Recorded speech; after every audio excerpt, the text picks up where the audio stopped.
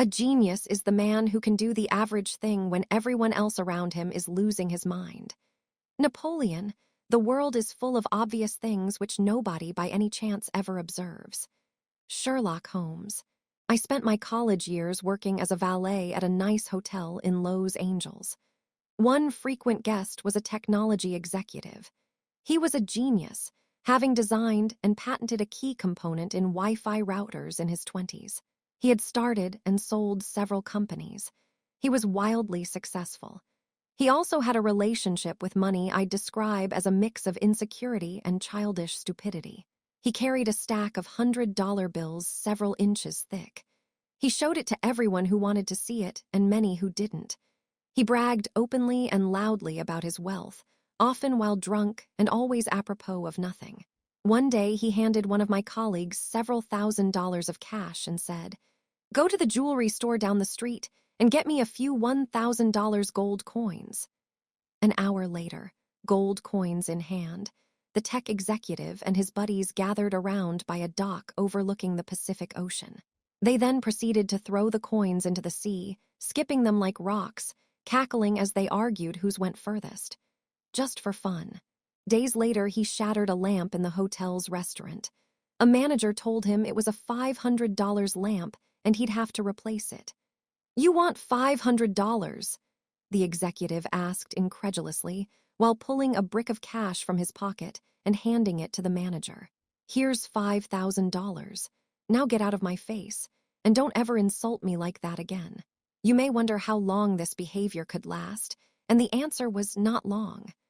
I learned years later that he went broke. The premise of this book is that doing well with money has a little to do with how smart you are and a lot to do with how you behave. And behavior is hard to teach, even to really smart people. A genius who loses control of their emotions can be a financial disaster.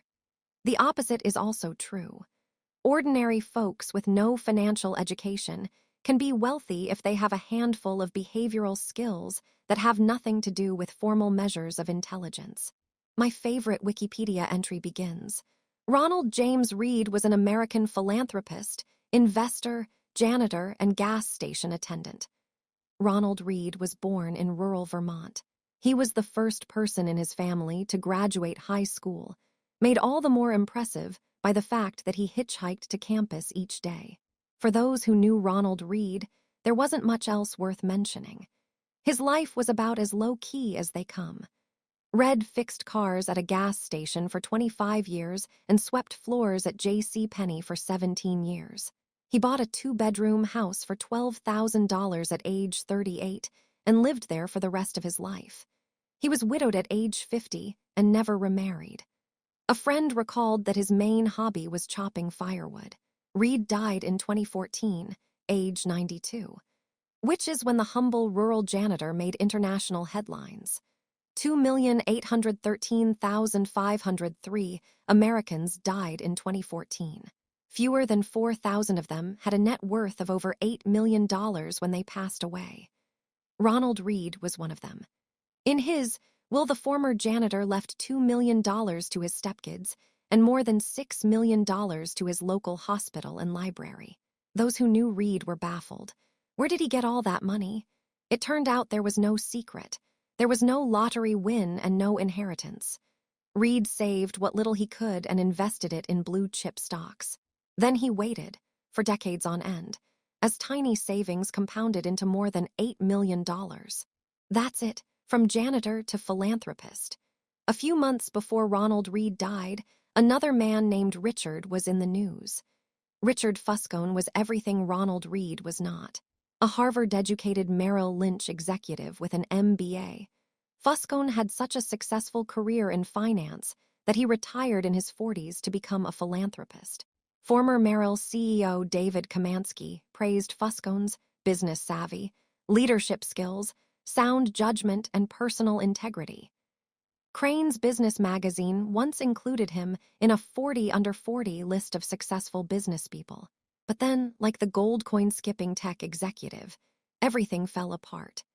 In the mid-2000s, Fuscone borrowed heavily to expand an 18,000-square-foot home in Greenwich, Connecticut, that had 11 bathrooms, 2 elevators, 2 pools, 7 garages, and cost more than $90,000 a month to maintain. Then the 2008 financial crisis hit. The crisis hurt virtually everyone's finances. It apparently turned Fuscones into dust. High debt and illiquid assets left him bankrupt. "I currently have no income," he allegedly told a bankruptcy judge in 2008. First, his Palm Beach house was foreclosed. In 2014, it was the Greenwich Mansion's turn. 5 months before Ronald Reed left his fortune to charity, Richard Fuscone's home, where guests recalled the thrill of dining and dancing atop a see-through covering on the home's indoor swimming pool, was sold in a foreclosure auction for 75% less than an insurance company figured it was worth. Ronald Reed was patient. Richard Fuscone was greedy. That's all it took to eclipse the massive education and experience gap between the two. The lesson here is not to be more like Ronald and less like Richard, though that's not bad advice. The fascinating thing about these stories is how unique they are to finance. In what other industry does someone with no college degree, no training, no background, no formal experience, and no connections massively outperform someone with the best education, the best training, and the best connections? I struggle to think of any. It is impossible to think of a story about Ronald Reed performing a heart transplant better than a Harvard-trained surgeon, or designing a skyscraper superior to the best-trained architects. There will never be a story of a janitor outperforming the world's top nuclear engineers. But these stories do happen in investing. The fact that Ronald Reed can coexist with Richard Fuscone has 2 explanations. 1, financial outcomes are driven by luck, independent of intelligence and effort. That's true to some extent, and this book will discuss it in further detail. Or 2, and I think more common, that financial success is not a hard science. It's a soft skill, where how you behave is more important than what you know. I call this soft skill the psychology of money. The aim of this book is to use short stories to convince you that soft skills are more important than the technical side of money. I'll do this in a way that will help everyone, from Reed to Fuscone and everyone in between, make better financial decisions. These soft skills are, I've come to realize, greatly underappreciated. Finance is overwhelmingly taught as a math-based field, where you put data into a formula, and the formula tells you what to do, and it's assumed that you'll just go do it. This is true in personal finance, where you're told to have a 6-month emergency fund and save 10% of your salary. It's true in investing, where we know the exact historical correlations between interest rates and valuations. And it's true in corporate finance, where CFOs can measure the precise cost of capital. It's not that any of these things are bad or wrong. It's that knowing what to do tells you nothing about what happens in your head when you try to do it. 2 topics impact everyone, whether you are interested in them or not: health and money. The healthcare industry is a triumph of modern science, with rising life expectancy across the world.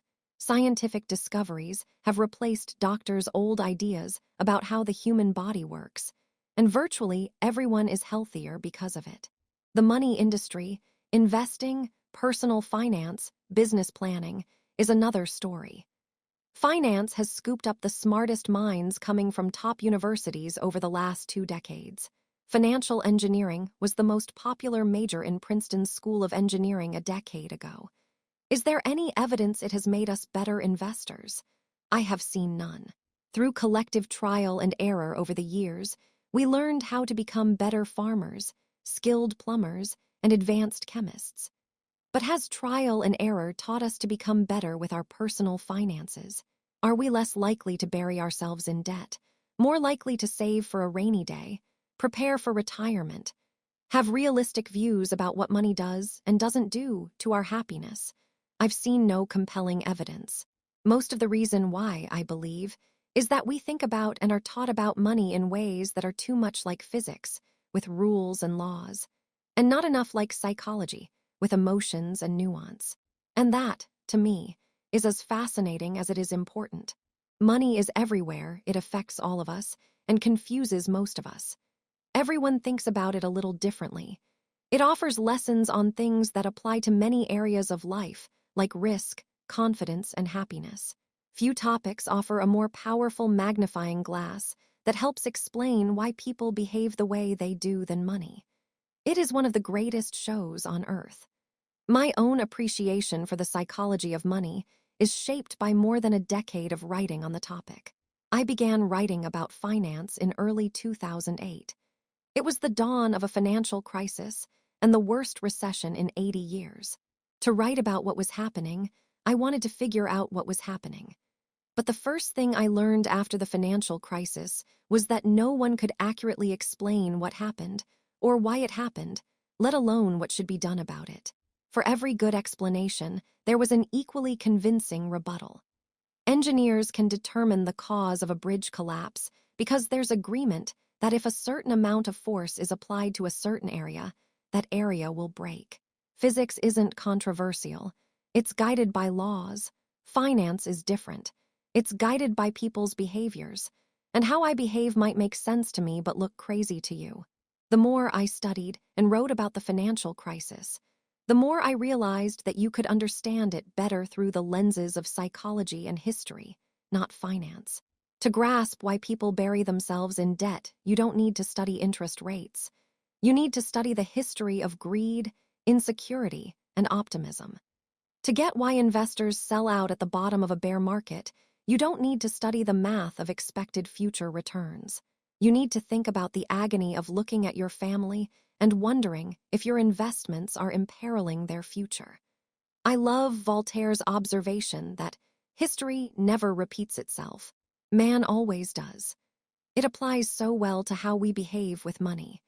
In 2018, I wrote a report outlining 20 of the most important flaws, biases, and causes of bad behavior I've seen affect people when dealing with money. It was called The Psychology of Money, and over 1 million people have read it. This book is a deeper dive into the topic. Some short passages from the report appear unaltered in this book.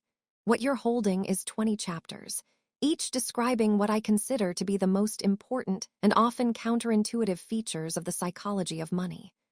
The chapters revolve around a common theme, but exist on their own and can be read independently. It's not a long book. You're welcome. Most readers don't finish the books they begin because most single topics don't require 300 pages of explanation. I'd rather make 20 short points you finish than one long one you give up on. On we go. Let me tell you about a problem. It might make you feel better about what you do with your money and less judgmental about what other people do with theirs. People do some crazy things with money, but no one is crazy. Here's the thing. People from different generations, raised by different parents who earned different incomes and held different values, in different parts of the world, born into different economies, experiencing different job markets with different incentives and different degrees of luck, learn very different lessons. Everyone has their own unique experience with how the world works, and what you've experienced is more compelling than what you learned secondhand. So all of us, you, me, everyone, go through life anchored to a set of views about how money works that vary wildly from person to person. What seems crazy to you might make sense to me. The person who grew up in poverty thinks about risk and reward in ways the child of a wealthy banker cannot fathom if he tried. The person who grew up when inflation was high experienced something the person who grew up with stable prices never had to. The stockbroker who lost everything during the Great Depression experienced something the tech worker basking in the glory of the late 1990s can't imagine. The Australian who hasn't seen a recession in 30 years has experienced something no American ever has. On and on. The list of experiences is endless. You know stuff about money that I don't, and vice versa. You go through life with different beliefs, goals, and forecasts than I do. That's not because one of us is smarter than the other or has better information. It's because we've had different lives, shaped by different and equally persuasive experiences. Your personal experiences with money make up maybe 0.000000001% of what's happened in the world, but maybe 80% of how you think the world works. So equally smart people can disagree about how and why recessions happen, how you should invest your money, what you should prioritize, how much risk you should take, and so on. In his book on 1930s America, Frederick Lewis Allen wrote that the Great Depression marked millions of Americans, inwardly, for the rest of their lives. But there was a range of experiences. 25 years later, as he was running for president, John F. Kennedy was asked by a reporter what he remembered from the Depression. He remarked, "I have no first-hand knowledge of the Depression. My family had one of the great fortunes of the world, and it was worth more than ever then. We had bigger houses, more servants, we traveled more. About the only thing that I saw directly was when my father hired some extra gardeners just to give them a job so they could eat. I really did not learn about the Depression until I read about it at Harvard. This was a major point in the 1960 election. How, people thought, could someone with no understanding of the biggest economic story of the last generation be put in charge of the economy? It was, in many ways, overcome only by JFK's experience in World War II. That was the other most widespread emotional experience of the previous generation, and something his primary opponent, Hubert Humphrey, didn't have. The challenge for us is that no amount of studying or open-mindedness can genuinely recreate the power of fear and uncertainty. I can read about what it was like to lose everything during the Great Depression, but I don't have the emotional scars of those who actually experienced it. And the person who lived through it can't fathom why someone like me could come across as complacent about things like owning stocks. We see the world through a different lens. Spreadsheets can model the historic frequency of big stock market declines. But they can't model the feeling of coming home, looking at your kids, and wondering if you've made a mistake that will impact their lives. Studying history makes you feel like you understand something. But until you've lived through it and personally felt its consequences, you may not understand it enough to change your behavior. We all think we know how the world works, but we've all only experienced a tiny sliver of it. As investor Michael Batnick says, some lessons have to be experienced before they can be understood. We are all victims, in different ways, to that truth. In 2006, economists Ulrich Malmendier and Stefan Nagel from the National Bureau of Economic Research dug through 50 years of the Survey of Consumer Finances, a detailed look at what Americans do with their money. In theory, people should make investment decisions based on their goals and the characteristics of the investment options available to them at the time. But that's not what people do. The economists found that people's lifetime investment decisions are heavily anchored to the experiences those investors had in their own generation, especially experiences early in their adult life. If you grew up when inflation was high, you invested less of your money in bonds later in life compared to those who grew up when inflation was low. If you happened to grow up when the stock market was strong, you invested more of your money in stocks later in life compared to those who grew up when stocks were weak. The economists wrote, "Our findings suggest that individual investors' willingness to bear risk depends on personal history, not intelligence or education or sophistication, just the dumb luck of when and where you were born." The Financial Times interviewed Bill Gross, the famed bond manager, in 2019. Gross admits that he would probably not be where he is today if he had been born a decade earlier or later, the piece said. Gross's career coincided almost perfectly with a generational collapse in interest rates that gave bond prices a tailwind. That kind of thing doesn't just affect the opportunities you come across. It affects what you think about those opportunities when they're presented to you. To Gross, bonds were wealth-generating machines. To his father's generation, who grew up with and endured higher inflation, they might be seen as wealth incinerators. The differences in how people have experienced money are not small, even among those you might think are pretty similar. Take stocks. If you were born in 1970, the S&P 500 increased almost tenfold, adjusted for inflation, during your teens and 20s. That's an amazing return. If you were born in 1950, the market went literally nowhere in your teens and 20s adjusted for inflation. Two groups of people, separated by chance of their birth year, go through life with a completely different view on how the stock market works. Or inflation. If you were born in 1960s America, inflation during your teens and 20s, your young, impressionable years when you're developing a base of knowledge about how the economy works, sent prices up more than threefold. That's a lot. You remember gas lines and getting paychecks that stretched noticeably less far than the ones before them. But if you were born in 1990, inflation has been so low for your whole life that it's probably never crossed your mind.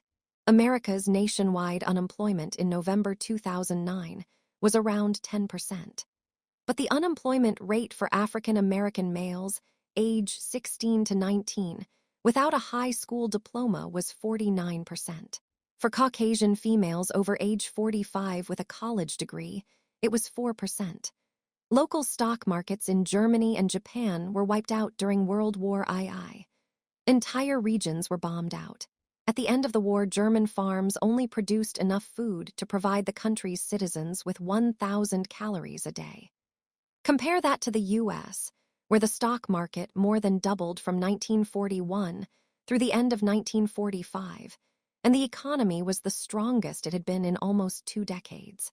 No one should expect members of these groups to go through the rest of their lives thinking the same thing about inflation, or the stock market, or unemployment, or money in general. No one should expect them to respond to financial information the same way. No one should assume they are influenced by the same incentives. No one should expect them to trust the same sources of advice. No one should expect them to agree on what matters, what's worth it, what's likely to happen next, and what the best path forward is. Their view of money was formed in different worlds. And when that's the case, a view about money that one group of people thinks is outrageous can make perfect sense to another. A few years ago, the New York Times did a story on the working conditions of Foxconn, the massive Taiwanese electronics manufacturer. The conditions are often atrocious. Readers were rightly upset. But a fascinating response to the story came from the nephew of a Chinese worker who wrote in the comment section, "My aunt worked several years in what Americans call sweatshops. It was hard work. Long hours, small wage, poor working conditions. Do you know what my aunt did before she worked in one of these factories? She was a prostitute. The idea of working in a sweatshop compared to that old lifestyle is an improvement, in my opinion. I know that my aunt would rather be exploited by an evil capitalist boss for a couple of dollars than have her body be exploited by several men for pennies. That is why I am upset by many Americans thinking, we do not have the same opportunities as the West. Our governmental infrastructure is different. The country is different. Yes, factory is hard labor. Could it be better? Yes, but only when you compare such to American jobs. I don't know what to make of this. Part of me wants to argue fiercely. Part of me wants to understand. But mostly, it's an example of how different people have different views on money. Here is the cleaned passage. Experiences can lead to vastly different views within topics that one side intuitively thinks should be black and white. Every decision people make with money is justified by taking the information they have at the moment and plugging it into their unique mental model of how the world works. Those people can be misinformed, they can have incomplete information, they can be bad at math, they can be persuaded by rotten marketing, they can have no idea what they're doing, they can misjudge the consequences of their actions. Oh, can they ever? But every financial decision a person makes sense to them in that moment and checks the boxes they need to check. They tell themselves a story about what they're doing and why they're doing it, and that story has been shaped by their own unique experiences. Take a simple example, lottery tickets. Americans spend more on them than movies, video games, music, sporting events, and books combined. And who buys them? Mostly poor people.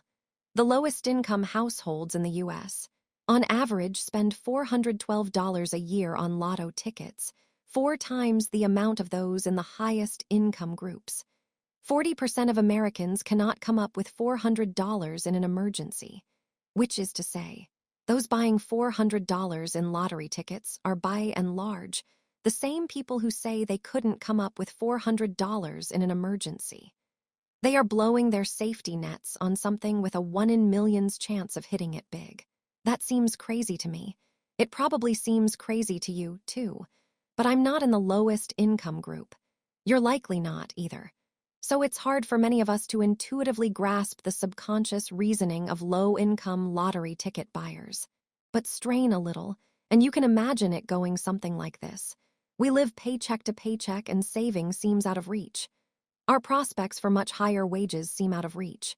We can't afford nice vacations, new cars, health insurance, or homes in safe neighborhoods. We can't put our kids through college without crippling debt. Much of the stuff you people who read finance books either have now or have a good chance of getting, we don't.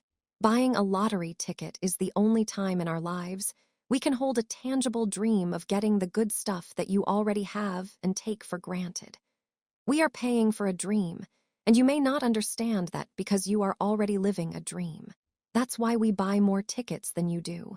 You don't have to agree with this reasoning. Buying lotto tickets when you're broke is still a bad idea, but I can kind of understand why lotto ticket sales persist. And that idea, what you're doing seems crazy, but I kind of understand why you're doing it, uncovers the root of many of our financial decisions. Few people make financial decisions purely with a spreadsheet. They make them at the dinner table or in a company meeting. Places where personal history, your own unique view of the world, ego, pride, marketing, and odd incentives are scrambled together into a narrative that works for you. Another important point that helps explain why money decisions are so difficult and why there is so much misbehavior is to recognize how new this topic is. Money has been around a long time. King Aliats of Lydia, now part of Turkey, is thought to have created the first official currency in 600 BC. But the modern foundation of money decisions, saving and investing, is based around concepts that are practically infants. Take retirement. At the end of 2018, there was $27 trillion in U.S. retirement accounts, making it the main driver of the common investor's saving and investing decisions. But the entire concept of being entitled to retirement is, at most, 2 generations old. Before World War II, most Americans worked until they died. That was the expectation and the reality. The labor force participation rate of men age 65 and over was above 50% until the 1940s. Social Security aimed to change this, but its initial benefits were nothing close to a proper pension. When Ida Mae Fuller cashed the first Social Security check in 1940, it was for $22.54, or $416 adjusted for inflation. Here is the cleaned passage. Was not until the 1980s that the average Social Security check for retirees exceeded $1,000 a month adjusted for inflation. More than a quarter of Americans over age 65 were classified by the Census Bureau as living in poverty until the late 1960s. There is a widespread belief along the lines of, everyone used to have a private pension. But this is wildly exaggerated.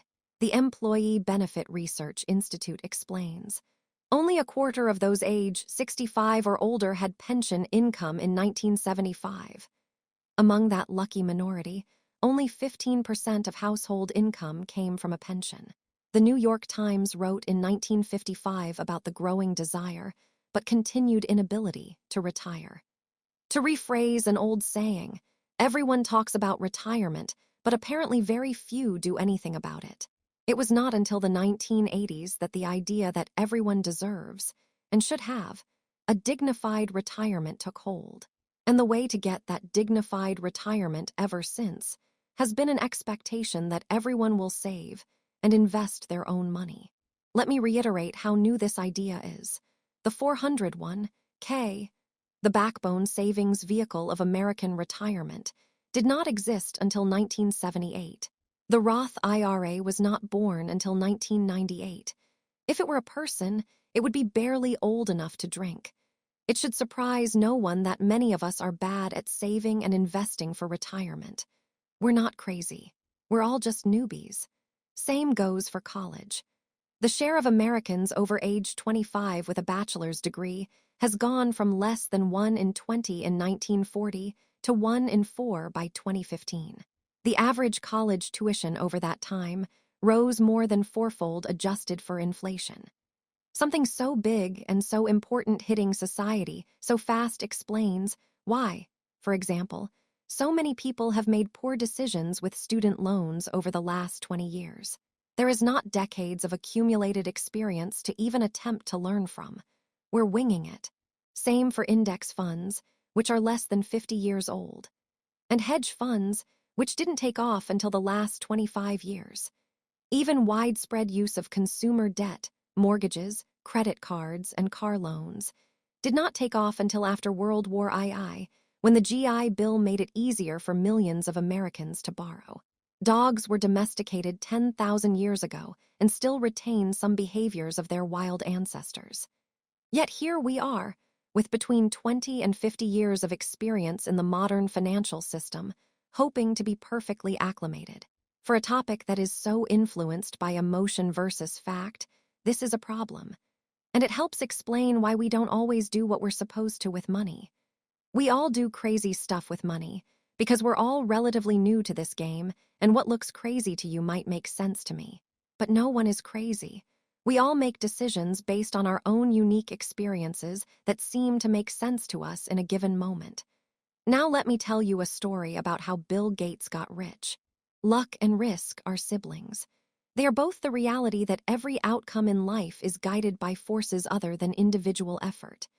NYU professor Scott Galloway has a related idea that is so important to remember when judging success, both your own and others. Nothing is as good or as bad as it seems. Bill Gates went to one of the only high schools in the world that had a computer. The story of how Lakeside School, just outside Seattle, even got a computer is remarkable. Bill Dougal was a World War II Navy pilot turned high school math and science teacher. He believed that book study wasn't enough without real-world experience.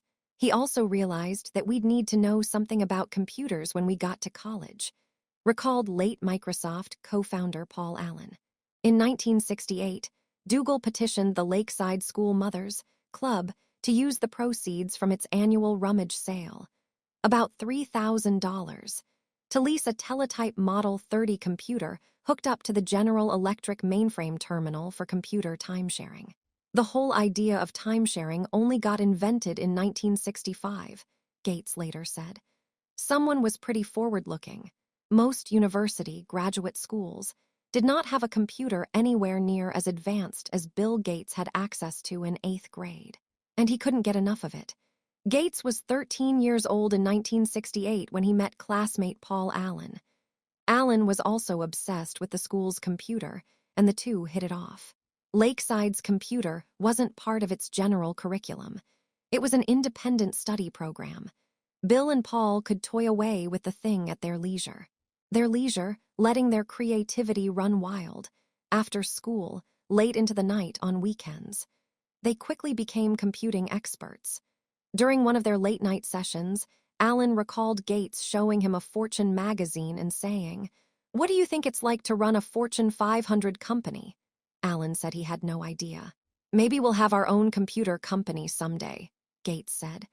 Microsoft is now worth more than $1 trillion. A little quick math. In 1968, there were roughly 303 million high school-age people in the world, according to the UN.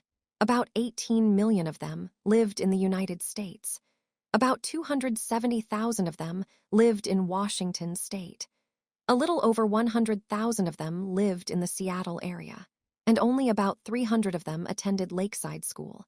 Start with 303 million, end with 300.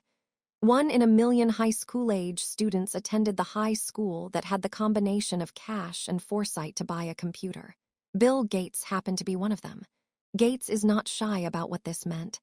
If there had been no Lakeside, there would have been no Microsoft, he told the school's graduating class in 2005. Gates is staggeringly smart, even more hardworking, and as a teenager had a vision for computers that even most seasoned computer executives couldn't grasp. He also had a 1 in a million head start by going to school at Lakeside. Now let me tell you about Gates' friend Kent Evans. He experienced an equally powerful dose of luck's close sibling, risk. Bill Gates and Paul Allen became household names thanks to Microsoft's success.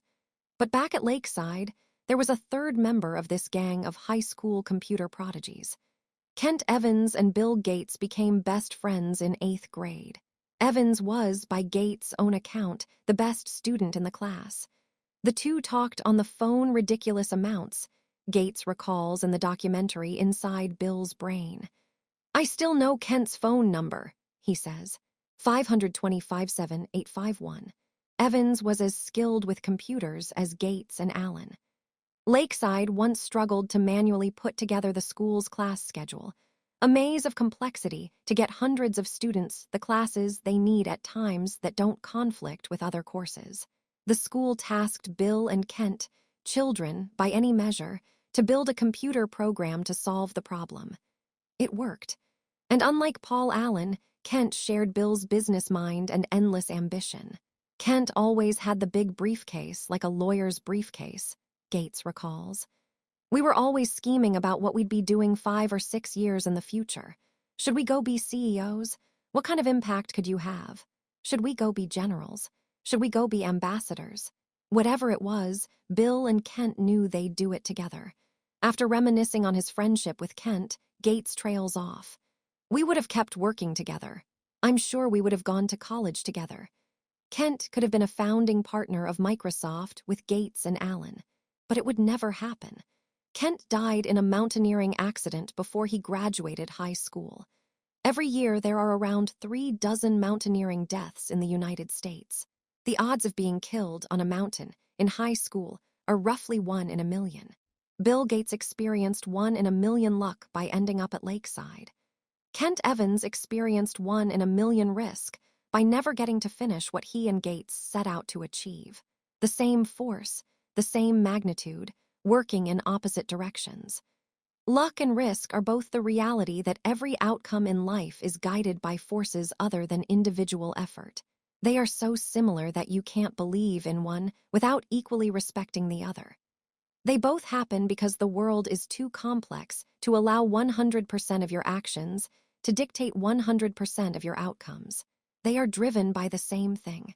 You are one person in a game with 7 billion other people and infinite moving parts.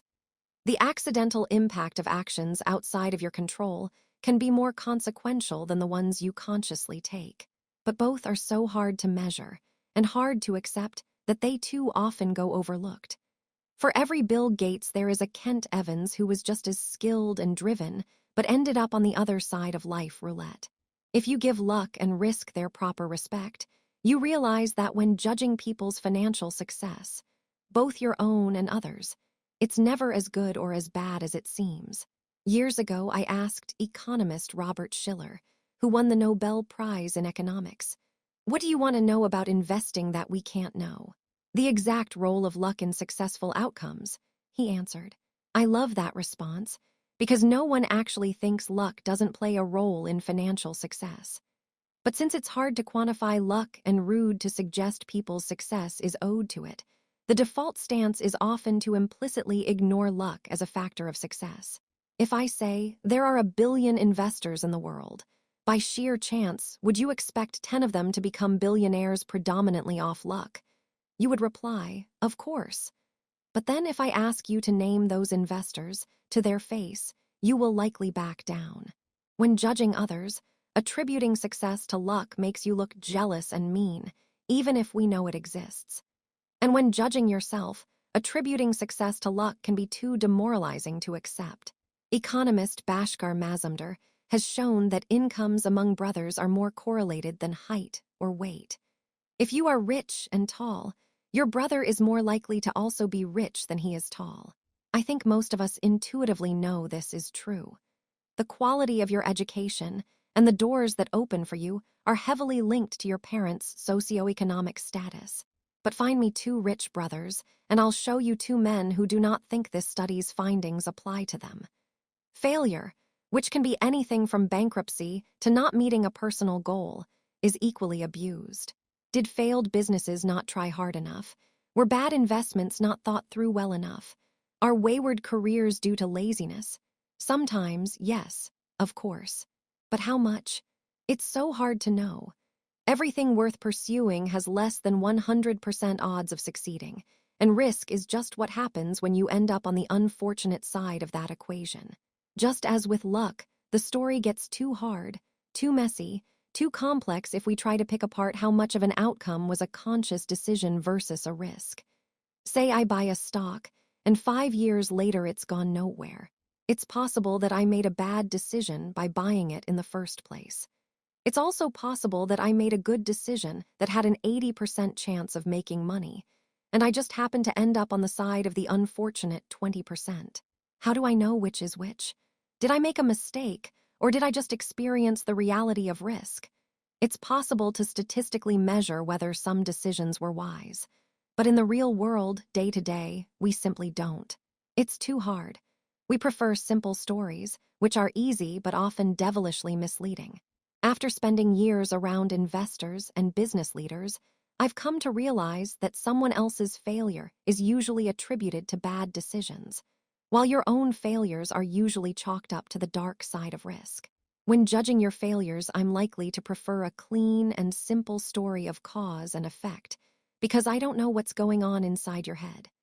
You had a bad outcome, so it must have been caused by a bad decision, is the story that makes the most sense to me.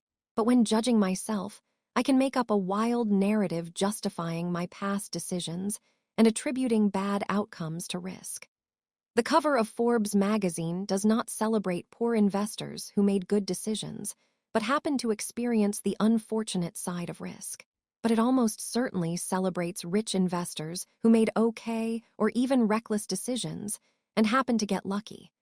Both flipped the same coin that happened to land on a different side. The dangerous part of this is that we're all trying to learn about what works and what doesn't with money. What investing strategies work?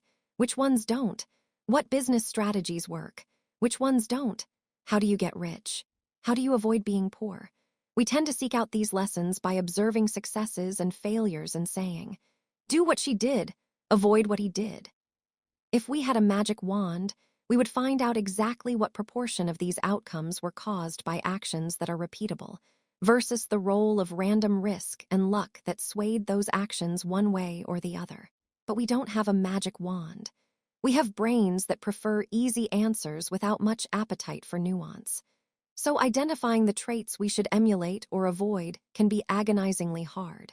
Let me tell you another story of someone who, like Bill Gates, was wildly successful, but whose success is hard to pin down as being caused by luck or skill. Cornelius Vanderbilt had just finished a series of business deals to expand his railroad empire.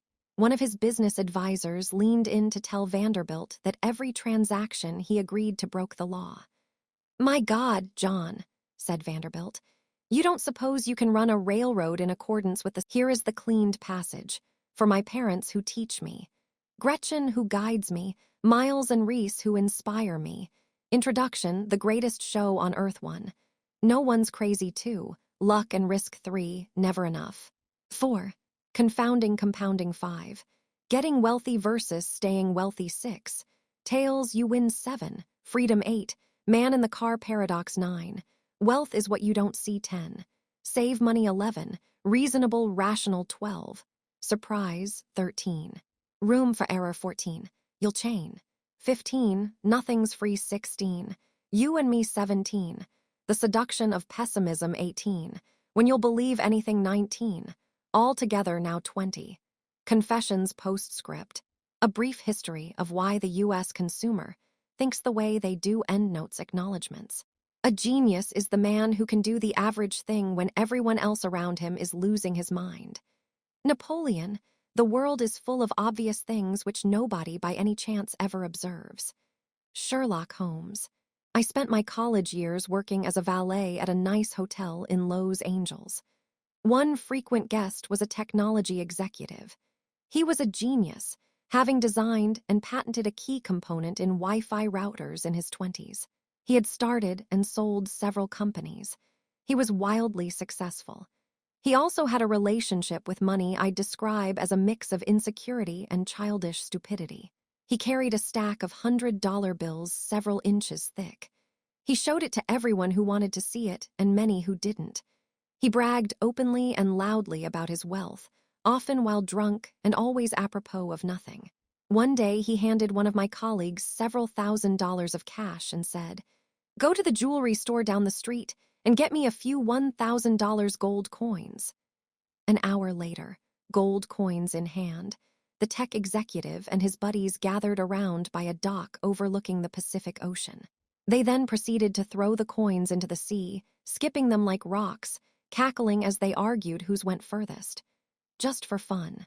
Days later, he shattered a lamp in the hotel's restaurant. A manager told him it was a $500 lamp and he'd have to replace it. "You want $500?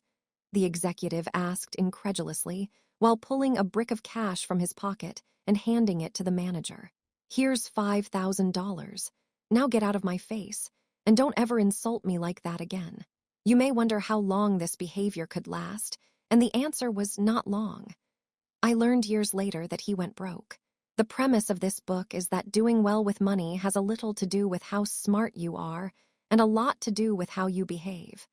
And behavior is hard to teach, even to really smart people. A genius who loses control of their emotions can be a financial disaster. The opposite is also true. Ordinary folks with no financial education can be wealthy if they have a handful of behavioral skills that have nothing to do with formal measures of intelligence. My favorite Wikipedia entry begins. Ronald James Reed was an American philanthropist, investor, janitor, and gas station attendant. Ronald Reed was born in rural Vermont. He was the first person in his family to graduate high school, made all the more impressive by the fact that he hitchhiked to campus each day. For those who knew Ronald Reed, there wasn't much else worth mentioning. His life was about as low-key as they come. Red fixed cars at a gas station for 25 years and swept floors at J.C. Penney for 17 years. He bought a 2-bedroom house for $12,000 at age 38 and lived there for the rest of his life. He was widowed at age 50 and never remarried. A friend recalled that his main hobby was chopping firewood. Reed died in 2014, age 92, which is when the humble rural janitor made international headlines. 2,813,503 Americans died in 2014. Fewer than 4,000 of them had a net worth of over $8 million when they passed away. Ronald Reed was one of them. In his will, the former janitor left $2 million to his stepkids and more than $6 million to his local hospital and library. Those who knew Reed were baffled. Where did he get all that money? It turned out there was no secret. There was no lottery win and no inheritance. Reed saved what little he could and invested it in blue-chip stocks. Then he waited, for decades on end, as tiny savings compounded into more than $8 million. That's it, from janitor to philanthropist. A few months before Ronald Reed died, another man named Richard was in the news. Richard Fuscone was everything Ronald Reed was not. A Harvard-educated Merrill Lynch executive with an MBA. Fuscone had such a successful career in finance that he retired in his 40s to become a philanthropist. Former Merrill CEO David Kamansky praised Fuscone's business savvy, leadership skills, sound judgment, and personal integrity. Crain's Business magazine once included him in a 40 under 40 list of successful business people. But then, like the gold coin skipping tech executive, everything fell apart. In the mid-2000s, Fuscone borrowed heavily to expand an 18,000-square-foot home in Greenwich, Connecticut that had 11 bathrooms, 2 elevators, 2 pools, 7 garages, and cost more than $90,000 a month to maintain. Then the 2008 financial crisis hit. The crisis hurt virtually everyone's finances. It apparently turned Fuscone's into dust. High debt and illiquid assets left him bankrupt. "I currently have no income," he allegedly told a bankruptcy judge in 2008. First, his Palm Beach house was foreclosed. In 2014, it was the Greenwich Mansion's turn. 5 months before Ronald Reed left his fortune to charity, Richard Fuscone's home, where guests recalled the thrill of dining and dancing atop a see-through covering on the home's indoor swimming pool, was sold in a foreclosure auction for 75% less than an insurance company figured it was worth. Ronald Reed was patient. Richard Fuscone was greedy. That's all it took to eclipse the massive education and experience gap between the two. The lesson here is not to be more like Ronald and less like Richard, though that's not bad advice. The fascinating thing about these stories is how unique they are to finance. In what other industry does someone with no college degree, no training, no background, no formal experience, and no connections massively outperform someone with the best education, the best training, and the best connections? I struggle to think of any. It is impossible to think of a story about Ronald Reed performing a heart transplant better than a Harvard-trained surgeon, or designing a skyscraper superior to the best-trained architects. There will never be a story of a janitor outperforming the world's top nuclear engineers. But these stories do happen in investing. The fact that Ronald Reed can coexist with Richard Fuscone has two explanations. One, financial outcomes are driven by luck, independent of intelligence and effort. That's true to some extent, and this book will discuss it in further detail. Or two, and I think more common, that financial success is not a hard science. It's a soft skill, where how you behave is more important than what you know. I call this soft skill the psychology of money. The aim of this book is to use short stories to convince you that soft skills are more important than the technical side of money. I'll do this in a way that will help everyone, from Reed to Fuscone and everyone in between, make better financial decisions. These soft skills are, I've come to realize, greatly underappreciated. Finance is overwhelmingly taught as a math-based field, where you put data into a formula, and the formula tells you what to do, and it's assumed that you'll just go do it. This is true in personal finance, where you're told to have a 6-month emergency fund and save 10% of your salary. It's true in investing, where we know the exact historical correlations between interest rates and valuations. And it's true in corporate finance, where CFOs can measure the precise cost of capital. It's not that any of these things are bad or wrong. It's that knowing what to do tells you nothing about what happens in your head when you try to do it. Two topics impact everyone, whether you are interested in them or not: health and money. The healthcare industry is a triumph of modern science, with rising life expectancy across the world. Scientific discoveries have replaced doctors' old ideas about how the human body works, and virtually everyone is healthier because of it. The money industry, investing, personal finance, business planning, is another story. Finance has scooped up the smartest minds coming from top universities over the last 2 decades. Financial engineering was the most popular major in Princeton's School of Engineering a decade ago. Is there any evidence it has made us better investors? I have seen none. Through collective trial and error over the years, we learned how to become better farmers, skilled plumbers, and advanced chemists. But has trial and error taught us to become better with our personal finances? Are we less likely to bury ourselves in debt, more likely to save for a rainy day, prepare for retirement, have realistic views about what money does and doesn't do to our happiness? I've seen no compelling evidence.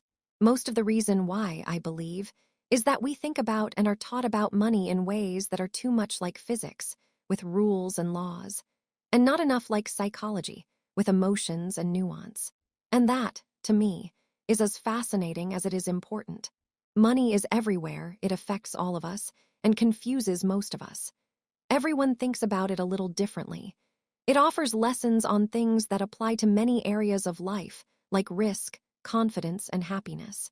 Few topics offer a more powerful magnifying glass that helps explain why people behave the way they do than money. It is one of the greatest shows on earth. My own appreciation for the psychology of money is shaped by more than a decade of writing on the topic. I began writing about finance in early 2008. It was the dawn of a financial crisis and the worst recession in 80 years. To write about what was happening, I wanted to figure out what was happening. But the first thing I learned after the financial crisis was that no one could accurately explain what happened or why it happened, let alone what should be done about it. For every good explanation, there was an equally convincing rebuttal. Engineers can determine the cause of a bridge collapse because there's agreement that if a certain amount of force is applied to a certain area, that area will break. Physics isn't controversial. It's guided by laws. Finance is different. It's guided by people's behaviors. And how I behave might make sense to me but look crazy to you. The more I studied and wrote about the financial crisis, the more I realized that you could understand it better through the lenses of psychology and history, not finance. To grasp why people bury themselves in debt, you don't need to study interest rates. You need to study the history of greed, insecurity, and optimism. To get why investors sell out at the bottom of a bear market, you don't need to study the math of expected future returns. You need to think about the agony of looking at your family and wondering if your investments are imperiling their future. I love Voltaire's observation that history never repeats itself. Man always does. It applies so well to how we behave with money. In 2018, I wrote a report outlining 20 of the most important flaws, biases, and causes of bad behavior I've seen affect people when dealing with money. It was called The Psychology of Money, and over 1 million people have read it. This book is a deeper dive into the topic. Some short passages from the report appear unaltered in this book. What you're holding is 20 chapters, each describing what I consider to be the most important and often counterintuitive features of the psychology of money. The chapters revolve around a common theme, but exist on their own and can be read independently. It's not a long book. You're welcome.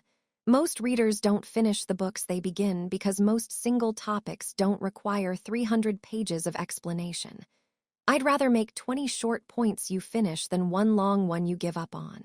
On we go. Let me tell you about a problem. It might make you feel better about what you do with your money and less judgmental about what other people do with theirs. People do some crazy things with money, but no one is crazy. Here's the thing. People from different generations, raised by different parents who earned different incomes and held different values, in different parts of the world, born into different economies, experiencing different job markets with different incentives and different degrees of luck, learn very different lessons. Everyone has their own unique experience with how the world works, and what you've experienced is more compelling than what you learned secondhand. So all of us, you, me, everyone, go through life anchored to a set of views about how money works that vary wildly from person to person. What seems crazy to you might make sense to me. The person who grew up in poverty thinks about risk and reward in ways the child of a wealthy banker cannot fathom if he tried. The person who grew up when inflation was high experienced something the person who grew up with stable prices never had to. The stockbroker who lost everything during the Great Depression experienced something the tech worker basking in the glory of the late 1990s can't imagine. The Australian who hasn't seen a recession in 30 years has experienced something no American ever has. On and on. The list of experiences is endless. You know stuff about money that I don't, and vice versa. You go through life with different beliefs, goals, and forecasts than I do. That's not because one of us is smarter than the other or has better information. It's because we've had different lives, shaped by different and equally persuasive experiences. Your personal experiences with money make up maybe 0.000000001% of what's happened in the world, but maybe 80% of how you think the world works.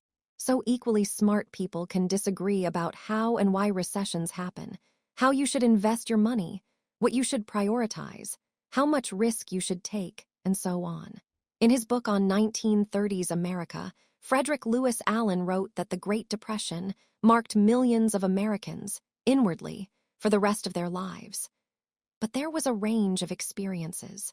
25 years later, as he was running for president, John F. Kennedy was asked by a reporter what he remembered from the Depression. He remarked, "I have no first-hand knowledge of the Depression. My family had one of the great fortunes of the world, and it was worth more than ever then. We had bigger houses, more servants, we traveled more. About the only thing that I saw directly was when my father hired some extra gardeners just to give them a job so they could eat. I really did not learn about the Depression until I read about it at Harvard. This was a major point in the 1960 election. How, people thought, could someone with no understanding of the biggest economic story of the last generation be put in charge of the economy? It was, in many ways, overcome only by JFK's experience in World War II. That was the other most widespread emotional experience of the previous generation, and something his primary opponent, Hubert Humphrey, didn't have. The challenge for us is that no amount of studying or open-mindedness can genuinely recreate the power of fear and uncertainty. I can read about what it was like to lose everything during the Great Depression, but I don't have the emotional scars of those who actually experienced it. And the person who lived through it can't fathom why someone like me could come across as complacent about things like owning stocks. We see the world through a different lens. Spreadsheets can model the historic frequency of big stock market declines. But they can't model the feeling of coming home, looking at your kids, and wondering if you've made a mistake that will impact their lives.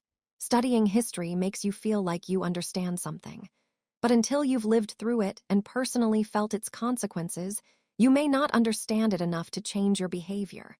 We all think we know how the world works, but we've all only experienced a tiny sliver of it. As investor Michael Batnick says, some lessons have to be experienced before they can be understood. We are all victims, in different ways, to that truth. In 2006, economists Ulrich Malmendier and Stefan Nagel from the National Bureau of Economic Research dug through 50 years of the Survey of Consumer Finances, a detailed look at what Americans do with their money. In theory, people should make investment decisions based on their goals and the characteristics of the investment options available to them at the time. But that's not what people do. The economists found that people's lifetime investment decisions are heavily anchored to the experiences those investors had in their own generation, especially experiences early in their adult life. If you grew up when inflation was high, you invested less of your money in bonds later in life compared to those who grew up when inflation was low. If you happened to grow up when the stock market was strong, you invested more of your money in stocks later in life compared to those who grew up when stocks were weak. The economists wrote, "Our findings suggest that individual investors' willingness to bear risk depends on personal history, not intelligence or education or sophistication, just the dumb luck of when and where you were born." The Financial Times interviewed Bill Gross, the famed bond manager, in 2019. Gross admits that he would probably not be where he is today if he had been born a decade earlier or later, the piece said. Gross's career coincided almost perfectly with a generational collapse in interest rates that gave bond prices a tailwind. That kind of thing doesn't just affect the opportunities you come across. It affects what you think about those opportunities when they're presented to you. To Gross, bonds were wealth-generating machines. To his father's generation, who grew up with and endured higher inflation, they might be seen as wealth incinerators. The differences in how people have experienced money are not small, even among those you might think are pretty similar. Take stocks. If you were born in 1970, the S&P 500 increased almost tenfold, adjusted for inflation, during your teens and 20s. That's an amazing return. If you were born in 1950, the market went literally nowhere in your teens and 20s adjusted for inflation. Two groups of people, separated by chance of their birth year, go through life with a completely different view on how the stock market works, or inflation. If you were born in 1960s America, inflation during your teens and 20s, your young, impressionable years when you're developing a base of knowledge about how the economy works, sent prices up more than threefold. That's a lot.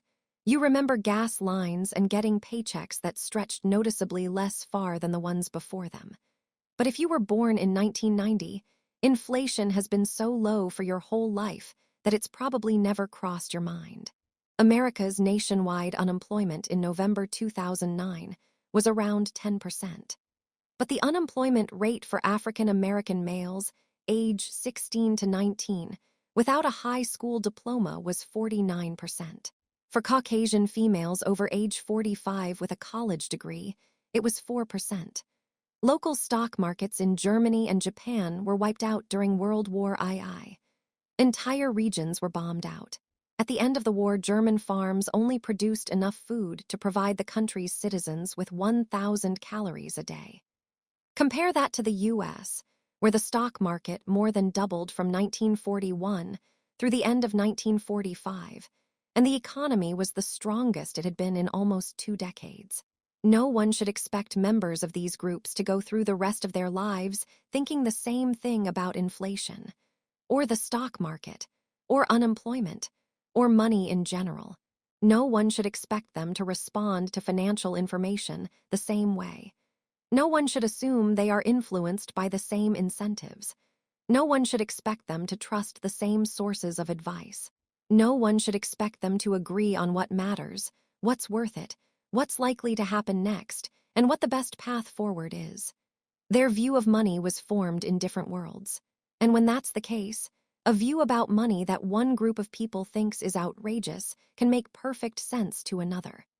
A few years ago, the New York Times did a story on the working conditions of Foxconn, the massive Taiwanese electronics manufacturer. The conditions are often atrocious. Readers were rightly upset, but a fascinating response to the story came from the nephew of a Chinese worker who wrote in the comment section, "My aunt worked several years in what Americans call sweatshops. It was hard work. Long hours, small wage, poor working conditions. Do you know what my aunt did before she worked in one of these factories?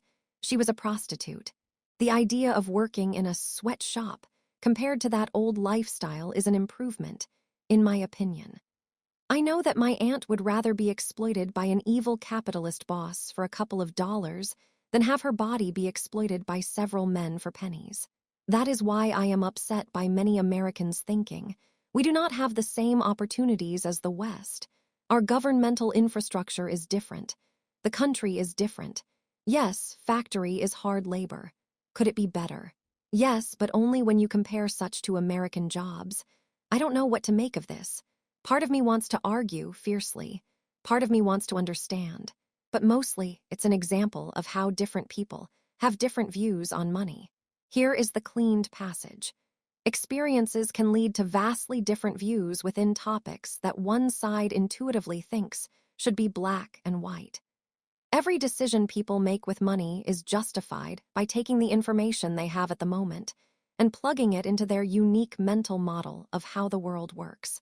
Those people can be misinformed, they can have incomplete information, they can be bad at math, they can be persuaded by rotten marketing, they can have no idea what they're doing, they can misjudge the consequences of their actions.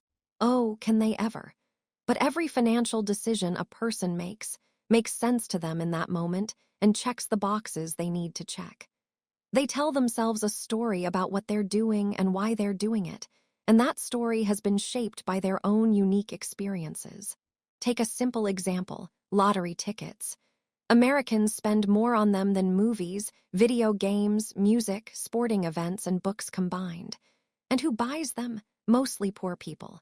The lowest income households in the U.S., on average, spend $412 a year on lotto tickets, 4 times the amount of those in the highest income groups. 40% of Americans cannot come up with $400 in an emergency, which is to say, those buying $400 in lottery tickets are, by and large, the same people who say they couldn't come up with $400 in an emergency. They are blowing their safety nets on something with a 1 in millions chance of hitting it big. That seems crazy to me. It probably seems crazy to you, too. But I'm not in the lowest income group. You're likely not, either. So it's hard for many of us to intuitively grasp the subconscious reasoning of low-income lottery ticket buyers. But strain a little, and you can imagine it going something like this. We live paycheck to paycheck and saving seems out of reach. Our prospects for much higher wages seem out of reach. We can't afford nice vacations, new cars, health insurance, or homes in safe neighborhoods. We can't put our kids through college without crippling debt. Much of the stuff you people who read finance books either have now or have a good chance of getting, we don't. Buying a lottery ticket is the only time in our lives we can hold a tangible dream of getting the good stuff that you already have and take for granted. We are paying for a dream, and you may not understand that because you are already living a dream. That's why we buy more tickets than you do. You don't have to agree with this reasoning. Buying lotto tickets when you're broke is still a bad idea, but I can kind of understand why lotto ticket sales persist. And that idea, what you're doing seems crazy, but I kind of understand why you're doing it, uncovers the root of many of our financial decisions. Few people make financial decisions purely with a spreadsheet. They make them at the dinner table or in a company meeting.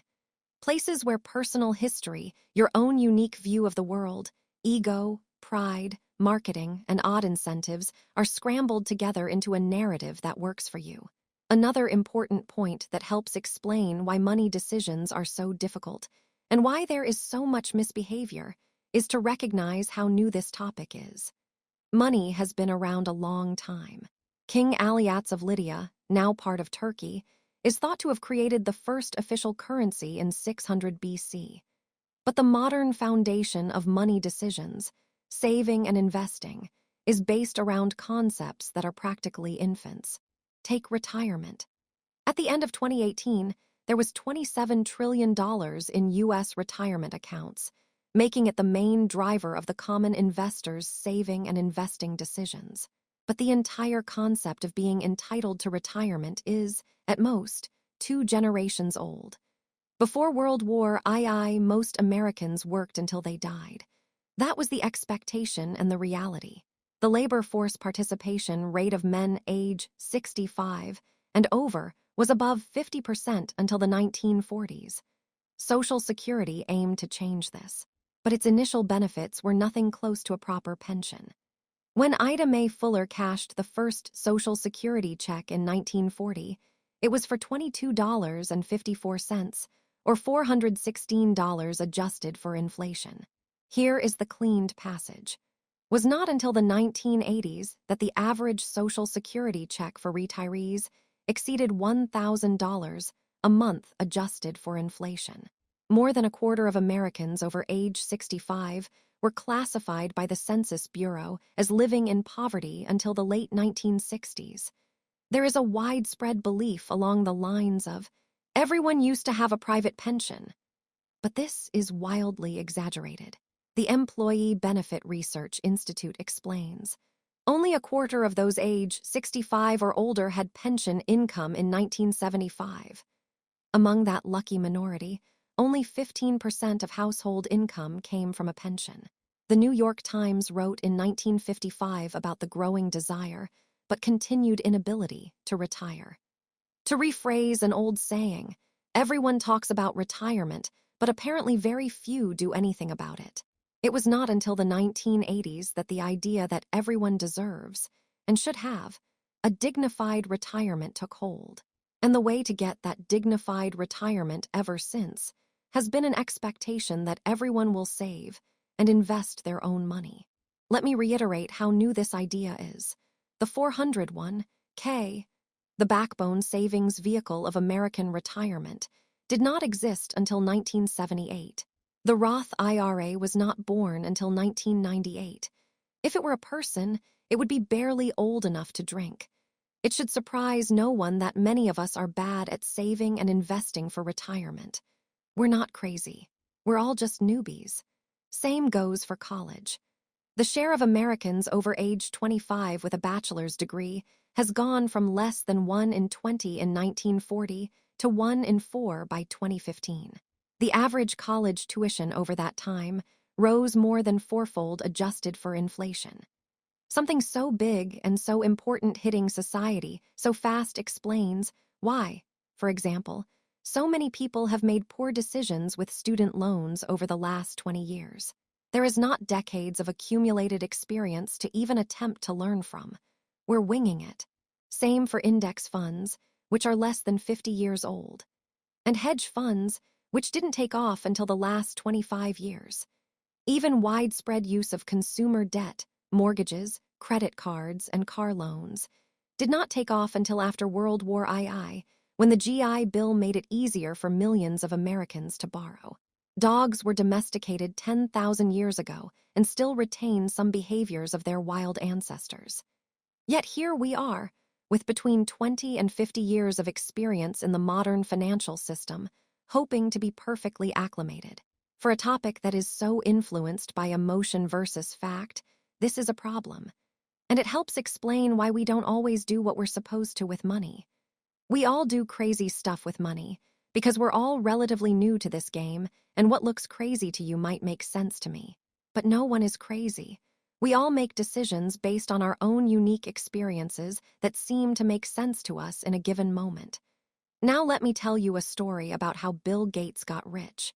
Luck and risk are siblings. They are both the reality that every outcome in life is guided by forces other than individual effort. NYU professor Scott Galloway has a related idea that is so important to remember when judging success, both your own and others. Nothing is as good or as bad as it seems. Bill Gates went to one of the only high schools in the world that had a computer. The story of how Lakeside School, just outside Seattle, even got a computer is remarkable.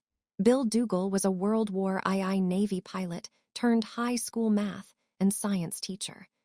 He believed that book study wasn't enough without real-world experience.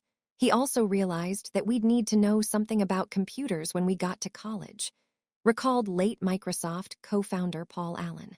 In 1968, Dougal petitioned the Lakeside School Mothers Club to use the proceeds from its annual rummage sale, about $3,000, to lease a teletype Model 30 computer hooked up to the General Electric mainframe terminal for computer timesharing.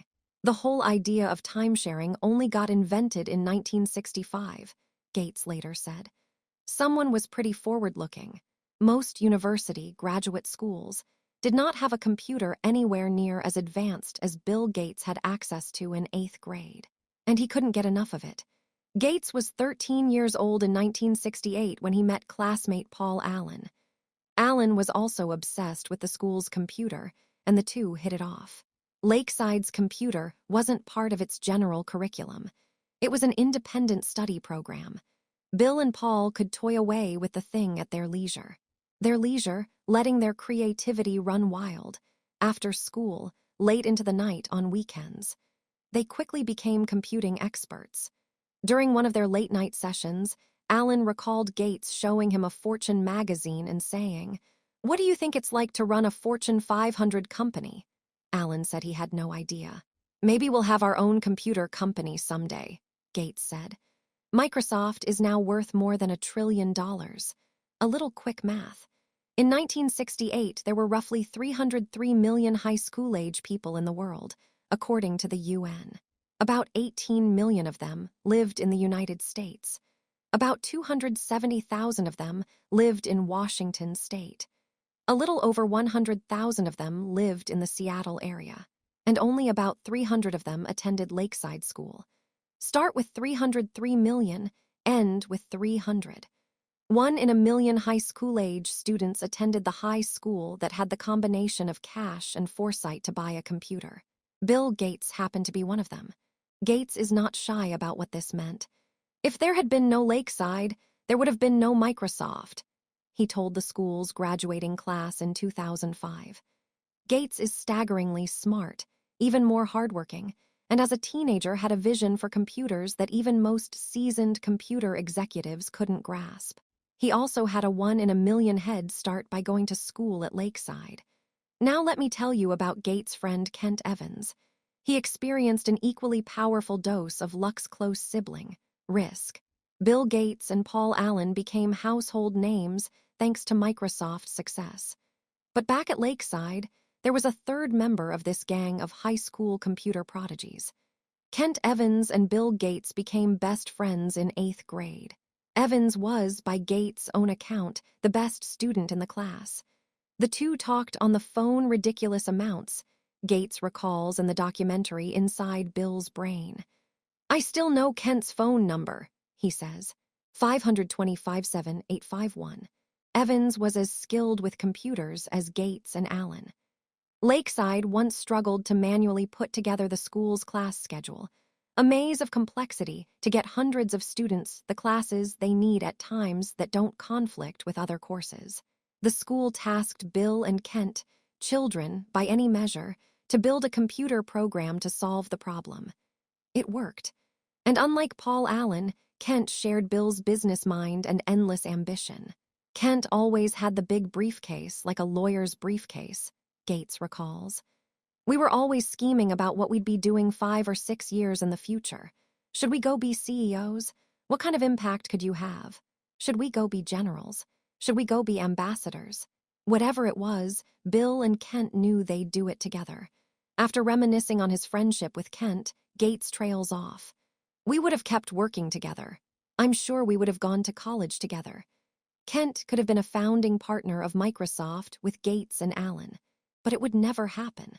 Kent died in a mountaineering accident before he graduated high school.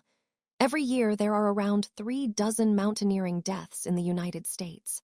The odds of being killed on a mountain in high school are roughly 1 in a million. Bill Gates experienced 1 in a million luck by ending up at Lakeside. Kent Evans experienced 1 in a million risk by never getting to finish what he and Gates set out to achieve. The same force, the same magnitude, working in opposite directions. Luck and risk are both the reality that every outcome in life is guided by forces other than individual effort. They are so similar that you can't believe in one without equally respecting the other. They both happen because the world is too complex to allow 100% of your actions to dictate 100% of your outcomes. They are driven by the same thing. You are one person in a game with 7 billion other people and infinite moving parts. The accidental impact of actions outside of your control can be more consequential than the ones you consciously take. But both are so hard to measure and hard to accept that they too often go overlooked. For every Bill Gates, there is a Kent Evans who was just as skilled and driven, but ended up on the other side of life roulette. If you give luck and risk their proper respect, you realize that when judging people's financial success, both your own and others, it's never as good or as bad as it seems. Years ago, I asked economist Robert Shiller, who won the Nobel Prize in economics, "What do you want to know about investing that we can't know?" "The exact role of luck in successful outcomes," he answered. I love that response, because no one actually thinks luck doesn't play a role in financial success. But since it's hard to quantify luck and rude to suggest people's success is owed to it, the default stance is often to implicitly ignore luck as a factor of success. If I say, there are 1 billion investors in the world, by sheer chance, would you expect 10 of them to become billionaires predominantly off luck? You would reply, of course. But then if I ask you to name those investors, to their face, you will likely back down. When judging others, attributing success to luck makes you look jealous and mean, even if we know it exists. And when judging yourself, attributing success to luck can be too demoralizing to accept. Economist Bhaskar Mazumdar has shown that incomes among brothers are more correlated than height or weight. If you are rich and tall, your brother is more likely to also be rich than he is tall. I think most of us intuitively know this is true. The quality of your education and the doors that open for you are heavily linked to your parents' socioeconomic status. But find me 2 rich brothers, and I'll show you 2 men who do not think this study's findings apply to them. Failure, which can be anything from bankruptcy to not meeting a personal goal, is equally abused. Did failed businesses not try hard enough? Were bad investments not thought through well enough? Are wayward careers due to laziness? Sometimes, yes, of course. But how much? It's so hard to know. Everything worth pursuing has less than 100% odds of succeeding, and risk is just what happens when you end up on the unfortunate side of that equation. Just as with luck, the story gets too hard, too messy, too complex if we try to pick apart how much of an outcome was a conscious decision versus a risk. Say I buy a stock, and 5 years later it's gone nowhere. It's possible that I made a bad decision by buying it in the first place. It's also possible that I made a good decision that had an 80% chance of making money, and I just happened to end up on the side of the unfortunate 20%. How do I know which is which? Did I make a mistake, or did I just experience the reality of risk? It's possible to statistically measure whether some decisions were wise, but in the real world, day to day, we simply don't. It's too hard. We prefer simple stories, which are easy but often devilishly misleading. After spending years around investors and business leaders, I've come to realize that someone else's failure is usually attributed to bad decisions, while your own failures are usually chalked up to the dark side of risk. When judging your failures, I'm likely to prefer a clean and simple story of cause and effect, because I don't know what's going on inside your head. You had a bad outcome, so it must have been caused by a bad decision, is the story that makes the most sense to me. But when judging myself, I can make up a wild narrative justifying my past decisions and attributing bad outcomes to risk. The cover of Forbes magazine does not celebrate poor investors who made good decisions, but happened to experience the unfortunate side of risk. But it almost certainly celebrates rich investors who made okay or even reckless decisions and happened to get lucky. Both flipped the same coin that happened to land on a different side. The dangerous part of this is that we're all trying to learn about what works and what doesn't with money. What investing strategies work? Which ones don't? What business strategies work? Which ones don't? How do you get rich? How do you avoid being poor? We tend to seek out these lessons by observing successes and failures and saying, "Do what she did, avoid what he did."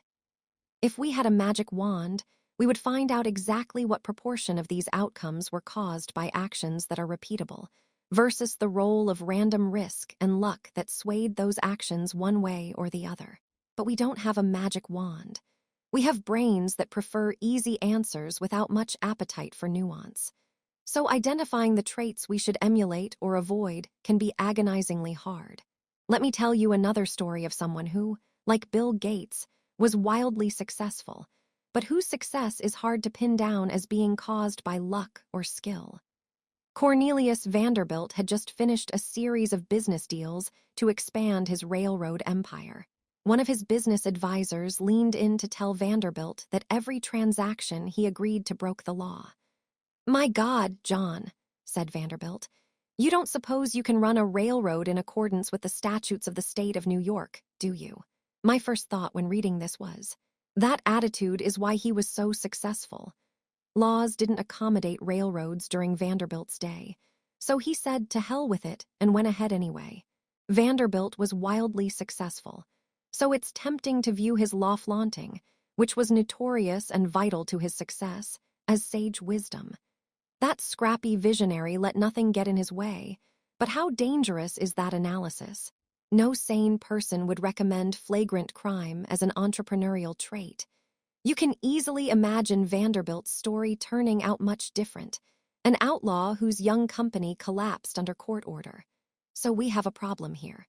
You can praise Vanderbilt for flaunting the law with as much passion as you criticize Enron for doing the same. Perhaps one got lucky by avoiding the arm of the law, while the other found itself on the side of risk. John D. Rockefeller is similar. His frequent circumventing of the law, a judge once called his company no better than a common thief, is often portrayed by historians as cunning business smarts. Maybe it was. But when does the narrative shift from, "You didn't let outdated laws get in the way of innovation," to "You committed a crime"? Or how little would the story have to shift for the narrative to have turned from "Rockefeller was a genius, try to learn from his successes," to "Rockefeller was a criminal, try to learn from his business failures"? Very little. "What do I care about the law?" Vanderbilt once said. "Ain't I got the power?" He did, and it worked. But it's easy to imagine those being the last words of a story with a very different outcome. The line between bold and reckless can be thin. When we don't give risk and luck their proper billing, it's often invisible. Benjamin Graham is known as one of the greatest investors of all time, the father of value investing, and the early mentor of Warren Buffett. But the majority of Benjamin Graham's investing success was due to owning an enormous chunk of GEICO stock, which, by his own admission, broke nearly every diversification rule that Graham himself laid out in his famous texts. Where does the thin line between bold and reckless fall here? I don't know.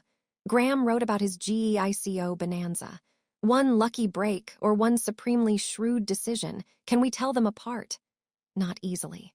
We similarly think Mark Zuckerberg is a genius for turning down Yahoo. 2006, $1 billion offer to buy his company. He saw the future and stuck to his guns. But people criticize Yahoo with as much passion for turning down its own big buyout offer from Microsoft. Those fools should have cashed out while they could. What is the lesson for entrepreneurs here? I have no idea, because risk and luck are so hard to pin down. There are so many examples of this. Countless fortunes and failures owe their outcome to leverage. The best and worst, managers drive their employees as hard as they can. The customer is always right, and customers don't know what they want are both accepted business wisdom. The line between inspiringly bold and foolishly reckless can be a millimeter thick and only visible with hindsight.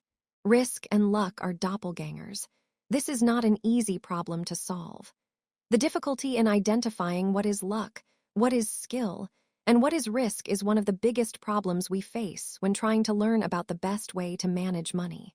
But two things can point you in a better direction. Be careful who you praise and admire. Be careful who you look down upon and wish to avoid becoming. Or just be careful when assuming that 100% of outcomes can be attributed to effort and decisions. After my son was born, I wrote him a letter that said, in part, some people are born into families that encourage education, others are against it. Some are born into flourishing economies encouraging of entrepreneurship. Others are born into war and destitution. I want you to be successful, and I want you to earn it. But realize that not all success is due to hard work, and not all poverty is due to laziness. Keep this in mind when judging people, including yourself. Therefore, focus less on specific individuals and case studies, and more on broad patterns. Studying a specific person can be dangerous because we tend to study extreme examples, the billionaires, the CEOs, or the massive failures that dominate the news. And extreme examples are often the least applicable to other situations, given their complexity. The more extreme the outcome, the less applicable it is. Here is the cleaned passage. Less likely you can apply its lessons to your own life, because the more likely the outcome was influenced by extreme ends of luck or risk. You'll get closer to actionable takeaways by looking for broad patterns of success and failure. The more common the pattern, the more applicable it might be to your life. Trying to emulate Warren Buffett's investment success is hard, because his results are so extreme that the role of luck in his lifetime performance is very likely high, and luck isn't something you can reliably emulate. But realizing, as we'll see in Chapter 7, that people who have control over their time tend to be happier in life is a broad and common enough observation that you can do something with it. My favorite historian, Frederick Lewis Allen, spent his career depicting the life of the average median American, how they lived, how they changed, what they did for work, what they ate for dinner, etc. There are more relevant lessons to take away from this kind of broad observation than there are in studying the extreme characters that tend to dominate the news. Bill Gates once said, "Success is a lousy teacher. It seduces smart people into thinking they can't lose." When things are going extremely well, realize it's not as good as you think. You are not invincible, and if you acknowledge that luck brought you success, then you have to believe in luck's cousin, risk, which can turn your story around just as quickly. But the same is true in the other direction. Failure can be a lousy teacher because it seduces smart people into thinking their decisions were terrible when sometimes they just reflect the unforgiving realities of risk. The trick when dealing with failure is arranging your financial life in a way that a bad investment here and a missed financial goal there won't wipe you out, so you can keep playing until the odds fall in your favor. But more important is that as much as we recognize the role of luck in success, the role of risk means we should forgive ourselves and leave room for understanding when judging failures. Nothing is as good or as bad as it seems. Now, let's look at the stories of two men who pushed their luck. John Bogle, the Vanguard founder who passed away in 2019, once told a story about money that highlights something we don't think about enough. At a party given by a billionaire on Shelter Island, Kurt Vonnegut informs his pal, Joseph Heller, that their host, a hedge fund manager, had made more money in a single day than Heller had earned from his wildly popular novel, Catch-22, over its whole history. Heller responds, "Yes, but I have something he will never have enough." Enough. I was stunned by the simple eloquence of that word, stunned for two reasons. First, because I have been given so much in my own life, and second, because Joseph Heller couldn't have been more accurate. For a critical element of our society, including many of the wealthiest and most powerful among us, there seems to be no limit today on what enough entails. It's so smart and so powerful. Let me offer two examples of the dangers of not having enough, and what they can teach us. Rajat Gupta was born in Kolkata and orphaned as a teenager. People talk about the privileged few who begin life on third base. Gupta couldn't even see the baseball stadium. What he went on to achieve from those beginnings was simply phenomenal. By his mid-40s, Gupta was CEO of McKinsey, the world's most prestigious consulting firm. He retired in 2007 to take on roles with the United Nations and the World Economic Forum. He partnered on philanthropic work with Bill Gates. He sat on the board of directors of 5 public companies. From the slums of Kolkata, Gupta had quite literally become one of the most successful businessmen alive. With his success came enormous wealth. By 2008, Gupta was reportedly worth 100 million won. It's an unfathomable sum of money to most. A 5% annual return on that much money generates almost $600 an hour, 24 hours a day. He could have done anything he wanted in life. And what he wanted, by all accounts, wasn't to be a mere centimillionaire. Rajat Gupta wanted to be a billionaire, and he wanted it badly. Gupta sat on the board of directors of Goldman Sachs, which surrounded him with some of the wealthiest investors in the world. One investor, citing the paydays of private equity tycoons, described Gupta like this: "I think he wants to be in that circle. That's a billionaire circle, right? Goldman is like the hundreds of millions circle." Right, so Gupta found a lucrative side hustle. In 2008, as Goldman Sachs stared at the wrath of the financial crisis, Warren Buffett planned to invest $5 billion into the bank to help it survive. As a Goldman board member, Gupta learned of this transaction before the public. It was valuable information. Goldman's survival was in doubt, and Buffett's backing would surely send its stock soaring. 16 seconds after learning of the pending deal, Gupta, who was dialed into the Goldman board meeting, hung up the phone and called a hedge fund manager named Rajaratnam. The call wasn't recorded, but Rajaratnam immediately bought 175,000 shares of Goldman Sachs, so you can guess what was discussed. The Buffett-Goldman deal was announced to the public hours later. Goldman stock surged. Rajaratnam made a quick $1 million. That was just one example of an alleged trend. The SEC claims Gupta's insider tips led to $17 million in profits. It was easy money. And for prosecutors, it was an even easier case. Gupta and Rajaratnam both went to prison for insider trading, their careers and reputations irrevocably ruined. Now consider Bernie Madoff. His crime is well known. Madoff is the most notorious Ponzi schemer since Charles Ponzi himself. Madoff swindled investors for 2 decades before his crime was revealed, ironically just weeks after Gupta's endeavor. What's overlooked is that Madoff, like Gupta, was more than a fraudster. Before the Ponzi scheme that made Madoff famous, he was a wildly successful and legitimate businessman. Madoff was a market maker, a job that matches buyers and sellers of stocks. He was very good at it. Here's how the Wall Street Journal described Madoff's market-making firm in 1992. He has built a highly profitable securities firm, Bernard L. Madoff Investment Securities, which siphons a huge volume of stock trades away from the big board. The $740 million average daily volume of trades executed electronically By the Madoff firm off the exchange equals 9% of the New York exchanges. Mr. Madoff's firm can execute trades so quickly and cheaply that it actually pays other brokerage firms a penny a share to execute their customers' orders, profiting from the spread between bid and ask prices that most stocks trade for. This is not a journalist inaccurately describing a fraud yet to be uncovered. Madoff's market-making business was legitimate. A former staffer said the market-making arm of Madoff's business made between $25 million and $50 million per year. Bernie Madoff's legitimate, non-fraudulent business was by any measure a huge success. It made him hugely and legitimately wealthy. And yet, the fraud. The question we should ask of both Gupta and Madoff is why someone worth hundreds of millions of dollars would be so desperate for more money that they risked everything in pursuit of even more. Crime committed by those living on the edge of survival is one thing. A Nigerian scam artist once told the New York Times that he felt guilty for hurting others, but poverty will not make you feel the pain. What Gupta and Madoff did is something different. They already had everything, unimaginable wealth, prestige, power, freedom, and they threw it all away because they wanted more. They had no sense of enough.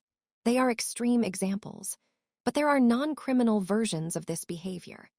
The hedge fund long-term capital management was staffed with traders personally worth tens and hundreds of millions of dollars each, with most of their wealth invested in their own funds. Then they took so much risk in the quest for more that they managed to lose everything. In 1998, in the middle of the greatest bull market and strongest economy in history.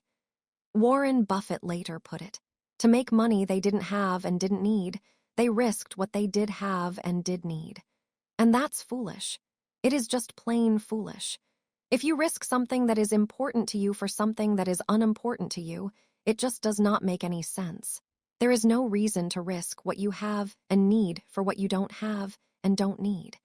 It's one of those things that's as obvious as it is overlooked. Few of us will ever have $100 million, as Gupta or Madoff did. But a measurable percentage of those reading this book will, at some point in their life, earn a salary or have a sum of money sufficient to cover every reasonable thing they need and a lot of what they want. If you're one of them, remember a few things. The hardest financial skill is getting the goalpost to stop moving. But it's one of the most important. If expectations rise with results, there is no logic in striving for more because you'll feel the same after putting in extra effort. It gets dangerous when the taste of having more money, more power, more prestige, increases ambition faster than satisfaction. In that case, one step forward pushes the goalpost 2 steps ahead. You feel as if you're falling behind, and the only way to catch up is to take greater and greater amounts of risk.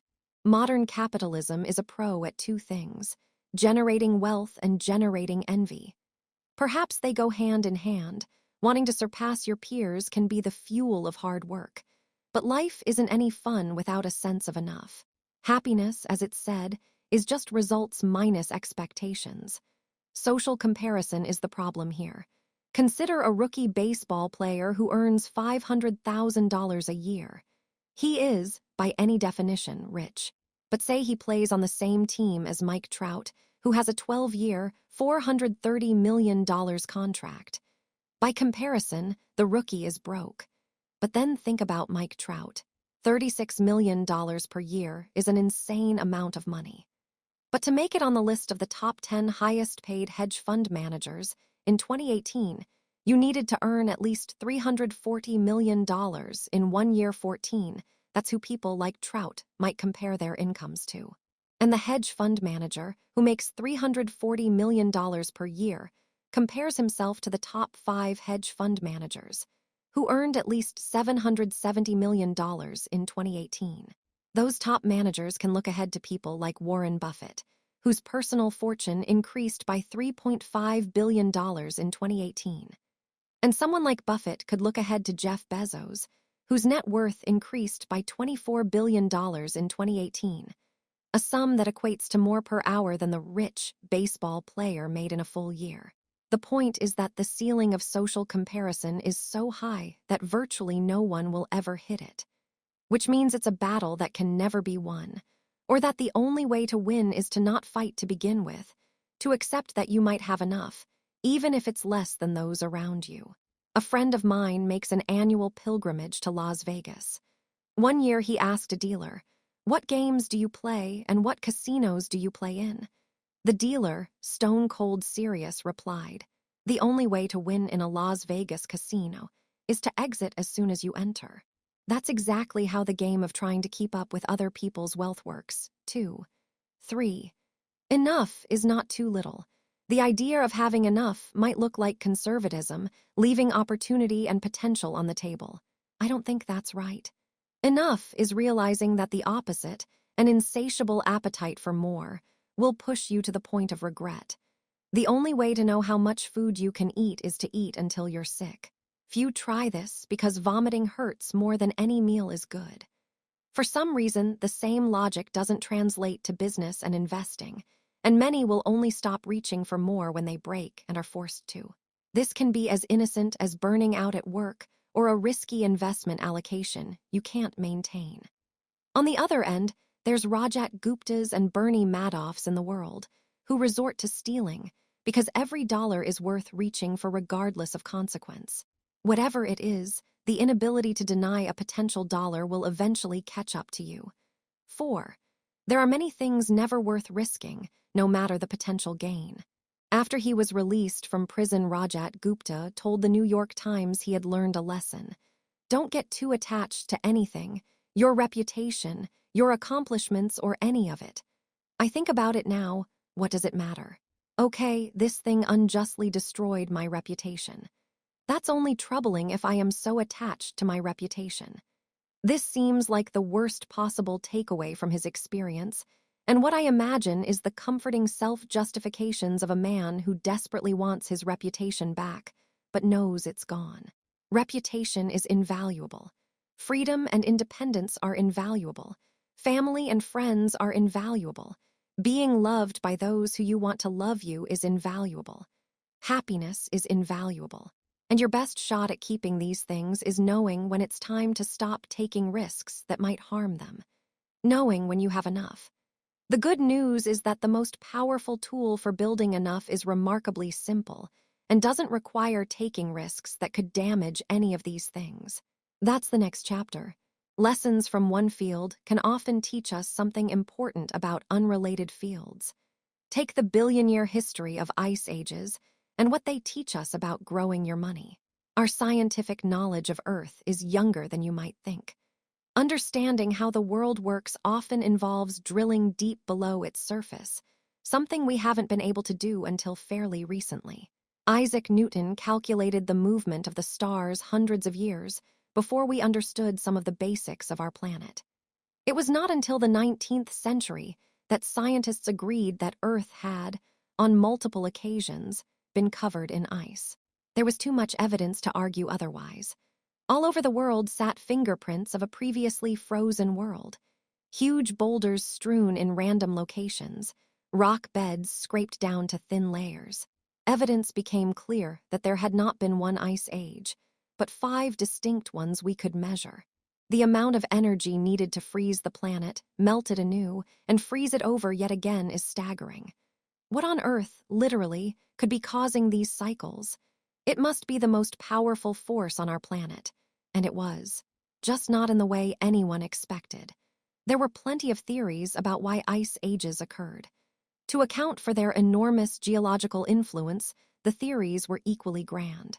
The uplifting of mountain ranges, it was thought, may have shifted the Earth's winds enough to alter the climate. Others favored the idea that ice was the natural state, interrupted by massive volcanic eruptions that warmed us up. But none of these theories could account for the cycle of ice ages. The growth of mountain ranges or some massive volcano may explain one ice age. It could not explain the cyclical repetition of 5. In the early 1900s, a Serbian scientist named Milutin Milankovic studied the Earth's position relative to other planets and came up with the theory of ice ages that we now know is accurate. The gravitational pull of the sun and moon gently affect the Earth's motion and tilt toward the sun. During parts of this cycle, which can last tens of thousands of years, each of the Earth's hemispheres gets a little more or a little less solar radiation than they're used to. And that is where the fun begins. Milankovitch's theory initially assumed that a tilt of the Earth's hemispheres caused ravenous winters cold enough to turn the planet into ice. But a Russian meteorologist named W. Vladimir Kirpin dug deeper into Milankovitch's work and discovered a fascinating nuance. Moderately cool summers, not cold winters, were the icy culprit. It begins when a summer never gets warm enough to melt the previous winter's snow. The leftover ice base makes it easier for snow to accumulate the following winter, which increases the odds of snow sticking around in the following summer, which attracts even more accumulation the following winter.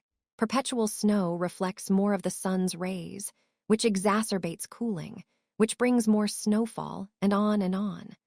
Within a few hundred years, a seasonal snowpack grows into a continental ice sheet, and you're off to the races. The same thing happens in reverse. An orbital tilt letting more sunlight in melts more of the winter snowpack, which reflects less light the following years, which increases temperatures, which prevents more snow the next year, and so on. That's the cycle. The amazing thing here is how big something can grow from a relatively small change in conditions. You start with a thin layer of snow, left over from a cool summer that no one would think anything of, and then, in a geological blink of an eye, the entire Earth is covered in miles-thick ice. As glaciologist Gwen Schultz put it, it is not necessarily the amount of snow that causes ice sheets, but the fact that snow, however little, lasts. The big takeaway from ice ages is that you don't need tremendous force to create tremendous results. If something compounds, if a little growth serves as the fuel for future growth, a small starting base can lead to results so extraordinary they seem to defy logic. It can be so logic-defying that you underestimate what's possible, where growth comes from, and what it can lead to. And so it is with money. More than 2,000 books are dedicated to how Warren Buffett built his fortune. Many of them are wonderful, but few pay enough attention to the simplest fact. Buffett's fortune isn't due to just being a good investor, but being a good investor since he was literally a child. As I write this, Warren Buffett's net worth is $84.5 billion. Of that, $84.2 billion was accumulated after his 50th birthday. $81.5 billion came after he qualified for Social Security in his mid-60s. Warren Buffett is a phenomenal investor, but you miss a key point if you attach all of his success to investing acumen. The real key to his success is that he's been a phenomenal investor for 3/4 of a century. Had he started investing in his 30s and retired in his 60s, few people would have ever heard of him. Consider a little thought experiment. Buffett began serious investing when he was 10 years old. By the time he was 30, he had a net worth of $1 million, or $9.3 million adjusted for inflation. What if he was a more normal person, spending his teens and 20s exploring the world and finding his passion, and by age 30 his net worth was, say, $25,000. And let's say he still went on to earn the extraordinary annual investment returns he's been able to generate, 22% annually, but quit investing and retired at age 60 to play golf and spend time with his grandkids. What would a rough estimate of his net worth be today? Not $84.5 billion, $11.9 million, $99.09% less than his actual net worth. Effectively, all of Warren Buffett's financial success can be tied to the financial base he built in his pubescent years and the longevity he maintained in his geriatric years.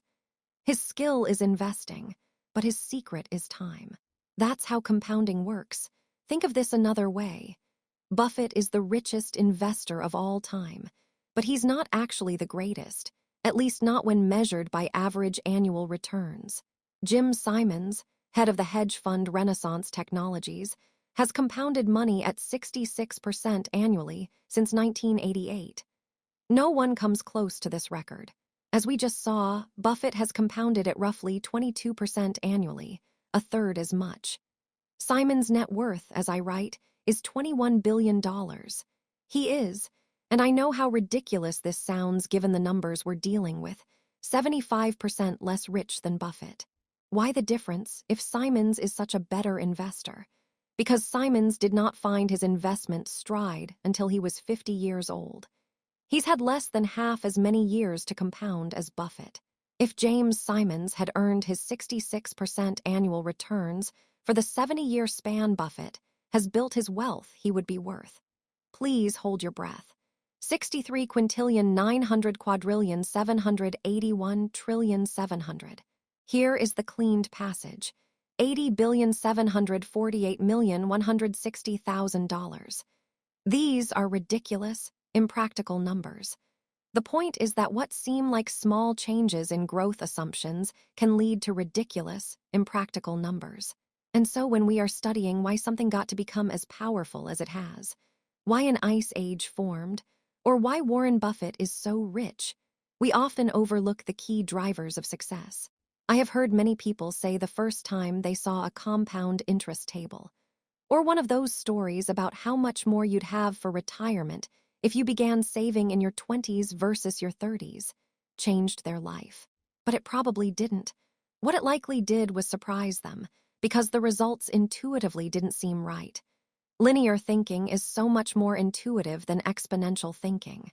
If I ask you to calculate 8 plus 8 plus 8 plus 8 plus 8 plus 8 plus 8 plus 8 plus 8 in your head, you can do it in a few seconds. It's 72.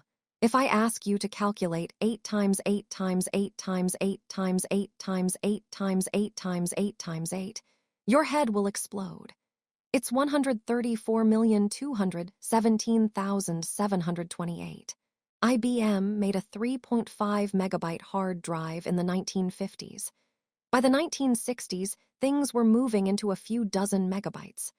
By the 1970s, IBM's Winchester drive held 70 megabytes. Then drives got exponentially smaller in size with more storage. A typical PC in the early 1990s held 500 megabytes. And then, wham, things exploded.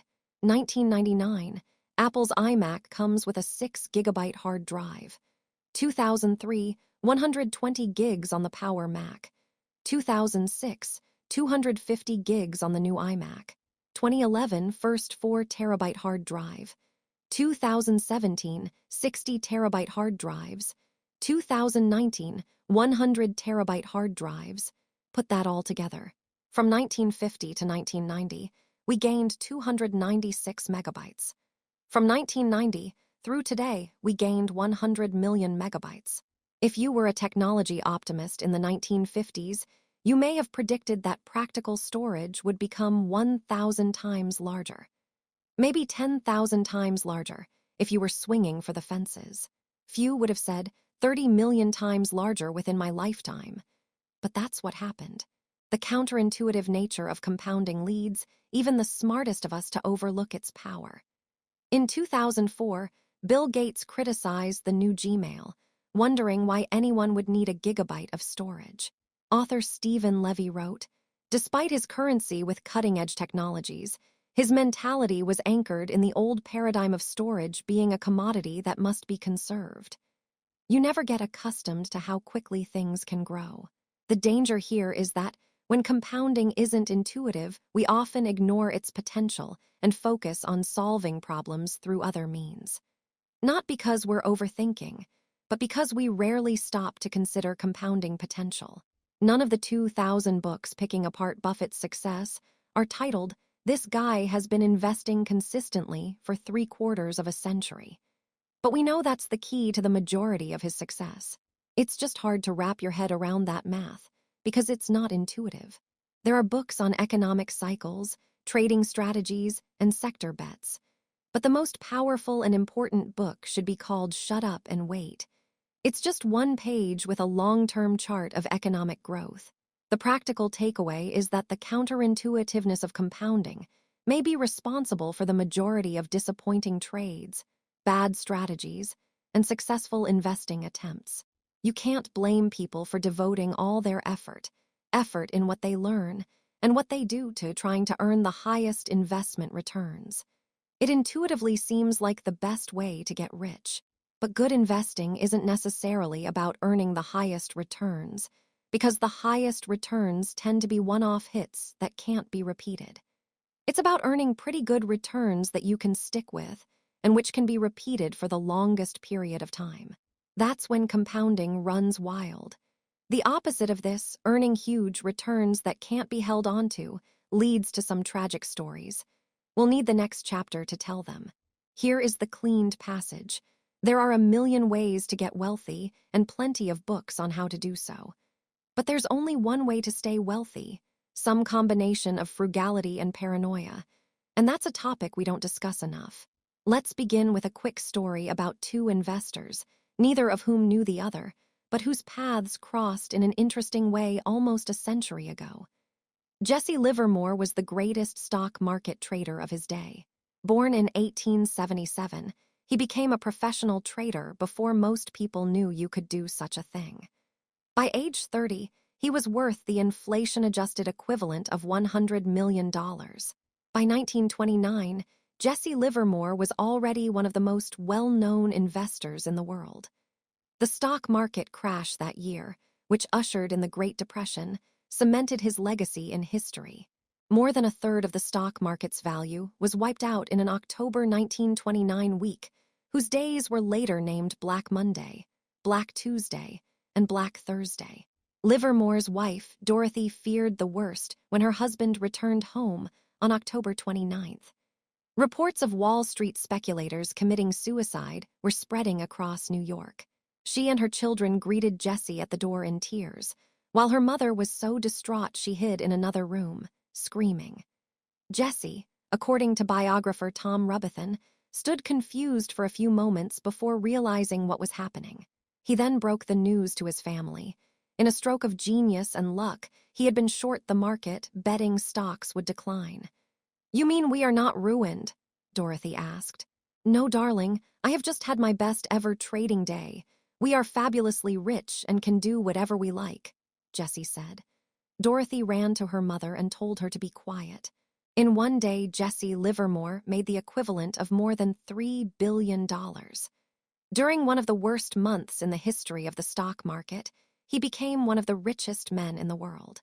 As Livermore's family celebrated their unfathomable success, another man wandered the streets of New York in desperation. Abraham Germansky was a multimillionaire real estate developer who made a fortune during the roaring 1920s. As the economy boomed, he did what virtually every other successful New Yorker did in the late 1920s, bet heavily on the surging stock market. On October 26, 1929, the New York Times published an article that in 2 paragraphs portrays a tragic ending. Bernard H. Sandler, attorney of 225 Broadway, was asked yesterday morning by Mrs. Abraham Germansky of Mount Vernon to help find her husband, missing since Thursday morning. Germansky, who is 50 years old and an East Side real estate operator, was said by Sandler to have invested heavily in stocks. Sandler said he was told by Mrs. Germansky that a friend saw her husband late Thursday on Wall Street near the stock exchange.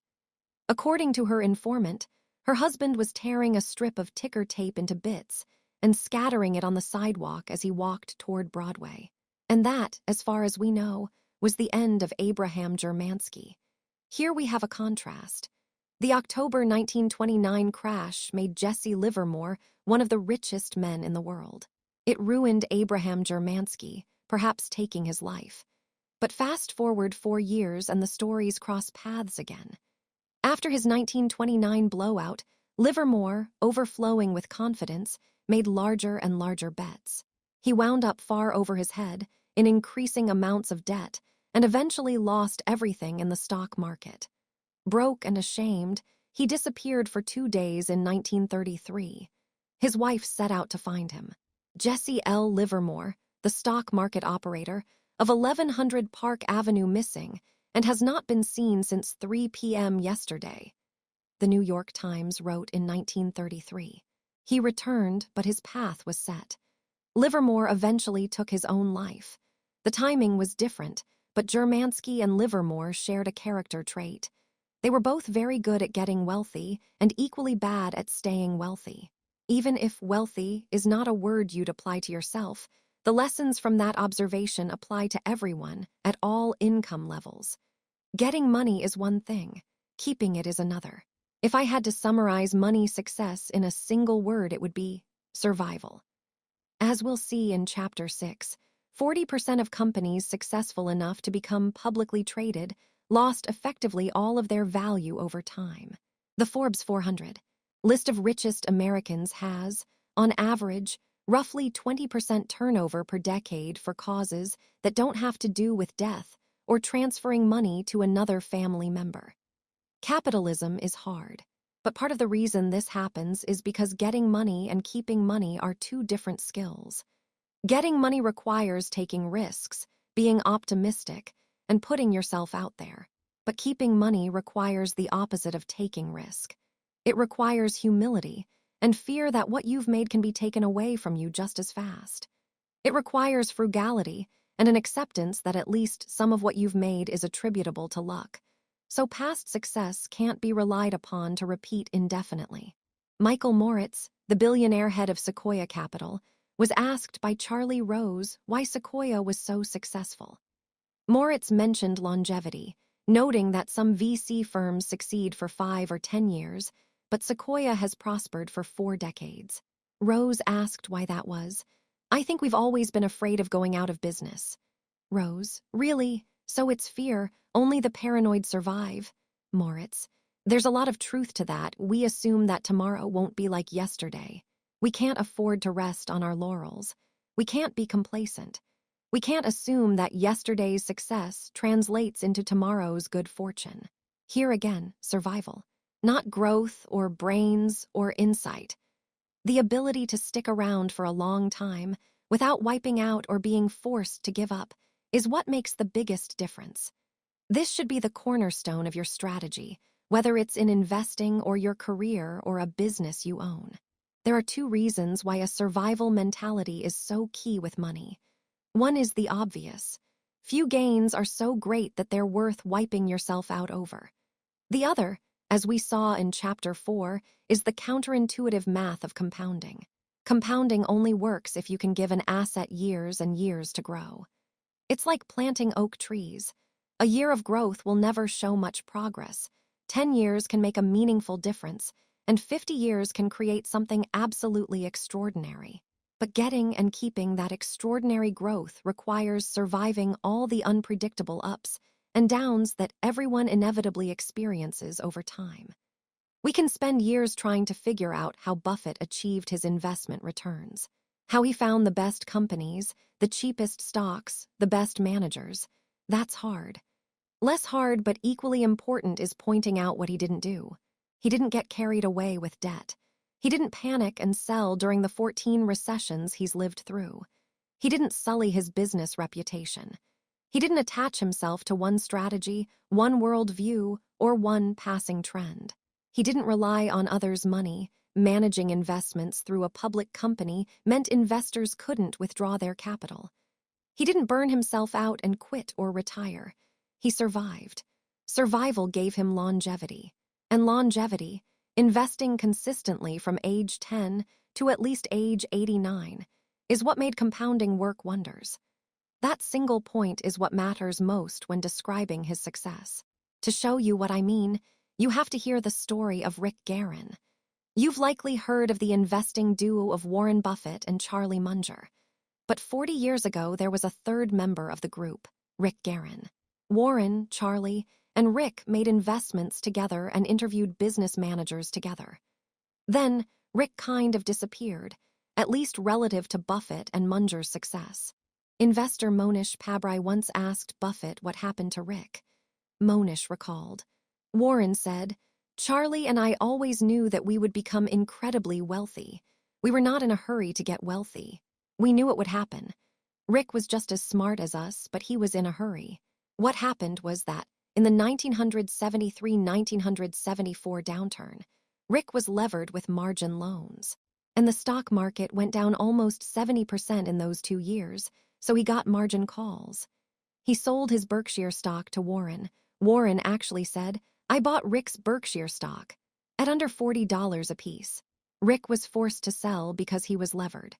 Charlie, Warren, and Rick were equally skilled at getting wealthy, but Warren and Charlie had the added skill of staying wealthy, which, over time, is the skill that matters most.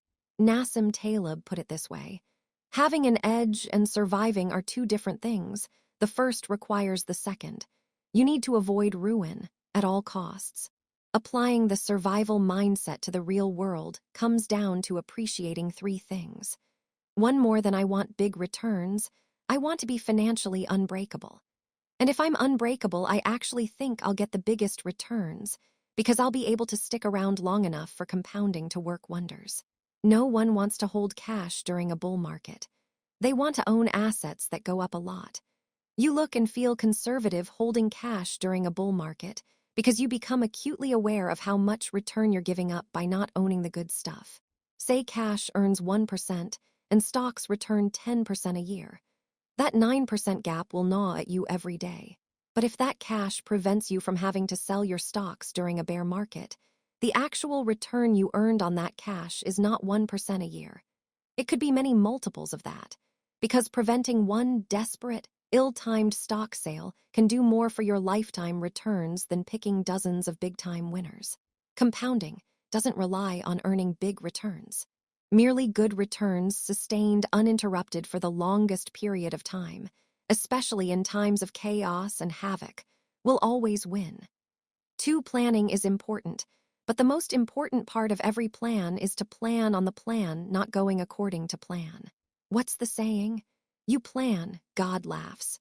Financial and investment planning are critical because they let you know whether your current actions are within the realm of reasonable.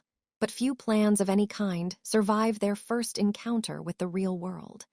If you're projecting your income, savings rate, and market returns over the next 20 years, think about all the big stuff that's happened in the last 20 years that no one could have foreseen. September 11th, a housing boom and bust that caused nearly 10 million Americans to lose their homes. A financial crisis that caused almost 9 million to lose their jobs.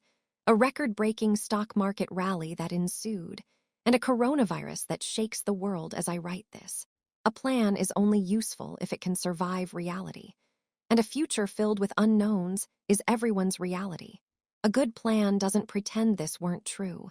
It embraces it and emphasizes room for error. The more you need specific elements of a plan to be true, the more fragile your financial life becomes. If there's enough room for error in your savings rate that you can say, "It'd be great if the market returns 8% a year over the next 30 years, but if it only does 4% a year, I'll still be okay," the more valuable your plan becomes. Many bets fail not because they were wrong, but because they were mostly right in a situation that required things to be exactly right. Room for error, often called margin of safety, is one of the most underappreciated forces in finance. It comes in many forms: a frugal budget, flexible thinking, and a loose timeline, anything that lets you live happily with a range of outcomes. It's different from being conservative. Conservative is avoiding a certain level of risk. Margin of safety is raising the odds of success at a given level of risk by increasing your chances of survival. Its magic is that the higher your margin of safety, the smaller your edge needs to be to have a favorable outcome. 3, a barbelled personality, optimistic about the future, but paranoid about what will prevent you from getting to the future, is vital. Optimism is usually defined as a belief that things will go well, but that's incomplete. Sensible optimism is a belief that the odds are in your favor, and, over time, things will balance out to a good outcome even if what happens in between is filled with misery. And in fact, you know it will be filled with misery. You can be optimistic that the long-term growth trajectory is up and to the right, but equally sure that the road between now and then is filled with landmines, and always will be. Those two things are not mutually exclusive. The idea that something can gain over the long run while being a basket case in the short run is not intuitive, but it's how a lot of things work in life. By age 20, the average person can lose roughly half the synaptic connections they had in their brain at age 2, as inefficient and redundant neural pathways are cleared out. But the average 20-year-old is much smarter than the average 2-year-old. Destruction in the face of progress is not only possible, but an efficient way to get rid of excess. Imagine if you were a parent and could see inside your child's brain. Every morning you notice fewer synaptic connections in your kid's head. You would panic. You would say, "This can't be right. There's loss and destruction here. We need an intervention. We need to see a doctor." But you don't. What you are witnessing is the normal path of progress. Economies, markets, and careers often follow a similar path, growth amid loss. Here's how the U.S. economy performed over the last 170 years. But do you know what happened during this period? Where do we begin? 1.3 million Americans died while fighting 9 major wars. Roughly 99.9% of all companies that were created went out of business. 4 U.S. presidents were assassinated. 675,000 Americans died in a single year from a flu pandemic. 30 separate natural disasters killed at least 400 Americans each. 33 recessions lasted a cumulative 48 years. The number of forecasters who predicted any of those recessions rounds to 0. The stock market fell more than 10% from a recent high at least 102 times. Stocks lost a third of their value at least 12 times. Annual inflation exceeded 7% in 20 separate years. The words economic pessimism appeared in newspapers at least 29,000 times, according to Google. Our standard of living increased 20-fold in these 170 years, but barely a day went by that lacked tangible reasons for pessimism. A mindset that can be paranoid and optimistic at the same time is hard to maintain, because seeing things as black or white takes less effort than accepting nuance. But you need short-term paranoia to keep you alive long enough to exploit long-term optimism. Jesse Livermore figured this out the hard way. He associated good times with the end of bad times. Getting wealthy made him feel like staying wealthy was inevitable and that he was invincible. After losing nearly everything, he reflected, "I sometimes think that no price is too high for a speculator to pay to learn that which will keep him from getting the swelled head." A great many smashes by brilliant men can be traced directly to the swelled head. "It's an expensive disease," he said, "everywhere to everybody." Next, we'll look at another way growth in the face of adversity can be so hard to wrap your head around. Here is the cleaned passage. "I've been banging away at this thing for 30 years. I think the simple math is, some projects work and some don't. There's no reason to belabor either one. Just get on to the next." Brad Pitt accepting a Screen Actors Guild Award. Heinz Berggruen fled Nazi Germany in 1936. He settled in America, where he studied literature at UC Berkeley. By most accounts, he did not show particular promise in his youth. But by the 1990s, Berggruen was, by any measure, one of the most successful art dealers of all time. In 2000, Berggruen sold part of his massive collection of Picassos, Bracks, Klees, and Matisses to the German government for more than 100 million euros. It was such a bargain that the Germans effectively considered it a donation. The private market value of the collection was well over $1 billion. That one person can collect huge quantities of masterpieces is astounding. Art is as subjective as it gets. How could anyone have foreseen, early in life, what were to become the most sought-after works of the century? You could say skill, you could say luck. The investment firm Horizon Research has a third explanation, and it's very relevant to investors. "The great investors bought vast quantities of art," the firm writes. "A subset of the collections turned out to be great investments, and they were held for a sufficiently long period of time to allow the portfolio return to converge upon the return of the best elements in the portfolio. That's all that happens. The great art dealers operated like index funds. They bought everything they could, and they bought it in portfolios, not individual pieces they happened to like. Then they sat and waited for a few winners to emerge. That's all that happens. Perhaps 99% of the works someone like Berggruen acquired in his life turned out to be of little value. But that doesn't particularly matter if the other 1% turn out to be the work of someone like Picasso. Berggruen could be wrong most of the time and still end up stupendously right. A lot of things in business and investing work this way. Long tails, the farthest ends of a distribution of outcomes, have tremendous influence in finance, where a small number of events can account for the majority of outcomes. That can be hard to deal with, even if you understand the math. It is not intuitive that an investor can be wrong half the time and still make a fortune. It means we underestimate how normal it is for a lot of things to fail, which causes us to overreact when they do. Steamboat Willie put Walt Disney on the map as an animator.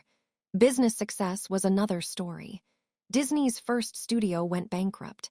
His films were monstrously expensive to produce and financed at outrageous terms. By the mid-1930s, Disney had produced more than 400 cartoons. Most of them were short, most of them were beloved by viewers, and most of them lost a fortune. Snow White and the Seven Dwarfs changed everything. The $8 million it earned in the first 6 months of 1938 was an order of magnitude higher than anything the company earned previously. It transformed Disney Studios. All company debts were paid off. Key: employees got retention bonuses. The company purchased a new state-of-the-art studio in Burbank, where it remains today. An Oscar turned Walt from famous to full-blown celebrity. By 1938, he had produced several hundred hours of film. But in business terms, the 83 minutes of Snow White were all that mattered. Anything that is huge, profitable, famous, or influential is the result of a tail event, an outlying 1 in thousands or millions event. And most of our attention goes to things that are huge, profitable, famous, or influential. When most of what we pay attention to is the result of a tail, it's easy to underestimate how rare and powerful they are. Some tail-driven industries are obvious. Take venture capital. If a VC makes 50 investments, they likely expect half of them to fail, 10 to do pretty well, and 1 or 2 to be bonanzas that drive 100% of the fund's returns. Investment firm Correlation Ventures once crunched the numbers. Out of more than 21,000 venture financings from 2004 to 2014, 65% lost money. 2.5% of investments made 10x, 20x. 1% made more than a 20x return. 0.5%, about 100 companies out of 21,000, earned 50x or more. That's where the majority of the industry's returns come from. This, you might think, is what makes venture capital so risky. And everyone investing in VC knows it's risky. Most startups fail, and the world is only kind enough to allow a few mega successes. If you want safer, predictable, and more stable returns, you invest in large public companies. Or so you might think. Remember, tails drive everything. The distribution of success among large public stocks over time is not much different than it is in venture capital. Most public companies are duds, a few do well, and a handful become extraordinary winners that account for the majority of the stock market's returns. J.P. Morgan Asset Management once published the distribution of returns for the Russell 3000 Index, a big, broad collection of public companies. Since 1980, 40% of all Russell 3000 stock components lost at least 70% of their value and never recovered over this period. Effectively, all of the index's overall returns came from 7% of component companies that outperformed by at least 2 standard deviations. That's the kind of thing you'd expect from venture capital, but it's what happened inside a boring, diversified index. This thumping of most public companies spares no industry. More than half of all public technology and telecom companies lose most of their value and never recover. Even among public utilities, the failure rate is more than 1 in 10. The interesting thing here is that you have to have achieved a certain level of success to become a public company and a member of the Russell 3000. These are established corporations, not fly-by-night startups. Even still, most have lifespans measured in years, not generations. Take an example, one of these companies. Coralco, a former member of the Russell 3000 Index. It produced some of the biggest films of the 1980s and 1990s, including the first 3 Rambo films, Terminator 2, Basic Instinct, and Total Recall. Coralco went public in 1987. It was a huge success, churning out hit after hit. It did $500 million in revenue in 1991, commanding a market cap of $400 million. Big money back then, especially for a film studio. And then it failed. The blockbusters stopped, a few big-budget projects flopped, and by the mid-1990s, Coralco was history. It went bankrupt in 1996. Stock goes to zero, have a nice day. A catastrophic loss, and one that 4 in 10 public companies experience over time. Coralco's story is not worth telling because it's unique, but because it's common. Here's the most important part of this story. The Russell 3000 has increased more than 73-fold since 1980. That is a spectacular return. That is success. 40% of the companies in the index were effectively failures, but the 7% of components that performed extremely well were more than enough to offset the duds. Just like Heinz Berggruen, but with Microsoft and Walmart instead of Picasso and Mattis. Not only do a few companies account for most of the market's return, but within those companies are even more tail events.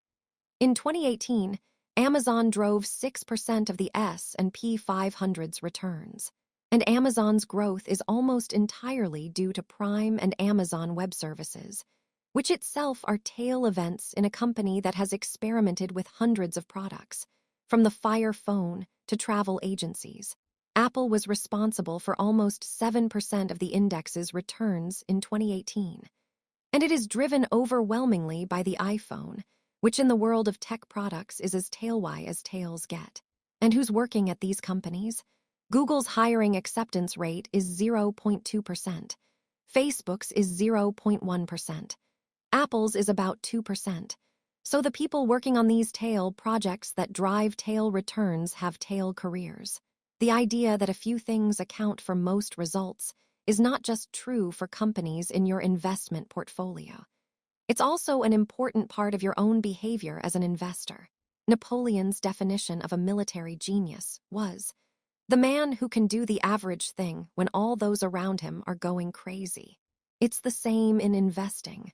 Most financial advice is about today. What should you do right now, and what stocks look like good buys today? But most of the time today is not that important. Over the course of your lifetime as an investor, the decisions that you make today or tomorrow or next week will not matter nearly as much as what you do during the small number of days, likely 1% of the time or less, when everyone else around you is going crazy. Consider what would happen if you saved $1 every month from 1900 to 2019. You could invest that $1 into the U.S. stock market every month, rain or shine. It doesn't matter if economists are screaming about a looming recession or new bear market. You just keep investing. Let's call an investor who does this Sue. But maybe investing during a recession is too scary. So perhaps you invest your $1 in the stock market when the economy is not in a recession. Sell everything when it's in a recession and save your monthly dollar in cash, and invest everything back into the stock market when the recession ends. We'll call this Investor Jim. Or perhaps it takes a few months for a recession to scare you out, and then it takes a while to regain confidence before you get back in the market. You invest $1 in stocks when there's no recession, sell 6 months after a recession begins, and invest back in 6 months after a recession ends. We'll call you Tom. How much money would these 3 investors end up with over time? Sue ends up with $435,551. Jim has $257,386. Tom $234,476. Sue wins by a mile. There were 1,428 months between 1900 and 2019. Just over 300 of them were during a recession.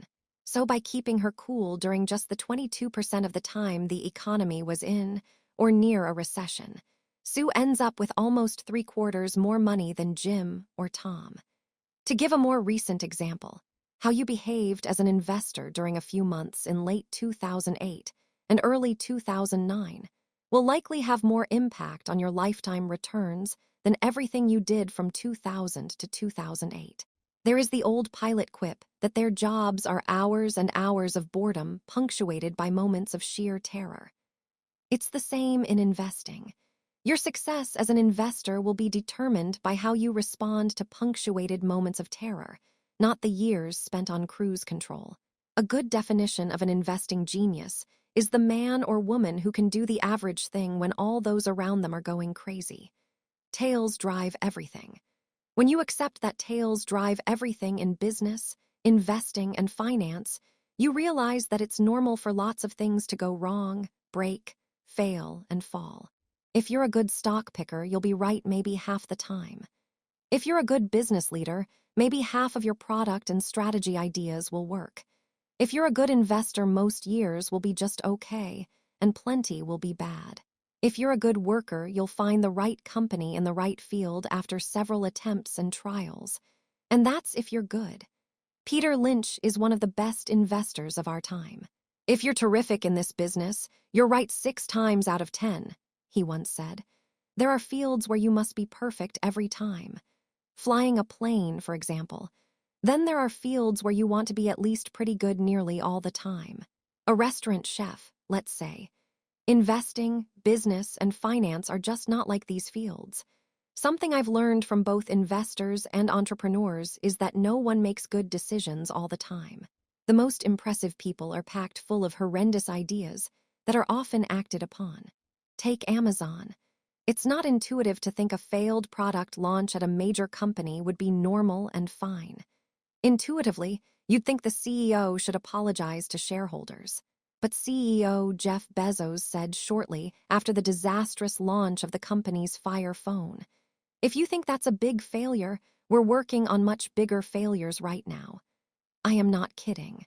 Some of them are going to make the Fire phone look like a tiny little blip. It's okay for Amazon to lose a lot of money on the Fire phone because it will be offset by something like Amazon Web Services that earns tens of billions of dollars. Tails to the rescue. Netflix CEO Reed Hastings once announced his company was canceling several big-budget productions. He responded, "Our hit ratio is way too high right now. I'm always pushing the content team. We have to take more risk. You have to try more crazy things because we should have a higher cancel rate overall." These are not delusions or failures of responsibility. They are a smart acknowledgement of how tails drive success. For every Amazon Prime or Orange is the new black you know, with certainty, that you'll have some duds. Part of why this isn't intuitive is because in most fields we only see the finished product, not the losses incurred that led to the tail success product. The Chris Rock I see on TV is hilarious, flawless. The Chris Rock that performs in dozens of small clubs each year is just okay. That is by design.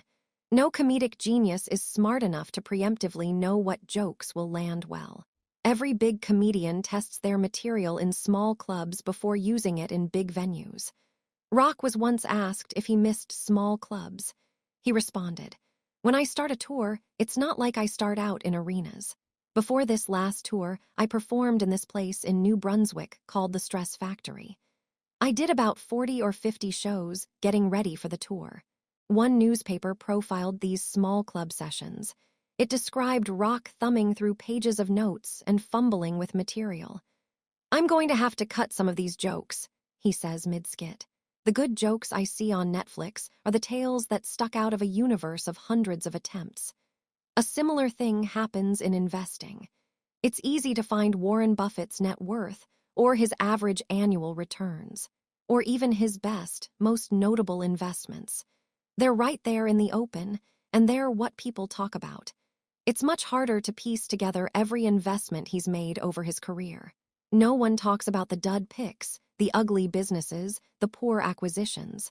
But they're a big part of Buffett's story. They are the other side of tail-driven returns. At the Berkshire Hathaway shareholder meeting in 2013, Warren Buffett said he's owned 400 to 500 stocks during his life and made most of his money on 10 of them. Charlie Munger followed up. If you remove just a few of Berkshire's top investments, its long-term track record is pretty average. When we pay special attention to a role model's successes, we overlook that their gains came from a small percent of their actions. That makes our own failures, losses, and setbacks feel like we're doing something wrong. But it's possible we are wrong, or just sort of right, just as often as the masters are. They may have been more right when they were right, but they could have been wrong just as often as you. It's not whether you're right or wrong that's important, George Soros once said, but how much money you make when you're right and how much you lose when you're wrong. You can be wrong half the time and still make a fortune. There are 100 billion planets in our galaxy, and only one, as far as we know, with intelligent life. The fact that you are reading this book is the result of the longest tale you can imagine. That's something to be happy about. Next, let's look at how money can make you even happier. The highest form of wealth is the ability to wake up every morning and say, I can do whatever I want today. People want to become wealthier to make them happier. Happiness is a complicated subject because everyone's different. But if there's a common denominator in happiness, a universal fuel of joy, it's that people want to control their lives. The ability to do what you want, when you want, with who you want, for as long as you want, is priceless. It is the highest dividend money pays. Angus Campbell was a psychologist at the University of Michigan. Born in 1910, his research took place during an age when psychology was overwhelmingly focused on disorders that brought people down. Things like depression, anxiety, schizophrenia. Campbell wanted to know what made people happy. His 1981 book, The Sense of Well-Being in America, starts by pointing out that people are generally happier than many psychologists assumed, but some were clearly doing better than others. And you couldn't necessarily group them by income or geography or education, because so many in each of those categories end up chronically unhappy. The most powerful common denominator of happiness was simple. Campbell summed it up. Having a strong sense of controlling one's life is a more dependable predictor of positive feelings of well-being than any of the objective conditions of life we have considered. More than your salary, more than the size of your house, more than the prestige of your job. Control over doing what you want, when you want to, with the people you want to, is the broadest lifestyle variable that makes people happy. Money's greatest intrinsic value, and this can't be overstated, is its ability to give you control over your time. To obtain, bit by bit, a level of independence and autonomy that comes from unspent assets that give you greater control over what you can do and when you can do it. A small amount of wealth means the ability to take a few days off work when you're sick without breaking the bank. Gaining that ability is huge if you don't have it. A bit more means waiting for a good job to come around after you get laid off, rather than having to take the first one you find. That can be life-changing. 6 months emergency expenses means not being terrified of your boss, because you know you won't be ruined if you have to take some time off to find a new job. More still means the ability to take a job with lower pay but flexible hours. Maybe one with a shorter commute. Or being able to deal with a medical emergency without the added burden of worrying about how you'll pay for it. Then there's retiring when you want to, instead of when you need to. Using your money to buy time and options has a lifestyle benefit few luxury goods can compete with. Throughout college, I wanted to be an investment banker. There was only one reason why. They made a lot of money. That was the only drive, and one I was 100% positive would make me happier once I got it. I scored a summer internship at an investment bank in Los Angeles in my junior year and thought I won the career lottery. This is all I ever wanted. On my first day, I realized why investment bankers make a lot of money. They work longer and more controlled hours than I knew humans could handle. Actually, most can't handle it. Going home before midnight was considered a luxury, and there was a saying in the office, "If you don't come to work on Saturday, don't bother coming back on Sunday." The job was intellectually stimulating, paid well, and made me feel important. But every waking second of my time became a slave to my boss's demands, which was enough to turn it into one of the most miserable experiences of my life. It was a 4-month internship. I lasted a month. The hardest thing about this was that I loved the work, and I wanted to work hard. But doing something you love on a schedule you can't control can feel the same as doing something you hate. There is a name for this feeling. Psychologists call it reactance. Jonah Berger, a marketing professor at the University of Pennsylvania, summed it up well. People like to feel like they're in control, in the driver's seat. When we try to get them to do something, they feel disempowered. Rather than feeling like they made the choice, they feel like we made it for them.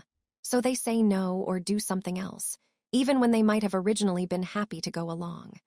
When you accept how true that statement is, you realize that aligning money towards a life that lets you do what you want, when you want, with who you want, where you want, for as long as you want, has incredible return. Derek Sivers, a successful entrepreneur, once wrote about a friend who asked him to tell the story about how he got rich. I had a day job in Midtown Manhattan, paying $20. Here is the cleaned passage.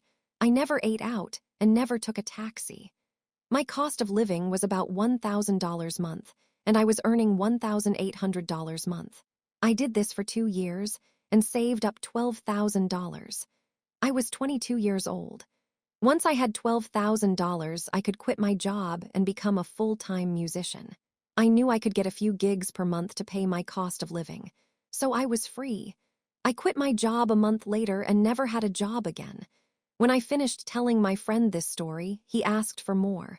I said no, that was it. He said, "No, what about when you sold your company?" I said no, that didn't make a big difference in my life. That was just more money in the bank. The difference happened when I was 22. The United States is the richest nation in the history of the world. But there is little evidence that its citizens are, on average, happier today than they were in the 1950s, when wealth and income were much lower, even at the median level and adjusted for inflation. A 2019 Gallup poll of 150,000 people in 140 countries found that about 45% of Americans said they felt a lot of worry the previous day. The global average was 39%. 55% of Americans said they felt a lot of stress the previous day. For the rest of the world, 35% said the same. Part of what's happened here is that we've used our greater wealth to buy bigger and better stuff, but we've simultaneously given up more control over our time. At best, those things cancel each other out. Median family income adjusted for inflation was $29,000 in 1955. In 2019, it was just over $62,000. We've used that wealth to live a life hardly conceivable to the 1950s American, even for a median family. The median American home increased from 983 square feet in 1950 to 2,436 square feet in 2018. The average new American home now has more bathrooms than occupants. Our cars are faster and more efficient. Our TVs are cheaper and sharper. What's happened to our time, on the other hand, barely looks like progress. And a lot of the reason has to do with the kind of jobs more of us now have. John D. Rockefeller was one of the most successful businessmen of all time. He was also a recluse, spending most of his time by himself. He rarely spoke, deliberately making himself inaccessible and staying quiet when you caught his attention. A refinery worker who occasionally had Rockefeller's ear once remarked, "He lets everybody else talk, while he sits back and says nothing." When asked about his silence during meetings, Rockefeller often recited a poem. A wise old owl lived in an oak. The more he saw, the less he spoke. The less he spoke, the more he heard. Why aren't we all like that wise old bird? Rockefeller was a strange guy, but he figured out something that now applies to tens of millions of workers. Rockefeller's job wasn't to drill wells, load trains, or move barrels. It was to think and make good decisions. Rockefeller's product, his deliverable, wasn't what he did with his hands or even his words. It was what he figured out inside his head. So that's where he spent most of his time and energy. Despite sitting quietly most of the day in what might have looked like free time or leisure hours to most people, he was constantly working in his mind, thinking problems through. This was unique in his day. Almost all jobs during Rockefeller's time required doing things with your hands. In 1870, 46% of jobs were in agriculture, and 35% were in crafts or manufacturing, according to economist Robert Gordon. Few professions relied on a worker's brain. You didn't think. You labored without interruption, and your work was visible and tangible. Today, that's flipped. 38% of jobs are now designated as managers, officials, and professionals. These are decision-making jobs. Another 41% are service jobs that often rely on your thoughts as much as your actions.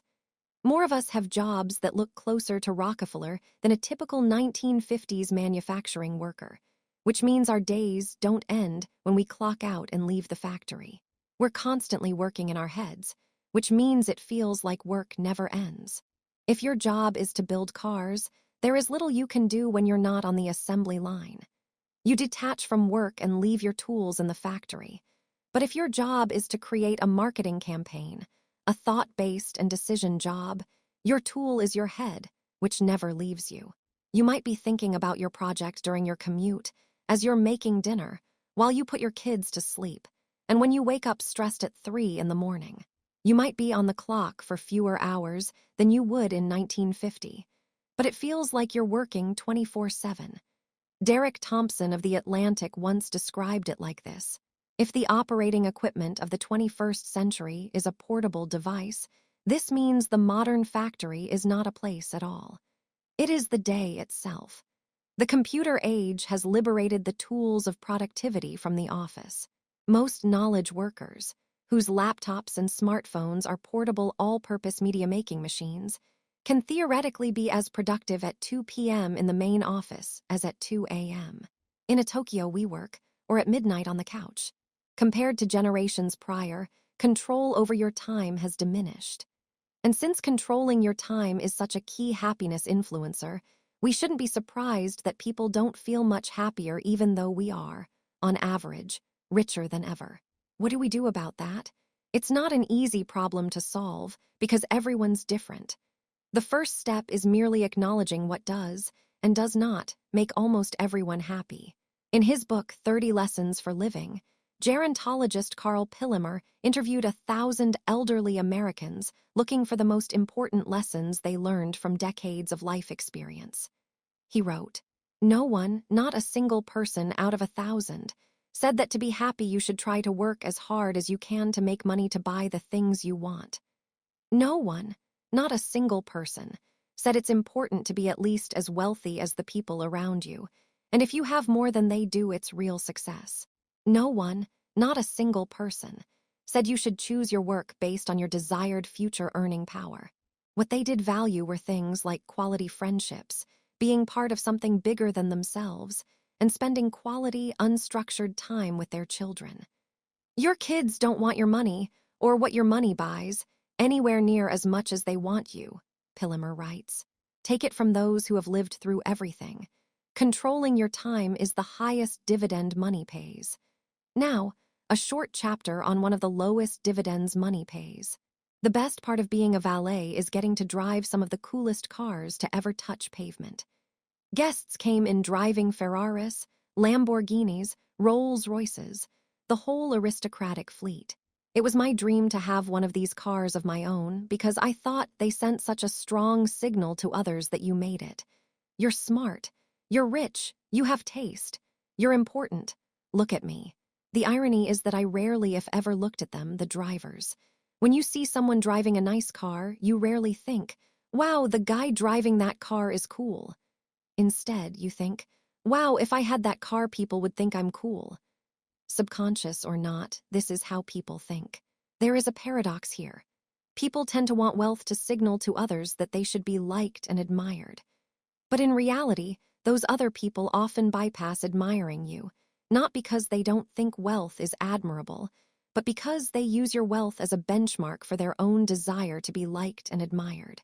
The letter I wrote after my son was born said, You might think you want an expensive car, a fancy watch, and a huge house. But I'm telling you, you don't.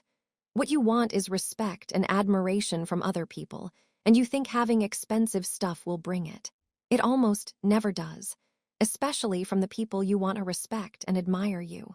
I learned that as a valet, when I began thinking about all the people driving up to the hotel in their Ferraris, watching me gawk. People must gawk everywhere they went, and I'm sure they loved it. I'm sure they felt admired. But did they know I did not care about them or even notice them? Did they know I was only gawking at the car and imagining myself in the driver's seat? Did they buy a Ferrari thinking it would bring them admiration without realizing that I, and likely most others, who are impressed with the car didn't actually give them, the driver, a moment's thought? Does this same idea apply to those living in big homes? Almost certainly. Jewelry and clothes? Yep. My point here is not to abandon the pursuit of wealth, or even fancy cars.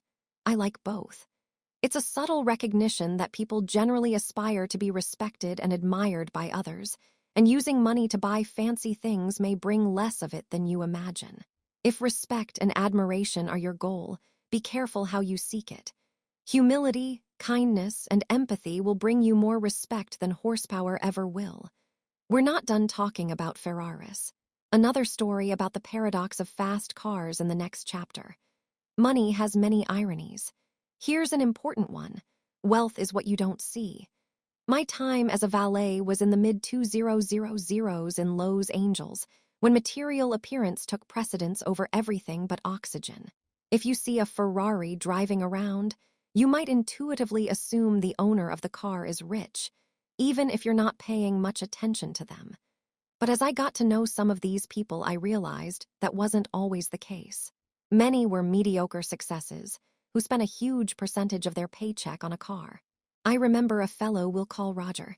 He was about my age. I had no idea what Roger did, but he drove a Porsche, which was enough for people to draw assumptions. Then one day Roger arrived in an old Honda. Same the next week and the next. "What happened to your Porsche?" I asked. "It was repossessed after defaulting on his car loan," he said. There was not a morsel of shame. He responded like he was telling the next play in the game. Every assumption you might have had about him was wrong. Los Angeles is full of Rogers. Someone driving a $100,000 car might be wealthy, but the only data point you have about their wealth is that they have $100,000 less than they did before they bought the car, or $100,000 more in debt. That's all you know about them. We tend to judge wealth by what we see because that's the information we have in front of us. We can't see people's bank accounts or brokerage statements, so we rely on outward appearances to gauge financial success. Cars, homes, Instagram photos. Modern capitalism makes helping people fake it until they make it a cherished industry. But the truth is that wealth is what you don't see. Wealth is the nice cars not purchased, the diamonds not bought, the watches not worn, the clothes forgone, and the first-class upgrade declined. Wealth is financial assets that haven't yet been converted into the stuff you see. That's not how we think about wealth, because you can't contextualize what you can't see. Singer Rihanna nearly went bankrupt after overspending and sued her financial advisor. The advisor responded. Was it really necessary to tell her that if you spend money on things, you will end up with the things and not the money? You can laugh, and please do. But the answer is, yes, people do need to be told that.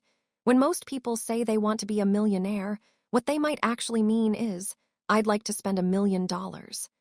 And that is literally the opposite of being a millionaire.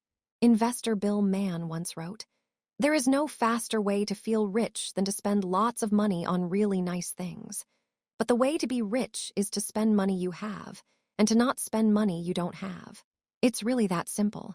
It is excellent advice, but it may not go far enough. The only way to be wealthy is to not spend the money that you do have. It's not just the only way to accumulate wealth. It's the very definition of wealth. We should be careful to define the difference between wealthy and rich. It is more than semantics. Not knowing the difference is a source of countless poor money decisions. Rich is a current income. Someone driving a $100,000 car is almost certainly rich, because even if they purchase the car with debt, you need a certain level of income to afford the monthly payment. Same with those who live in big homes. It's not hard to spot rich people. They often go out of their way to make themselves known. But wealth is hidden. It's income not spent. Wealth is an option not yet taken to buy something later. Its value lies in offering you options, flexibility, and growth to one day purchase more stuff than you could right now. Diet and exercise offer a useful analogy.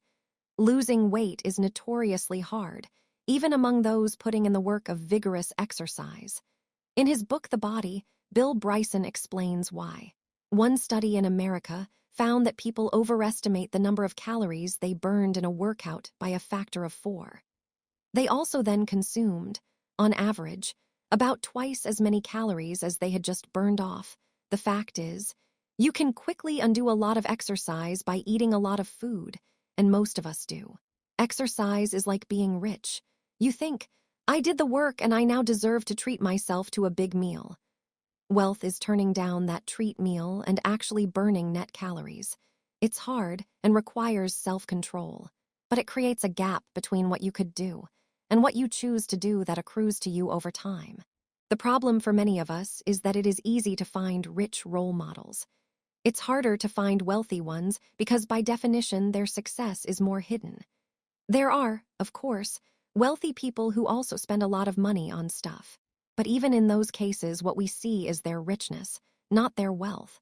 We see the cars they chose to buy and perhaps the school they choose to send their kids to. We don't see the savings, retirement accounts, or investment portfolios. We see the homes they bought, not the homes they could have bought had they stretched themselves thin. The danger here is that I think most people, deep down, want to be wealthy. They want freedom and flexibility, which is what financial assets not yet converted into stuff offer. Here is the cleaned passage, allowed to give you. But it's so ingrained in us that to have money is to spend money that we don't get to see the restraint it takes to actually be wealthy. And since we can't see it, it's hard to learn about it. People are good at learning by imitation. But the hidden nature of wealth makes it hard to imitate others and learn from their ways. After he died, Ronald Read became many people's financial role model. He was lionized in the media and cherished on social media. But he was nobody's financial role model while he was living because every penny of his wealth was hidden, even to those who knew him. Imagine how hard it would be to learn how to write if you couldn't read the works of great authors. Who would be your inspiration? Who would you admire? Whose nuanced tricks and tips would you follow? It would make something that is already hard even harder. It's difficult to learn from what you can't see, which helps explain why it's so hard for many to build wealth. The world is filled with people who look modest but are actually wealthy, and people who look rich who live at the razor's edge of insolvency. Keep this in mind when quickly judging others' success and setting your own goals.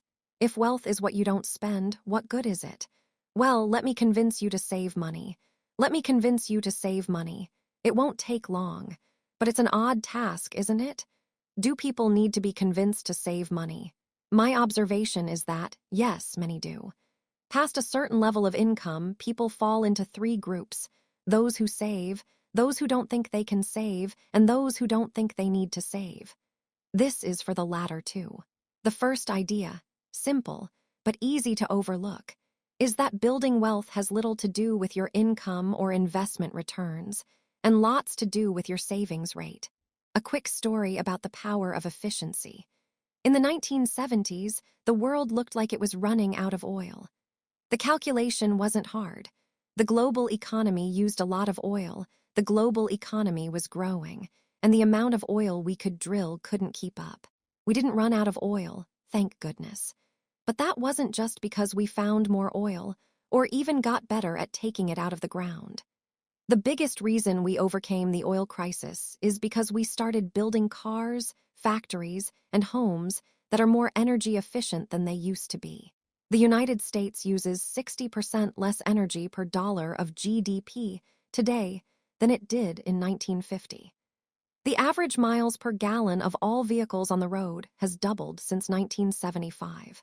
A 1989 Ford Taurus sedan averaged 18 mpg, and a 2019 Chevy Suburban, absurdly large SUV, averages 18.1 mpg. The world grew its energy wealth, not by increasing the energy it had, but by decreasing the energy it needed. U.S. oil and gas production has increased 65% since 1975, while conservation and efficiency have more than doubled what we can do with that energy. So it's easy to see which has mattered more.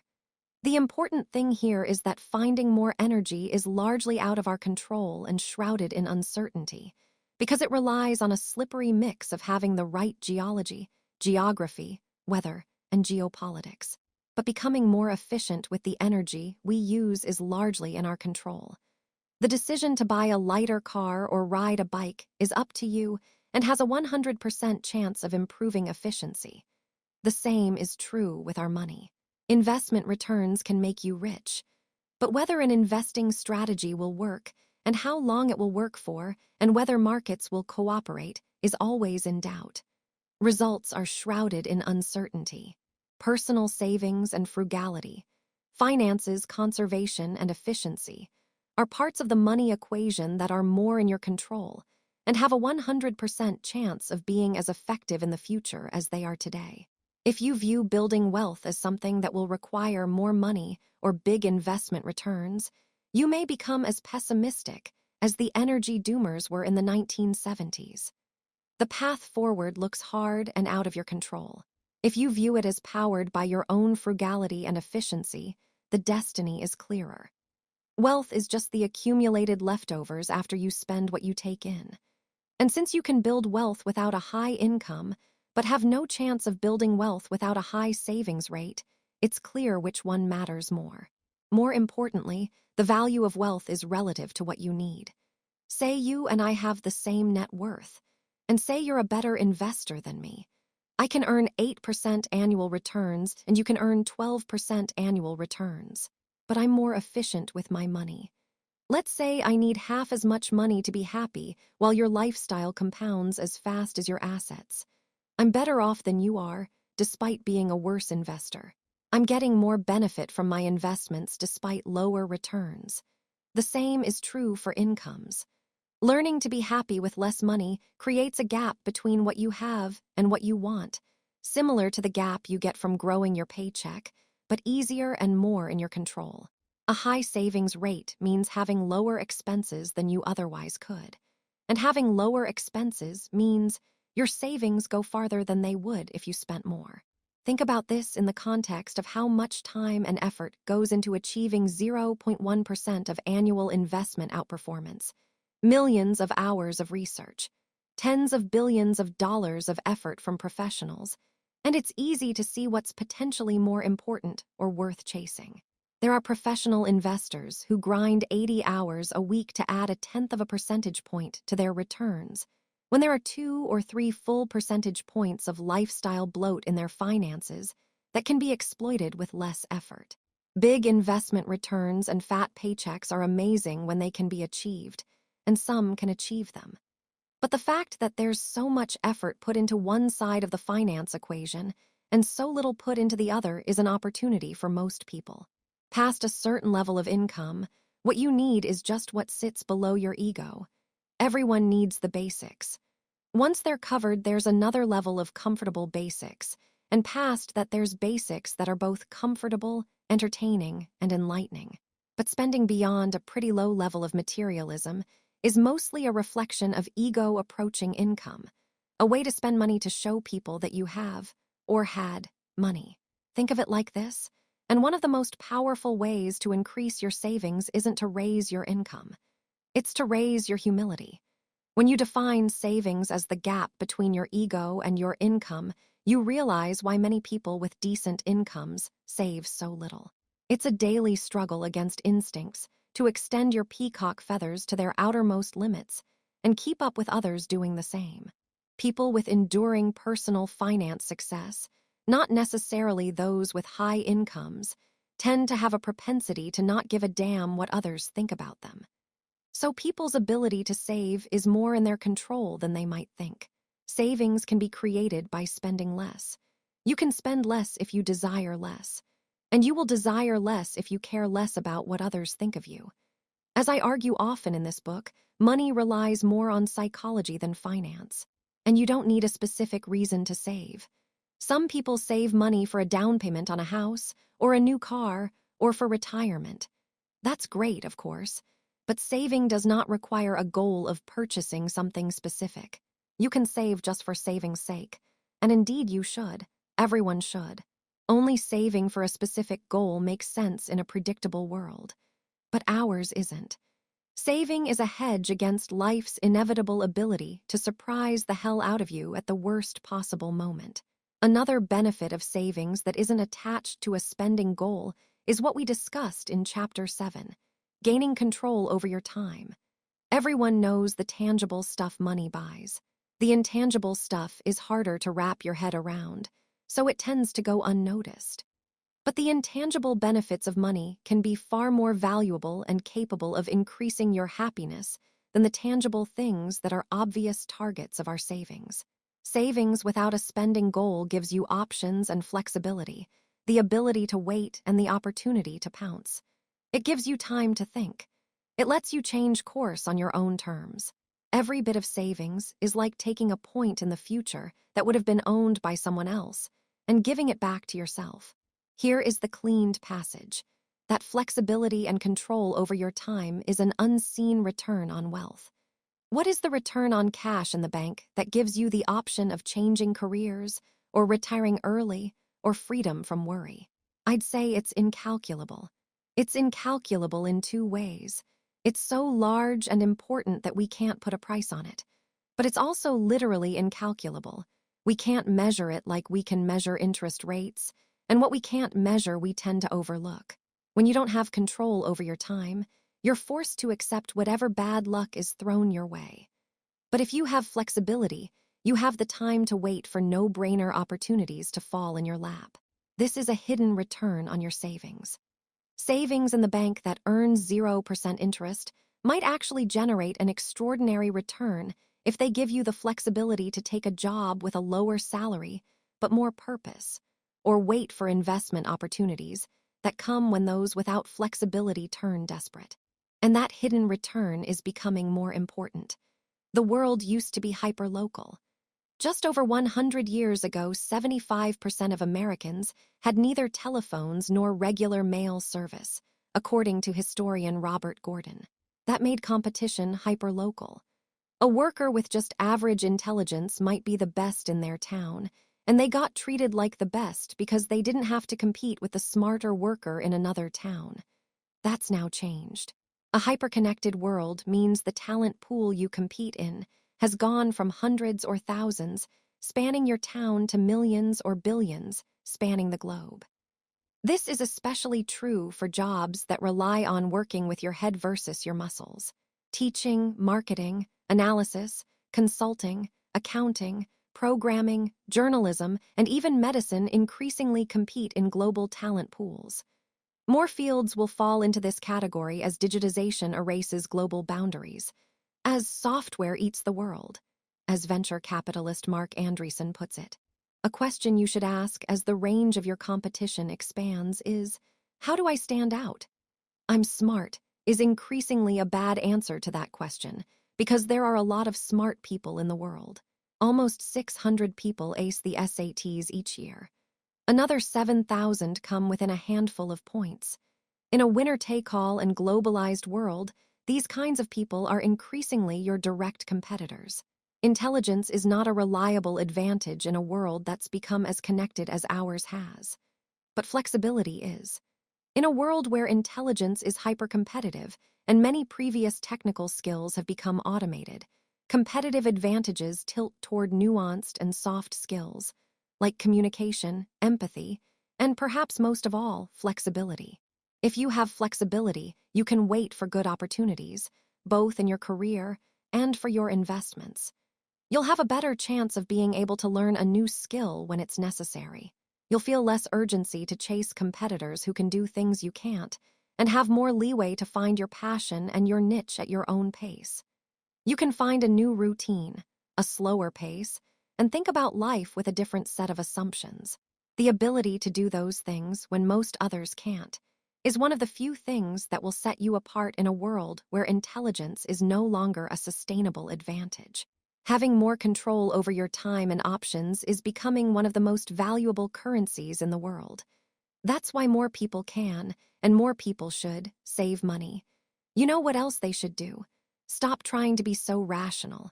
Let me tell you why. You're not a spreadsheet. You're a person. A screwed up, emotional person. It took me a while to figure this out, but once it clicked, I realized it's one of the most important parts of finance. With it comes something that often goes overlooked. Do not aim to be coldly rational when making financial decisions. Aim to just be pretty reasonable. Reasonable is more realistic, and you have a better chance of sticking with it for the long run, which is what matters most when managing money.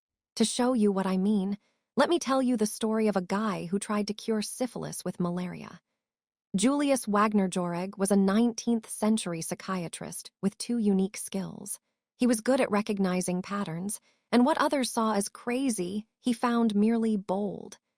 His specialty was patients with severe neurosyphilis, then a fatal diagnosis with no known treatment. He began noticing a pattern. Syphilis patients tended to recover if they had the added misfortune of having prolonged fevers from an unrelated ailment. Wagner-Jauregg assumed this was due to a hunch that had been around for centuries, but doctors didn't understand well. Fevers play a role in helping the body fight infection. So he jumped to the logical conclusion. In the early 1900s, Wagner-Jauregg began injecting patients with low-end strains of typhoid, malaria, and smallpox to trigger fevers strong enough to kill off their syphilis. This was as dangerous as it sounds. Some of his patients died from the treatment. He eventually settled on a weak version of malaria, since it could be effectively countered with quinine after a few days of bone-rattling fevers. After some tragic trial and error, his experiment worked. Wagner-Jauregg reported that 6 in 10 syphilis patients treated with malariotherapy recovered, compared to around 3 in 10 patients left alone. He won the Nobel Prize in Medicine in 1927. The organization today notes, the main work that concerned Wagner-Jauregg throughout his working life was the endeavor to cure mental disease by inducing a fever. Penicillin eventually made malariotherapy for syphilis patients obsolete. Thank goodness. But Wagner-Jauregg is one of the only doctors in history who not only recognized fever's role in fighting infection, but also prescribed it as a treatment. Fevers have always been as feared as they are mysterious. Ancient Romans worshipped Febris, the goddess who protected people from fevers. Amulets were left at temples to placate her, hoping to stave off the next round of shivers. But Wagner-Jauregg was onto something. Fevers are not accidental nuisances. They do play a role in the body's road to recovery. We now have better, more scientific evidence of fever's usefulness in fighting infection. A 1-degree increase in body temperature has been shown to slow the replication rate of some viruses by a factor of 200. Numerous investigators have identified a better outcome among patients who displayed fever. One NIH paper writes, the Seattle Children's Hospital includes a section on its website to educate parents who may panic at the slightest rise in their child's temperature. Fevers turn on the body's immune system. They help the body fight infection. Normal fevers between 100 degrees and 104 degrees F are good for sick children. But that's where the science ends and reality takes over. Fever is almost universally seen as a bad thing. They're treated with drugs like Tylenol to reduce them as quickly as they appear. Despite millions of years of evolution as a defense mechanism, no parent, no patient, few people take fever seriously. Doctors, and certainly no drug company, views fever as anything but a misfortune that should be eliminated. These views do not match the known science. One study was blunt. Treatment of fever is common in the ICU setting and likely related to standard dogma rather than evidence-based practice. Howard Markle, director of the Center for the History of Medicine, once said of fever phobia. These are cultural practices that spread just as widely as the infectious diseases that are behind them. Why does this happen? If fevers are beneficial, why do we fight them so universally? I don't think it's complicated. Fevers hurt, and people don't want to hurt. That's it. A doctor's goal is not just to cure disease. It's to cure disease within the confines of what's reasonable and tolerable to the patient. Fevers can have marginal benefits in fighting infection, but they hurt. And I go to the doctor to stop hurting. I don't care about double-blind studies when I'm shivering under a blanket. If you have a pill that can make a fever stop, give it to me now. It may be rational to want a fever if you have an infection, but it's not reasonable. That philosophy, aiming to be reasonable instead of rational, is one more people should consider when making decisions with their money. Academic finance is devoted to finding the mathematically optimal investment strategies. My own theory is that, in the real world, people do not want the mathematically optimal strategy. They want the strategy that maximizes for how well they sleep at night. Harry Markowitz won the Nobel Prize for exploring the mathematical trade-off between risk and return. He was once asked how he invested his own money and described his portfolio allocation in the 1950s when his models were first developed. I visualized my grief if the stock market went way up and I wasn't in it, or if it went way down and I was completely in it. My intention was to minimize my future regret, so I split my contributions 50-50 between bonds and equities. Markowitz eventually changed his investment strategy, diversifying the mix. But two things here are important. One is that minimizing future regret is hard to rationalize on paper, but easy to justify in real life. A rational investor makes decisions based on numeric facts. A reasonable investor makes them in a conference room surrounded by coworkers you want to think highly of you, with a spouse you don't want to let down, or judged against the silly but realistic competitors that are your brother-in-law, your neighbor, and your own personal doubts. Investing has a social component that's often ignored when viewed through a strictly financial lens. The second is that this is fine. Jason Zweig, who conducted the interview when Markowitz described how he invested, later reflected, "My own view is that people are neither rational nor irrational. We are human. We don't like to think harder than we need to, and we have unceasing demands on our attention."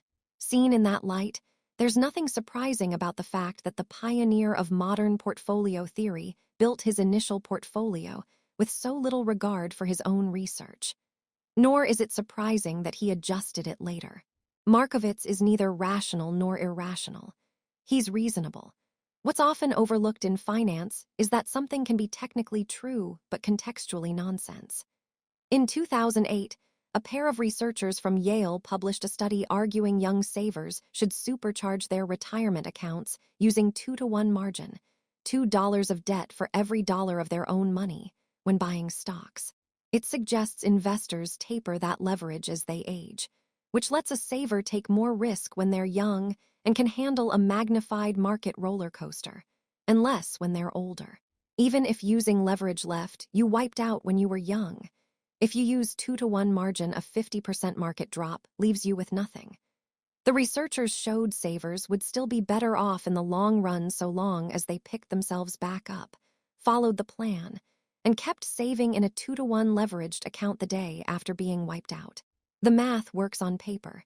It's a rational strategy, but it's almost absurdly unreasonable. No normal person could watch 100% of their retirement account evaporate and be so unfazed that they carry on with the strategy undeterred. They'd quit, look for a different option, and perhaps sue their financial advisor. The researchers argued that when using their strategy, the expected retirement wealth is 90% higher compared to life cycle funds. It is also 100% less reasonable. There is, in fact, a rational reason to favor what looks like irrational decisions. Here's one. Let me suggest that you love your investments. This is not traditional advice. It's almost a badge of honor for investors to claim they're emotionless about their investments, because it seems rational. But if lacking emotions about your strategy or the stocks you own increases the odds you'll walk away from them when they become difficult, what looks like rational thinking becomes a liability. The reasonable investors who love their technically imperfect strategies have an edge because they're more likely to stick with those strategies. There are few financial variables more correlated to performance than commitment to a strategy during its lean years.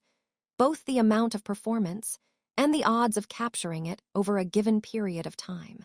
The historical odds of making money in U.S. markets are 50-50 over one-day periods, 68% in one-year periods, 88% in 10-year periods, and so far, 100% in 20-year periods.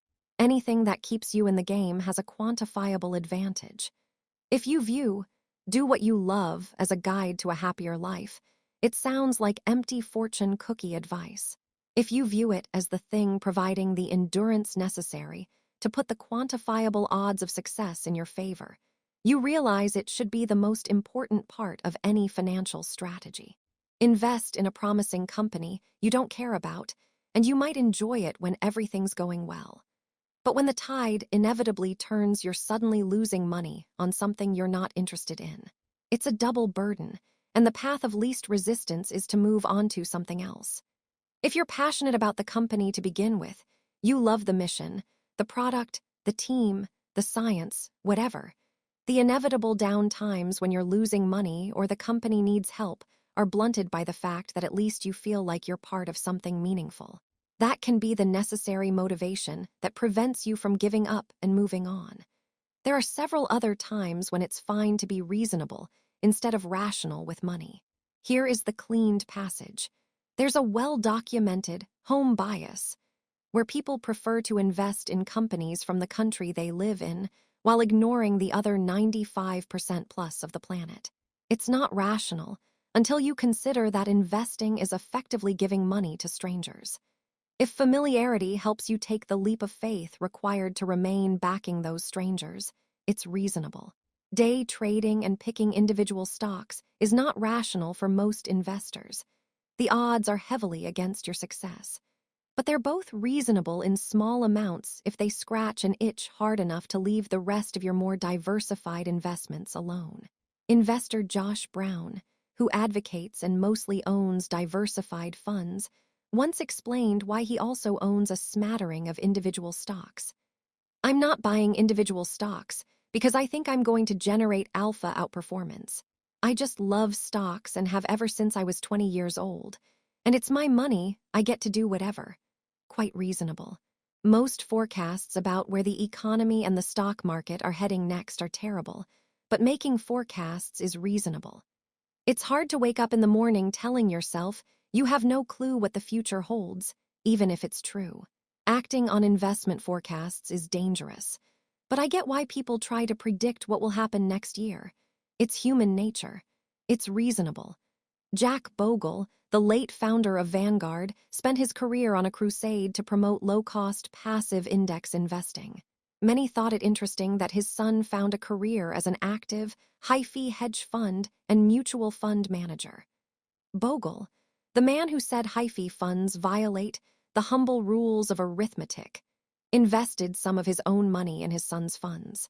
What's the explanation? "We do some things for family reasons," Bogle told the Wall Street Journal. "If it's not consistent, well, life isn't always consistent." Indeed, it rarely is. Stanford professor Scott Sagan once said something everyone who follows the economy or investment markets should hang on their wall. Things that have never happened before happen all the time. History is mostly the study of surprising events, but it is often used by investors and economists as an unassailable guide to the future. Do you see the irony? Do you see the problem? It is smart to have a deep appreciation for economic and investing history.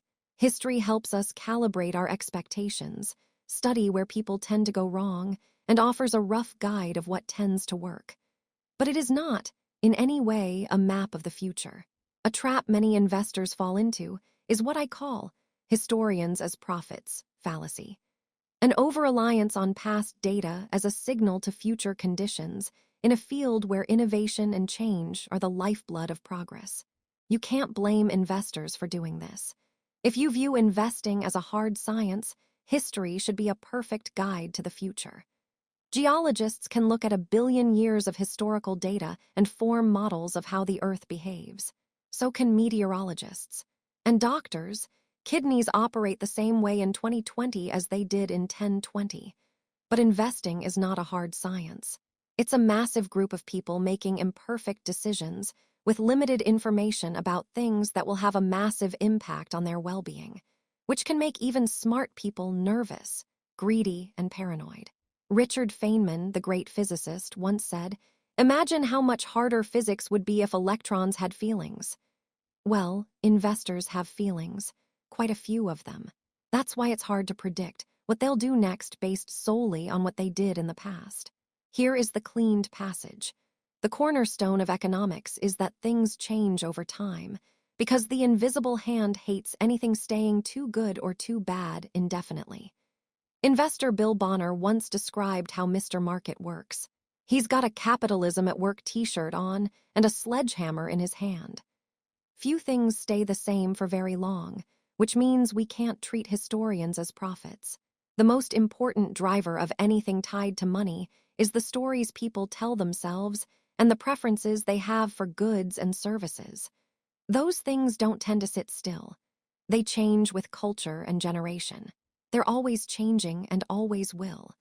The mental trick we play on ourselves here is an over-admiration of people who have been there, done that, when it comes to money. Experiencing specific events does not necessarily qualify you to know what will happen next.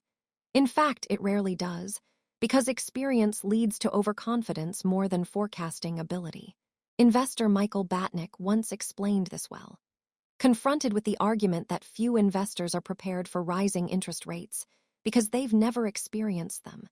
The last big period of rising interest rates occurred almost 40 years ago.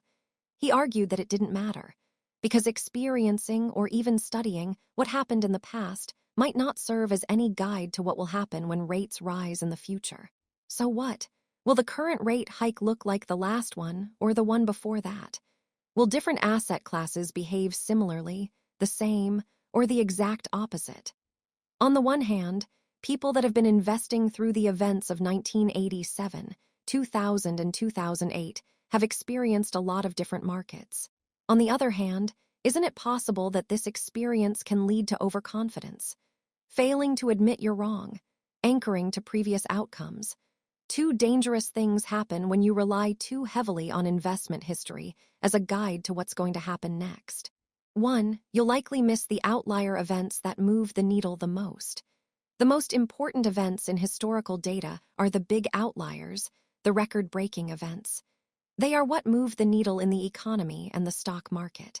The Great Depression, World War II, the dot-com bubble, September 11th, the housing crash of the mid-2000s. A handful of outlier events play an enormous role because they influence so many unrelated events in their wake. 15 billion people were born in the 19th and 20th centuries. But try to imagine how different the global economy and the whole world would be today if just 7 of them never existed. Adolf Hitler, Joseph Stalin, Mao Zedong, Gavrilo Princip, Thomas Edison, Bill Gates, Martin Luther King. I'm not even sure that's the most meaningful list. But almost everything about the world today, from borders to technology to social norms, would be different if these 7 people hadn't left their mark. Another way to put this is that 0.000000004% of people were responsible for perhaps the majority of the world's direction over the last century. The same goes for projects, innovations, and events. Imagine the last century without the Great Depression, World War II, the Manhattan Project, vaccines, antibiotics. ARPANET September 11th, the fall of the Soviet Union, how many projects and events occurred in the 20th century. Billions, trillions, who knows? But those 8 alone impacted the world orders upon orders of magnitude more than others. The thing that makes tail events easy to underappreciate is how easy it is to underestimate how things compound. How, for example, 9/11 prompted the Federal Reserve to cut interest rates, which helped drive the housing bubble, which led to the financial crisis, which led to a poor jobs market, which led tens of millions to seek a college education, which led to $1.6 trillion in student loans with a 10.8% default rate. It's not intuitive to link 19 hijackers to the current weight of student loans, but that's what happens in a world driven by a few outlier tail events. The majority of what's happening at any given moment in the global economy can be tied back to a handful of past events that were nearly impossible to predict. The most common plot of economic history is the role of surprises. The reason surprises occur is not because our models are wrong or our intelligence is low. It's because the odds that Adolf Hitler's parents argued on the evening 9 months before he was born were the same as them conceiving a child. Technology is hard to predict because Bill Gates may have died from polio if Jonas Salk got cranky and gave up on his quest to find a vaccine. The reason we couldn't predict the student loan growth is because an airport security guard may have confiscated a hijacker's knife on 9/11. That's all there is to it. The problem is that we often use events like the Great Depression and World War II to guide our views of things like worst-case scenarios when thinking about future investment returns. But those record-setting events had no precedent when they occurred. So the forecaster who assumes the worst and best events of the past will match the worst and best events of the future is not following history. They're accidentally assuming that the history of unprecedented events doesn't apply to the future. Nassim Taleb writes in his book Fooled by Randomness, in Pharaonic Egypt, scribes tracked the high water mark of the Nile and used it as an estimate for a future worst-case scenario. The same can be seen in the Fukushima nuclear reactor, which experienced a catastrophic failure in 2011 when a tsunami struck. It had been built to withstand the worst past historical earthquake, with the builders not imagining much worse, and not thinking that the worst past event had to be a surprise, as it had no precedent. This is not a failure of analysis. It's a failure of imagination. Realizing the future might not look anything like the past is a special kind of skill that is not generally looked highly upon by the financial forecasting community. At a 2017 dinner I attended in New York, Daniel Kahneman was asked how investors should respond when our forecasts are wrong. He said, "Whenever we are surprised by something, even if we admit that we made a mistake, we say, 'Oh, I'll never make that mistake again.' But in fact, what you should learn when you make a mistake because you did not anticipate something is that the world is difficult to anticipate. That's the correct lesson to learn from surprises, that the world is surprising. Here is the cleaned passage. The correct lesson to learn from surprises is that the world is surprising. Not that we should use past surprises as a guide to future boundaries. That we should use past surprises as an admission that we have no idea what might happen next. The most important economic events of the future, things that will move the needle the most, are things that history gives us little to no guide about. They will be unprecedented events. Their unprecedented nature means we won't be prepared for them, which is part of what makes them so impactful. This is true for both scary events like recessions and wars and great events like innovation. I'm confident in that prediction, because surprises moving the needle the most is the one forecast that's been accurate at virtually every point in history. History can be a misleading guide to the future of the economy and stock market because it doesn't account for structural changes that are relevant to today's world. Consider a few big ones. The 401k is 42 years old. The Roth IRA is younger, created in the 1990s. So personal financial advice and analysis about how Americans save for retirement today is not directly comparable to what made sense just a generation ago. We have new options. Things changed. Or take venture capital. It barely existed 25 years ago. There are single venture capital funds today that are larger than the entire industry was a generation ago. In his memoir, Nike founder Phil Knight wrote about his early days in business. There was no such thing as venture capital. An aspiring young entrepreneur had very few places to turn, and those places were all guarded by risk-averse gatekeepers with zero imagination. In other words, bankers. What this means, in effect, is that all historical data going back just a few decades about how startups are financed is out of date. What we know about investment cycles and startup failure rates is not a deep base of history to learn from, because the way companies are funded today is such a new historical paradigm. Or take public markets. The S&P 500 did not include financial stocks until 1976. Today, financials make up 16% of the index. Technology stocks were virtually non-existent 50 years ago. Today, they're more than a fifth of the index. Accounting rules have changed over time. So have disclosures, auditing, and the amount of market liquidity. Things changed. The time between U.S. recessions has changed dramatically over the last 150 years. The average time between recessions has grown from about 2 years in the late 1800s to 5 years in the early 20th century to 8 years over the last half-century.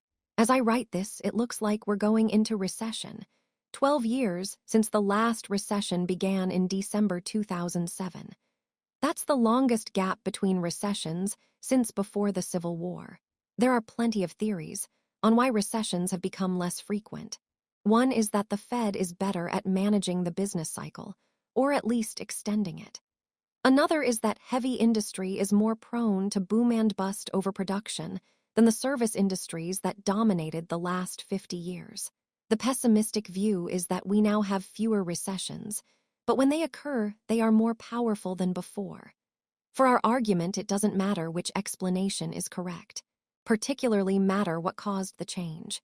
What matters is that things clearly changed. To show how these historic changes should affect investing decisions, consider the work of a man many believe to be one of the greatest investment minds of all time, Benjamin Graham. Graham's classic book, The Intelligent Investor, is more than theory. It gives practical directions like formulas investors can use to make smart investing decisions. I read Graham's book when I was a teenager, learning about investing for the first time. The formulas presented in the book were appealing to me because they were literally step-by-step instructions on how to get rich. Just follow the instructions. It seemed so easy. But something becomes clear when you try applying some of these formulas. Few of them actually work. Graham advocated purchasing stocks trading for less than their net working assets, basically cash in the bank minus all debts. This sounds great, but few stocks actually trade that cheaply anymore, other than, say, a penny stock accused of accounting fraud. One of Graham's criteria instructs conservative investors to avoid stocks trading for more than 1.5 times book value. If you followed this rule over the last decade, you would have owned almost nothing but insurance and bank stocks. There is no world where that is okay. The Intelligent Investor is one of the greatest investing books of all time. But I don't know a single investor who has done well implementing Graham's published formulas. The book is full of wisdom, perhaps more than any other investment book ever published. But as a how-to guide, it's questionable at best. What happened? Was Graham a showman who sounded good but whose advice didn't work? Not at all. He was a wildly successful investor himself. But he was practical, and he was a true contrarian. He wasn't so wedded to investing ideas that he'd stick with them when too many other investors caught onto those theories, making them so popular as to render their potential useless. Jason Zweig, who annotated a later version of Graham's book, once wrote, "Graham was constantly experimenting and retesting his assumptions and seeking out what works, not what worked yesterday but what works today." In each revised edition of The Intelligent Investor, Graham discarded the formulas he presented in the previous edition and replaced them with new ones, declaring, in a sense, that those do not work anymore, or they do not work as well as they used to. These are the formulas that seem to work better now. One of the common criticisms made of Graham is that all the formulas in the 1972 edition are antiquated. The only proper response to this criticism is to say, of course they are. They are the ones he used to replace the formulas in the 1965 edition. which replaced the formulas in the 1954 edition, which, in turn, replaced the ones from the 1949 edition, which were used to augment the original formulas that he presented in security analysis in 1934. Graham died in 1976. If the formulas he advocated were discarded and updated 5 times between 1934 and 1972, how relevant do you think they are in 2020? Or will be in 2050? Just before he died, Graham was asked whether detailed analysis of individual stocks, a tactic he became famous for, remained a strategy he favored. He answered, "In general, no. I am no longer an advocate of elaborate techniques of security analysis in order to find superior value opportunities." This was a rewarding activity, say, 40 years ago, when our textbook was first published. But the situation has changed a great deal since then. 41 What changed was, competition grew as opportunities became well known. Technology made information more accessible, and industries changed as the economy shifted from industrial to technology sectors, which have different business cycles and capital uses. Things changed. An interesting quirk of investing history is that the further back you look, the more likely you are to be examining a world that no longer applies to today. Many investors and economists take comfort in knowing their forecasts are backed up by decades, even centuries, of data. But since economies evolve, recent history is often the best guide to the future, because it's more likely to include important conditions that are relevant to the future. There's a common phrase in investing, usually used mockingly, that it's different this time. If you need to rebut someone who's predicting the future won't perfectly mirror the past, say, "Oh, so you think it's different this time," and drop the mic.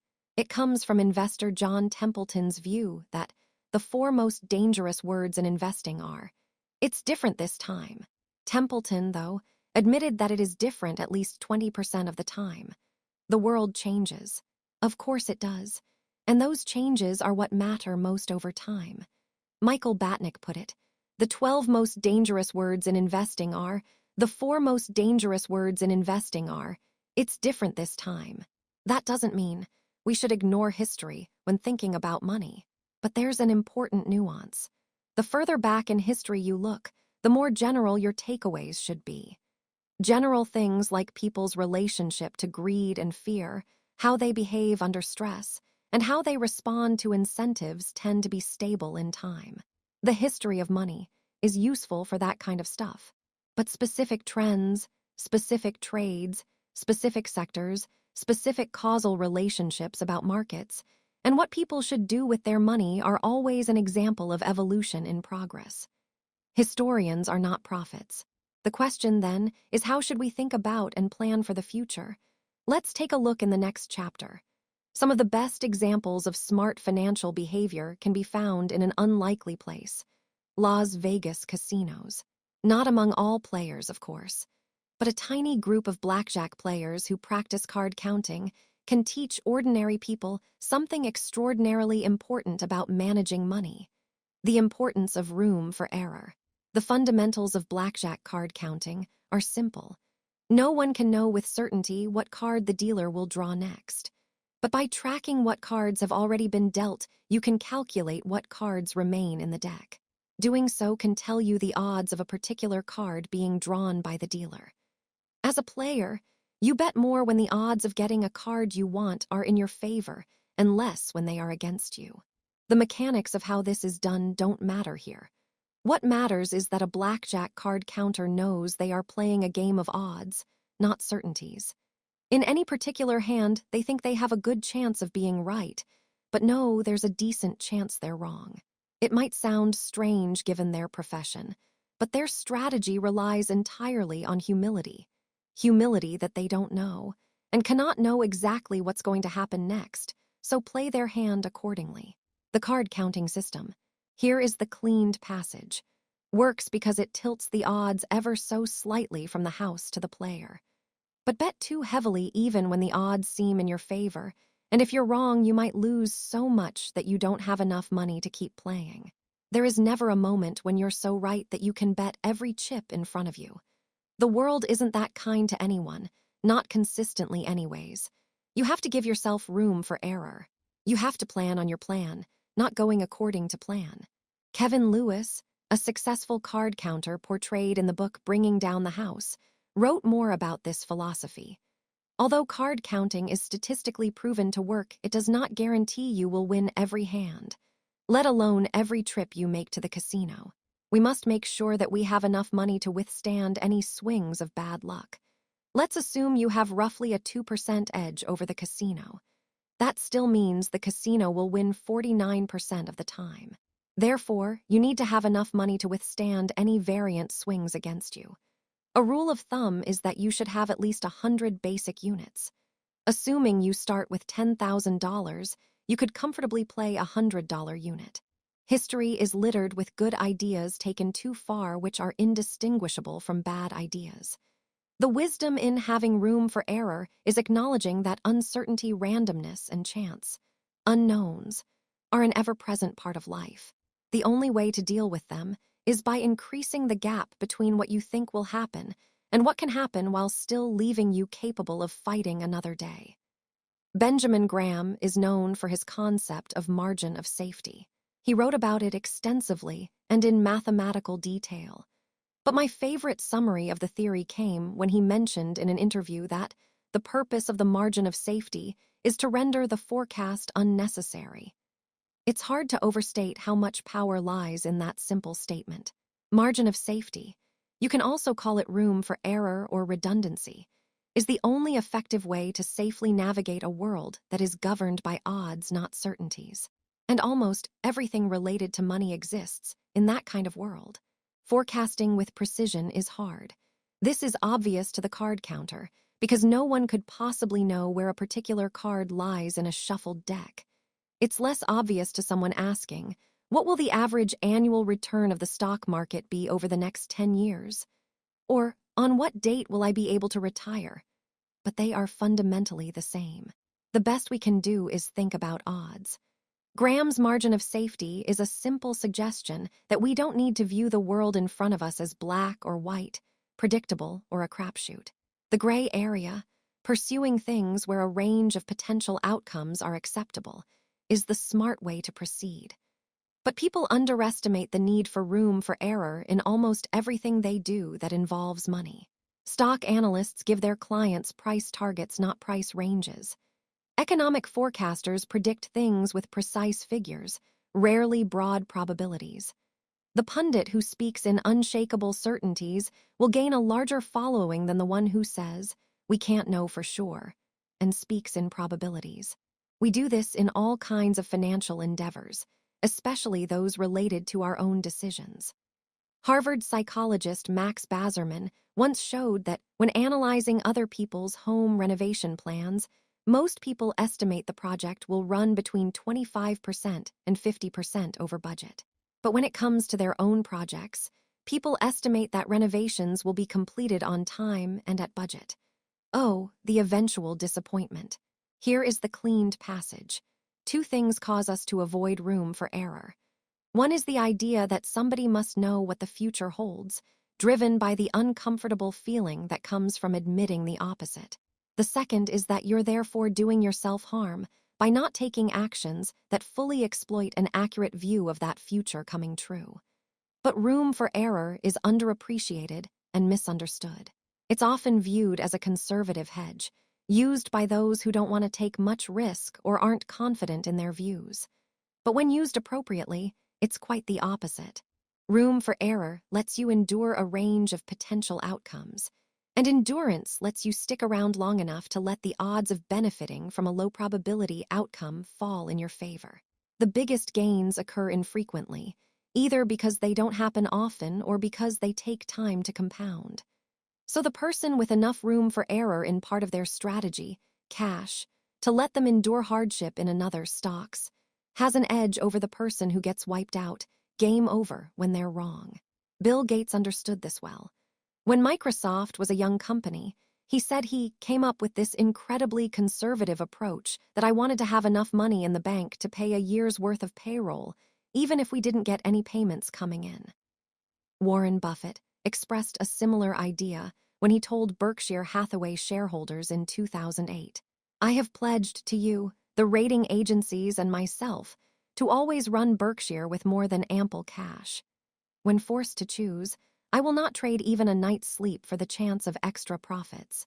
There are a few specific places for investors to think about room for error. One is volatility. Can you survive your assets declining by 30%?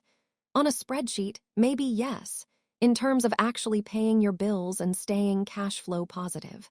But what about mentally? It is easy to underestimate what a 30% decline does to your psyche. Your confidence may become shot at the very moment opportunity is at its highest. You or your spouse may decide it's time for a new plan or new career. I know several investors who quit after losses because they were exhausted, physically exhausted. Spreadsheets are good at telling you when the numbers do or don't add up. They're not good at modeling how you'll feel when you tuck your kids in at night wondering if the investment decisions you've made were a mistake that will hurt their future. Having a gap between what you can technically endure versus what's emotionally possible is an overlooked version of room for error. Another is saving for retirement.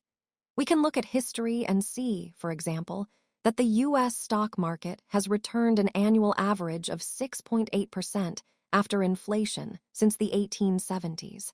It's a reasonable first approximation to use that as an estimate of what to expect on your own diversified portfolio when saving for retirement. You can use those return assumptions to back into the amount of money you'll need to save each month to achieve your target nest egg. But what if future returns are lower? Or what if long-term history is a good estimate of the long-term future, but your target retirement date ends up falling in the middle of a brutal bear market, like 2009? What if a future bear market scares you out of stocks, and you end up missing a future bull market, so the returns you actually earn are less than the market average? What if you need to cash out your retirement accounts in your 30s to pay for a medical mishap? The answer to those what-ifs is, you won't be able to retire like you once predicted, which can be a disaster. The solution is simple. Use room for error when estimating your future returns. This is more art than science. For my own investments, which I'll describe more in Chapter 20, I assume the future returns I'll earn in my lifetime will be 1/3 lower than the historic average. So I save more than I would if I assumed the future will resemble the past. It's my margin of safety. The future may be worse than lower than the past, but no margin of safety offers a 100% guarantee.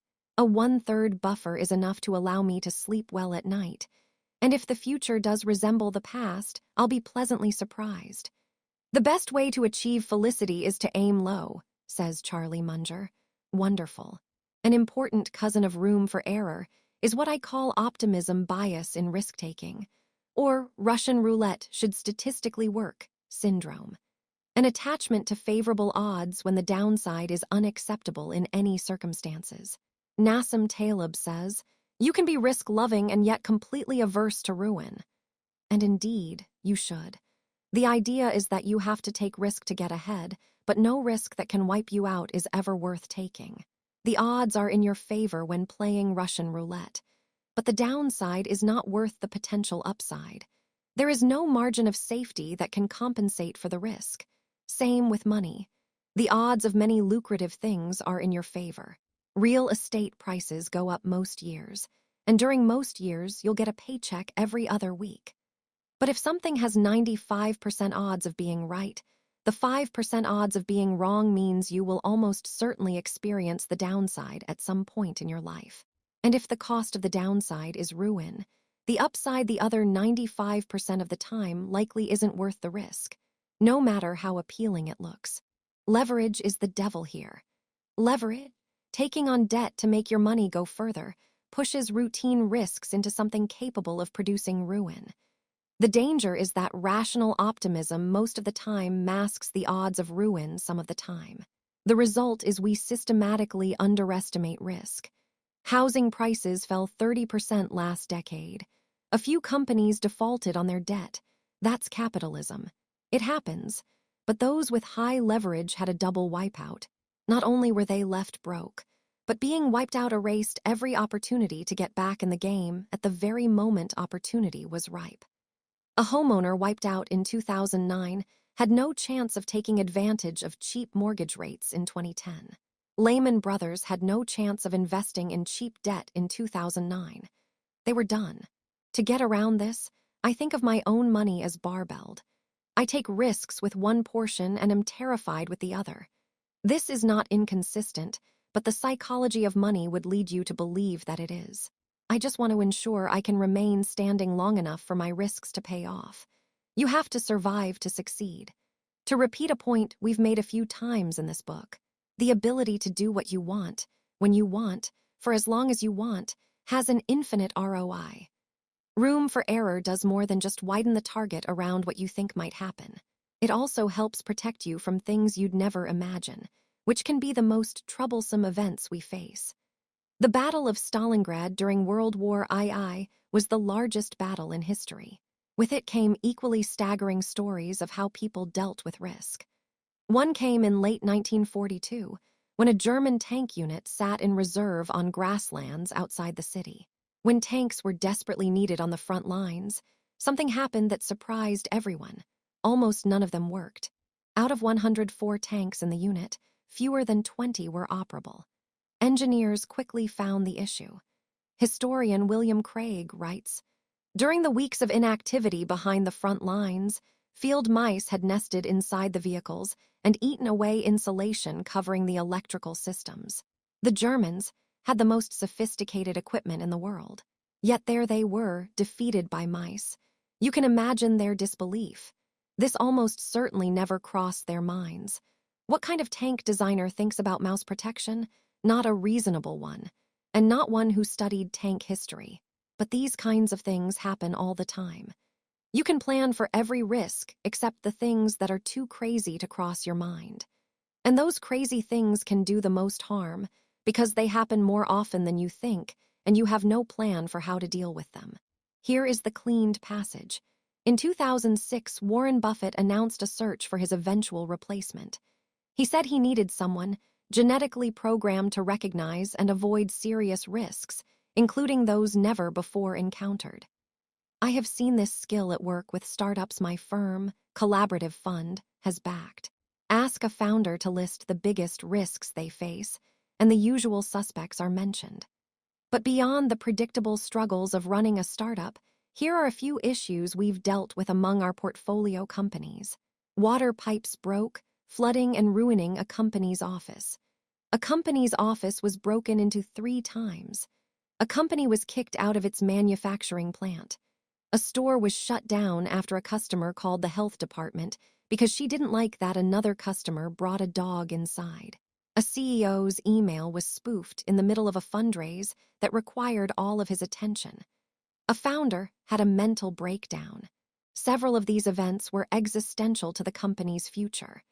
But none were foreseeable, because none had previously happened to the CEOs dealing with these problems, or anyone else they knew, for that matter. It was uncharted territory. Avoiding these kinds of unknown risks is, almost by definition, impossible.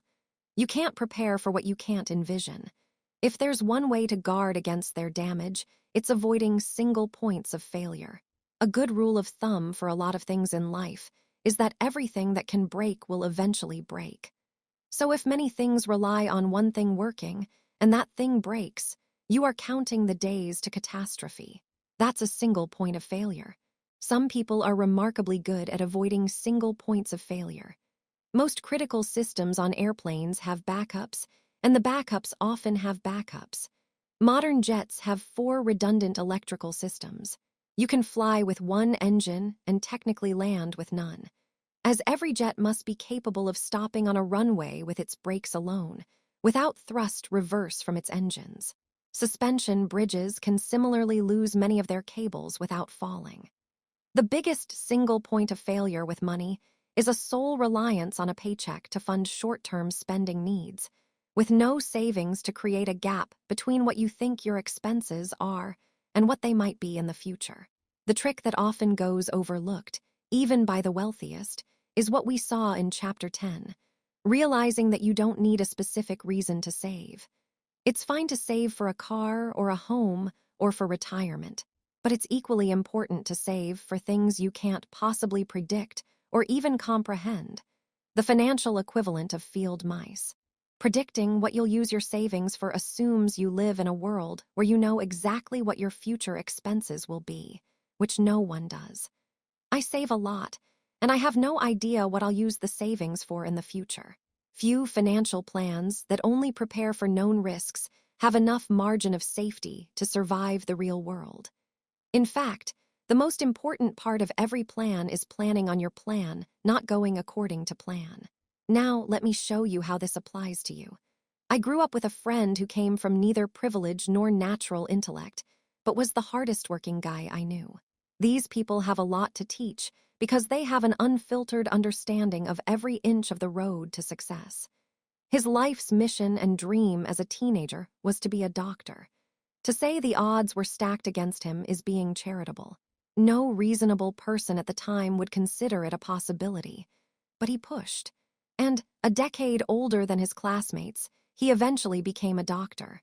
How much fulfillment comes from starting from nothing, bulldozing your way to the top of medical school, and achieving one of the most noble professions against all odds. I spoke to him a few years ago. The conversation went like this. Me's long time no talk, how you doy? Him, awful career. Me, haha, well, Tim, awful career, man. This went on for 10 minutes. The stress and hours had worn him into the ground. He seemed as disappointed in where he is today as he was driven toward where he wanted to be 15 years ago. An underpinning of psychology is that people are poor forecasters of their future selves. Imagining a goal is easy and fun. Imagining a goal in the context of the realistic life stresses that grow with competitive pursuits is something entirely different. This has a big impact on our ability to plan for future financial goals. Every 5-year-old boy wants to drive a tractor when they grow up. Few jobs look better in the eyes of a young boy whose idea of a good job begins and ends with vroom vroom, beep beep, big tractor, here I come. Then many grow up and realize that driving a tractor maybe isn't the best career. Maybe they want something more prestigious or lucrative. So as a teenager they dream of being a lawyer. Now they think their plan is set. Law school and its costs, here we come. Then, as a lawyer, they face such long working hours that they rarely see their families.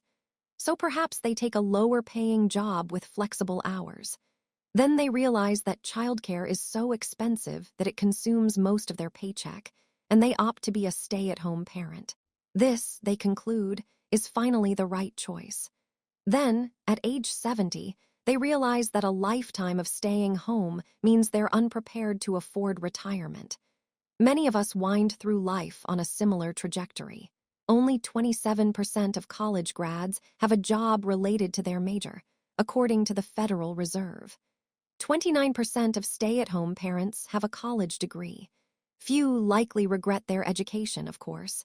But we should acknowledge that a new parent in their 30s may think about life goals in a way their 18-year-old self making career goals would never imagine. Long-term financial planning is essential, but things change, both the world around you and your own goals and desires. It is one thing to say, we don't know what the future holds. It's another to admit that you, yourself, don't know today what you will even want in the future. And the truth is, few of us do. It's hard to make enduring long-term decisions when your view of what you'll want in the future is likely to shift. The end of history illusion is what psychologists call the tendency for people to be keenly aware of how much they've changed in the past, but to underestimate how much their personalities, desires, and goals are likely to change in the future. Harvard psychologist Daniel Gilbert once said, "At every stage of our lives, we make decisions that will profoundly influence the lives of the people we're going to become. And then when we become those people, we're not always thrilled with the decisions we made." So young people pay good money to get tattoos, removed that teenagers paid good money to get. Middle-aged people rush to divorce people who young adults rushed to marry. Older adults work hard to lose what middle-aged adults worked hard to gain. On and on and on. All of us, he said, are walking around with an illusion, An illusion that history, our personal history, has just come to an end, that we have just recently become the people that we were always meant to be and will be for the rest of our lives. We tend to never learn this lesson. Gilbert's research shows people from age 18 to 68 underestimate how much they will change in the future. You can see how this can impact a long-term financial plan. Charlie Munger says the first rule of compounding is to never interrupt it unnecessarily. But how do you not interrupt a money plan? Careers, investments, spending, budgeting, whatever, when what you want out of life changes? It's hard. Part of the reason people like Ronald Reed, the wealthy janitor we met earlier in the book, and Warren Buffett becomes so successful is because they kept doing the same thing for decades on end, letting compounding run wild. But many of us evolve so much over a lifetime that we don't want to keep doing the same thing for decades on end, or anything close to it. So rather than one 80-something-year lifespan, our money has perhaps 4 distinct 20-year blocks. I know young people who purposefully live austere lives with little income, and they're perfectly happy with it. Then there are those who work their tails off to pay for a life of luxury, and they're perfectly happy with that. Both have risks. The former risks being unprepared to raise a family or fund retirement. The latter risks regret that you spent your youthful and healthy years in a cubicle. There is no easy solution to this problem. Tell a 5-year-old boy he should be a lawyer instead of a tractor driver, and he will disagree with every cell in his body. But there are 2 things to keep in mind when making what you think are long-term decisions. We should avoid the extreme ends of financial planning. Assuming you'll be happy with a very low income, or choosing to work endless hours in pursuit of a high one, increases the odds that you'll one day find yourself at a point of regret.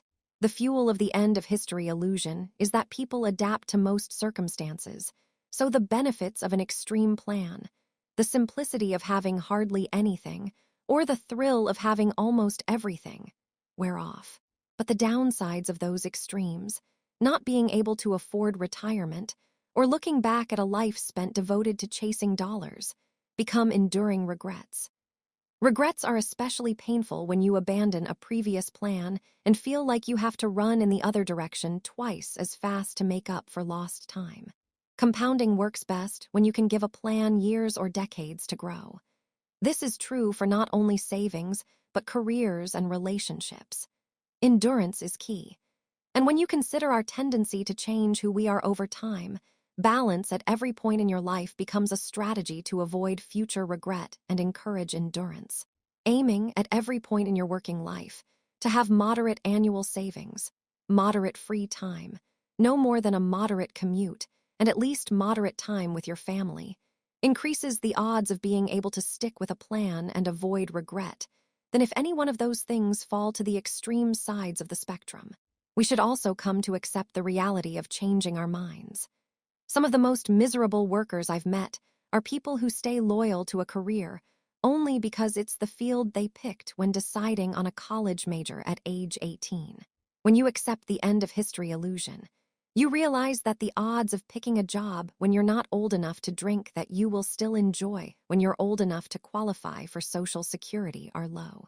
The trick is to accept the reality of change and move on as soon as possible.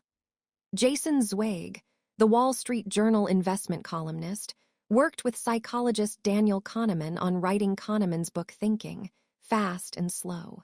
Zweig once told a story about a personality quirk of Kahneman's that served him well. "Nothing amazed me more about Danny than his ability to detonate what we had just done," Zweig wrote. He and Kahneman could work endlessly on a chapter, but the next thing you know, Kahneman sends a version so utterly transformed that it is unrecognizable. It begins differently, it ends differently, it incorporates anecdotes and evidence you never would have thought of, it draws on research that you've never heard of. When I asked Danny how he could start again as if we had never written an earlier draft, Zweig continued, he said the words I've never forgotten. I have no sunk costs. Sunk costs, anchoring decisions to past efforts that can't be refunded, are a devil in a world where people change over time. They make our future selves prisoners to our past, different selves. It's the equivalent of a stranger making major life decisions for you. Embracing the idea that financial goals made when you were a different person should be abandoned, without mercy versus put on life support and dragged on, can be a good strategy to minimize future regret. The quicker it's done, the sooner you can get back to compounding. Next, let's talk about compounding's price of admission. Everything has a price, and the key to a lot of things with money is just figuring out what that price is and being willing to pay it. The problem is that the price of a lot of things is not obvious until you've experienced them firsthand, when the bill is overdue. General Electric was the largest company in the world in 2004, worth $1/3 trillion. It had either been first or second each year for the previous decade, capitalism's shining example of corporate aristocracy. Then everything fell to pieces. The 2008 financial crisis sent GE's financing division, which supplied more than half the company's profits, into chaos. It was eventually sold for scrap. Subsequent bets in oil and energy were disasters, resulting in billions in write-offs. GE stock fell from $40 in 2007 to $7 by 2018. Blame placed on CEO Jeff Immelt, who ran the company since 2001, was immediate and harsh. He was criticized for his leadership, his acquisitions, cutting the dividend, laying off workers, and of course, the plunging stock price. Rightly so, those rewarded with dynastic wealth when times are good hold the burden of responsibility when the tide goes out. He stepped down in 2017, but Immelt said something insightful on his way out, responding to critics who said his actions were wrong and what he should have done was obvious. Immelt told his successor, "Every job looks easy when you're not the one doing it. Every job looks easy when you're not the one doing it, because the challenges faced by someone in the arena are often invisible to those in the crowd. Dealing with the conflicting demands of sprawling bloat, short-term investors, regulators, unions, and entrenched bureaucracy is not only hard to do, but it's hard to even recognize the severity of the problems until you're the one dealing with them." Immelt's successor, who lasted 14 months, learned this as well. Most things are harder in practice than they are in theory. Sometimes this is because we're overconfident. More often it's because we're not good at identifying what the price of success is, which prevents us from being able to pay it. The S&P 500 increased 119-fold in the 50 years ending 2018. All you had to do was sit back and let your money compound. But of course, successful investing looks easy when you're not the one doing it. Hold stocks for the long run, you'll hear. It's good advice. But do you know how hard it is to maintain a long-term outlook when stocks are collapsing? Like everything else worthwhile, successful investing demands a price. But its currency is not dollars and cents.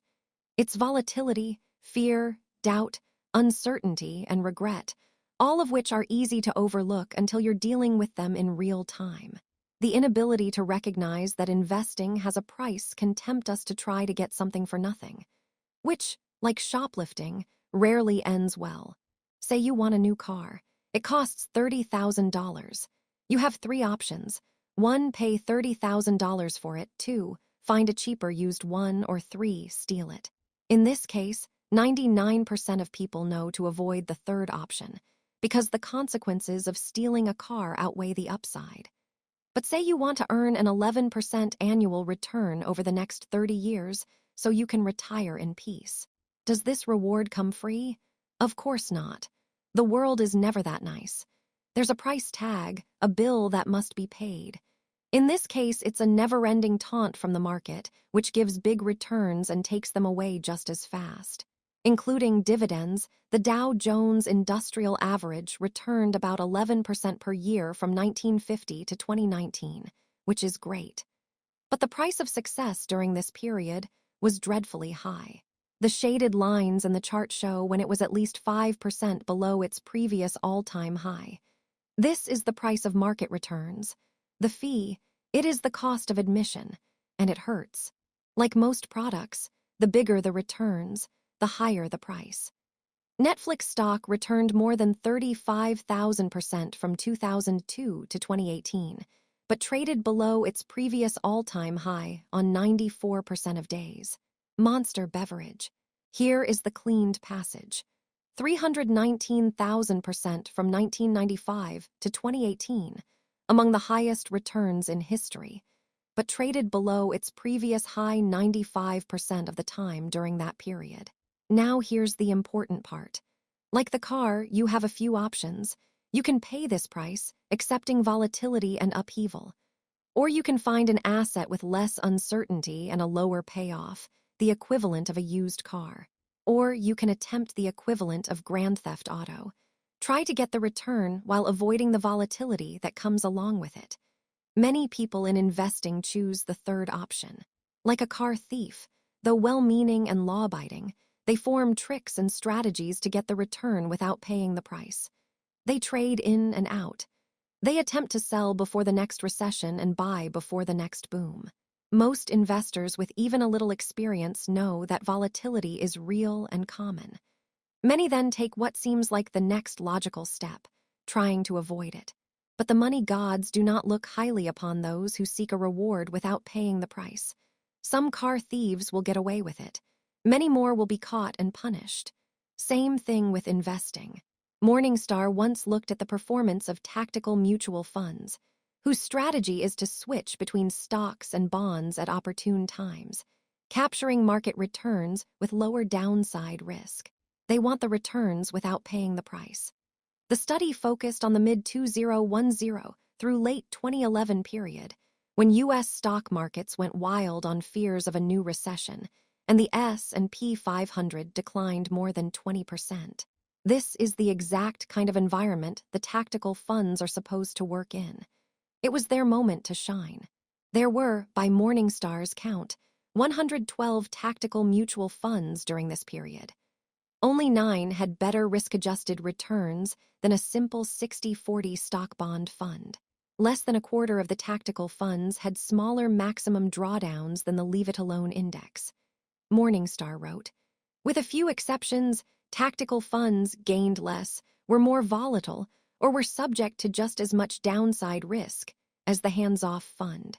Individual investors fall for this when making their own investments, too. The average equity fund investor underperformed the funds they invested in by 0.5% per year, according to Morningstar, the result of buying and selling when they should have just bought and held. The irony is that by trying to avoid the price, investors end up paying double. Back to GE. One of its many faults stems from an era under former CEO Jack Welch.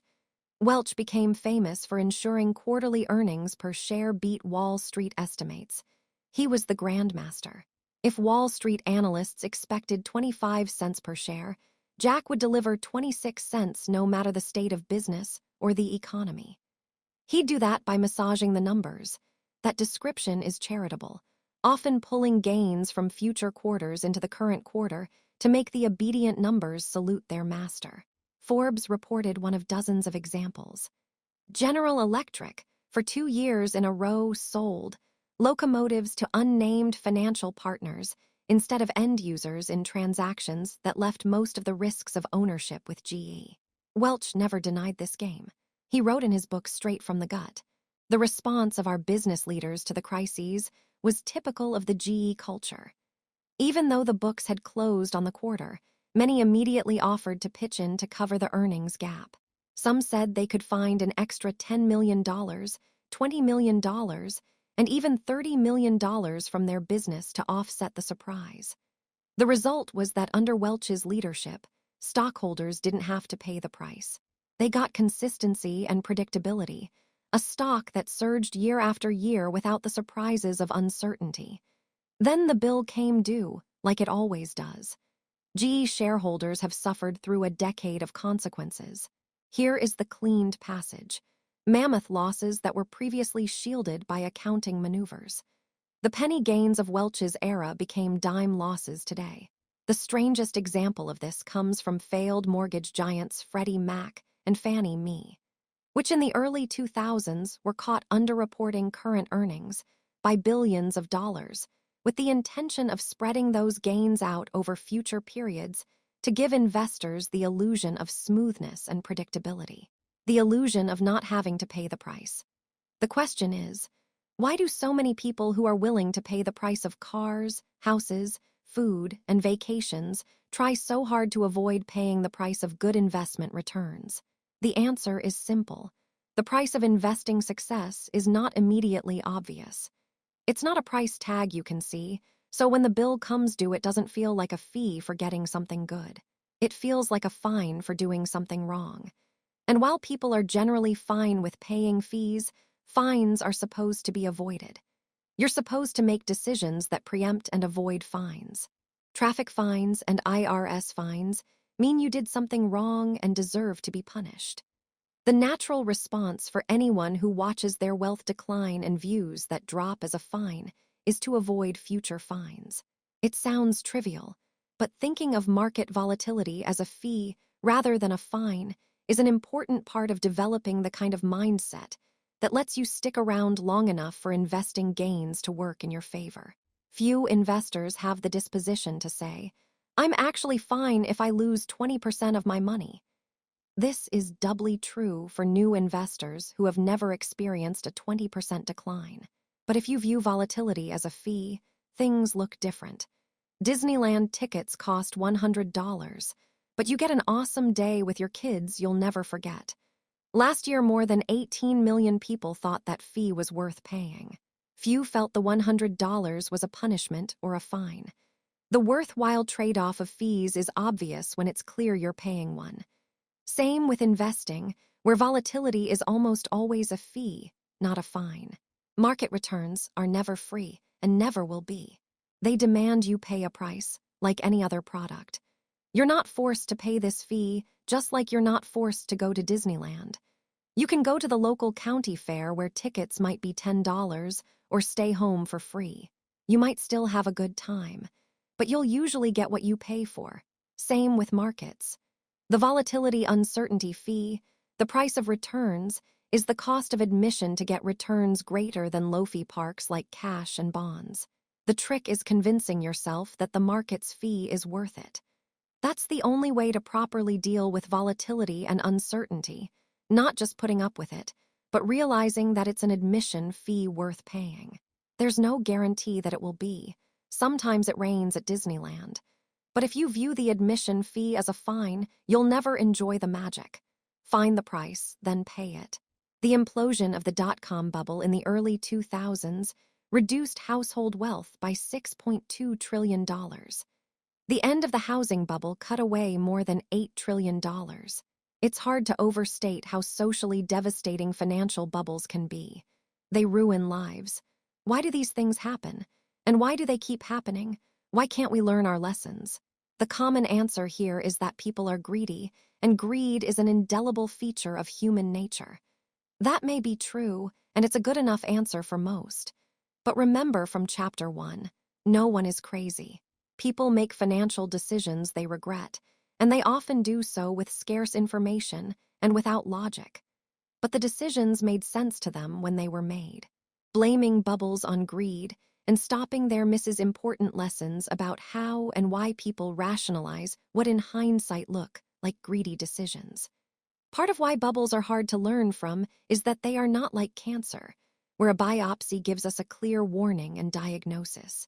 They are closer to the rise and fall of a political party, where the outcome is known in hindsight, but the cause and blame are never agreed upon.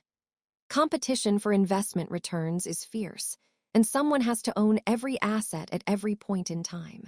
That means the mere idea of bubbles will always be controversial, because no one wants to think they own an overvalued asset.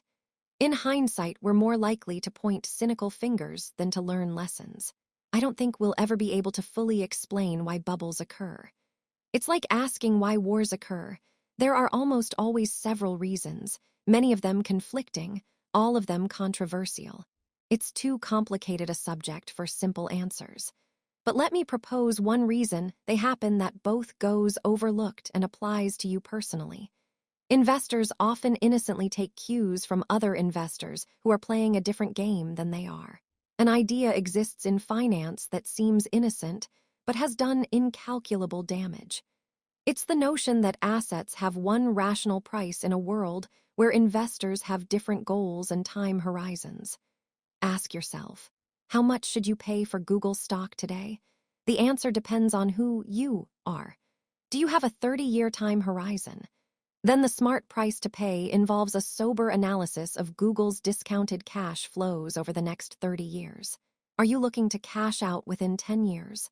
Then the price to pay can be figured out by an analysis of the tech industry's potential over the next decade and whether Google management can execute on its vision. Are you looking to sell within a year? Then pay attention to Google's current product sales cycles and whether we'll have a bear market. Are you a day trader? Then the smart price to pay is who cares? Because you're just trying to squeeze a few bucks out of whatever happens between now and lunchtime, which can be accomplished at any price.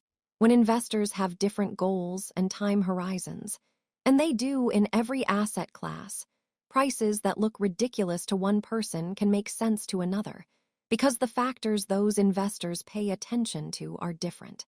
Take the dot-com bubble in the 1990s. People can look at Yahoo stock in 1999 and say, that was crazy, a zillion times revenue. The valuation made no sense.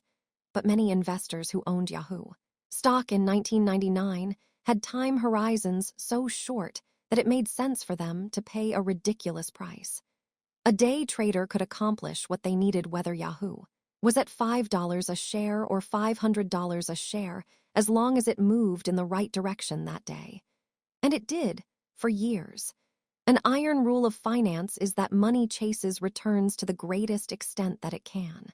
If an asset has momentum, it's been moving consistently up for a period of time. It's not crazy for a group of short-term traders to assume it will keep moving up. Not indefinitely, just for the short period of time they need it to. Momentum attracts short-term traders in a reasonable way. Then it's off to the races.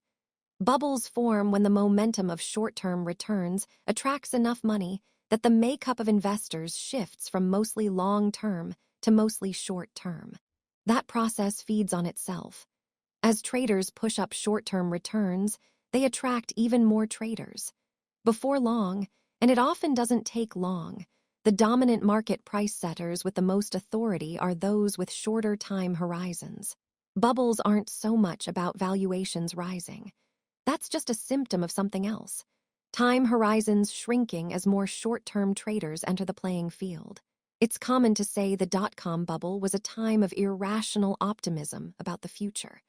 But one of the most common headlines of that era was announcing record trading volume, which is what happens when investors are buying and selling in a single day.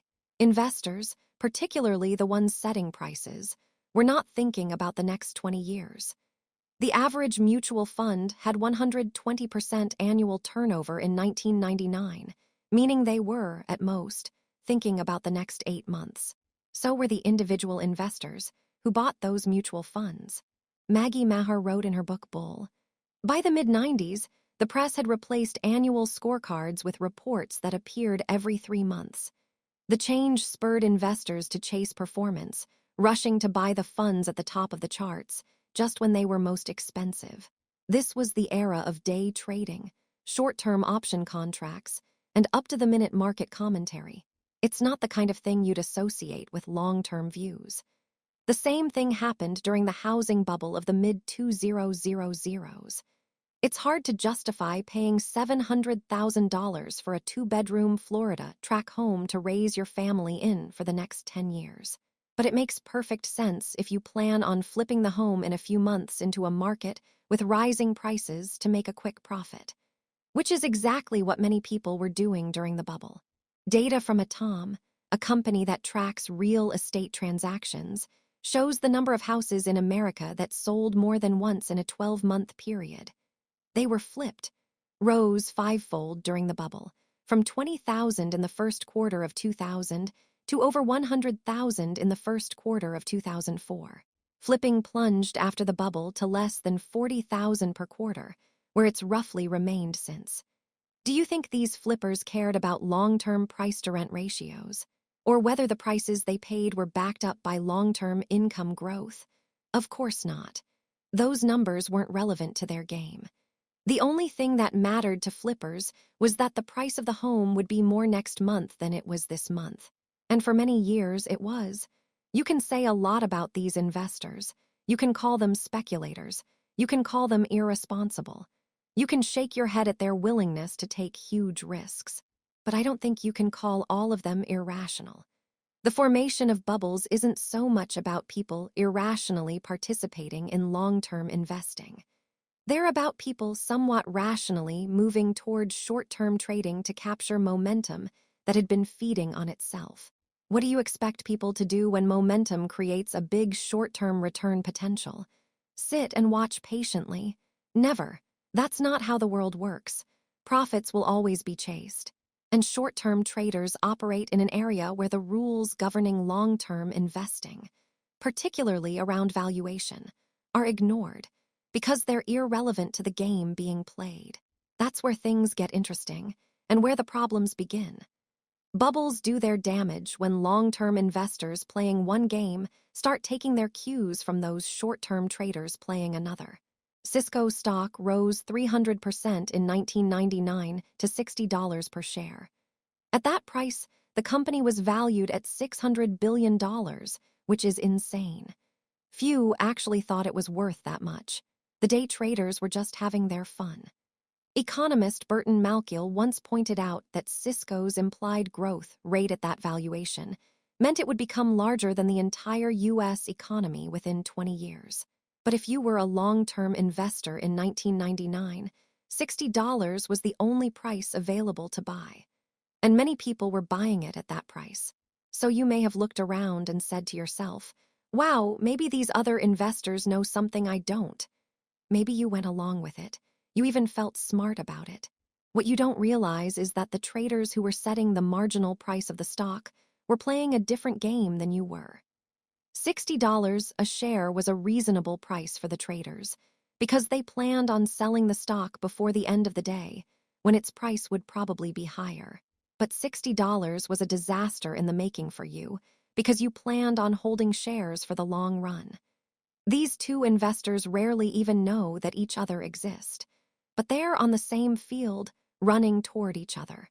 When their paths blindly collide, someone gets hurt. Many finance and investment decisions are rooted in watching what other people do and either copying them or betting against them.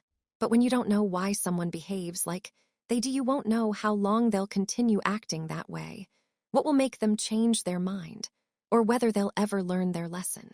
When a commentator on CNBC says, "You should buy this stock," keep in mind that they do not know who you are. Are you a teenager trading for fun? An elderly widow on a limited budget?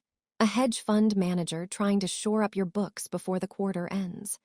Are we supposed to think those three people have the same priorities, and that whatever level a particular stock is trading at is right for all three of them? It's crazy.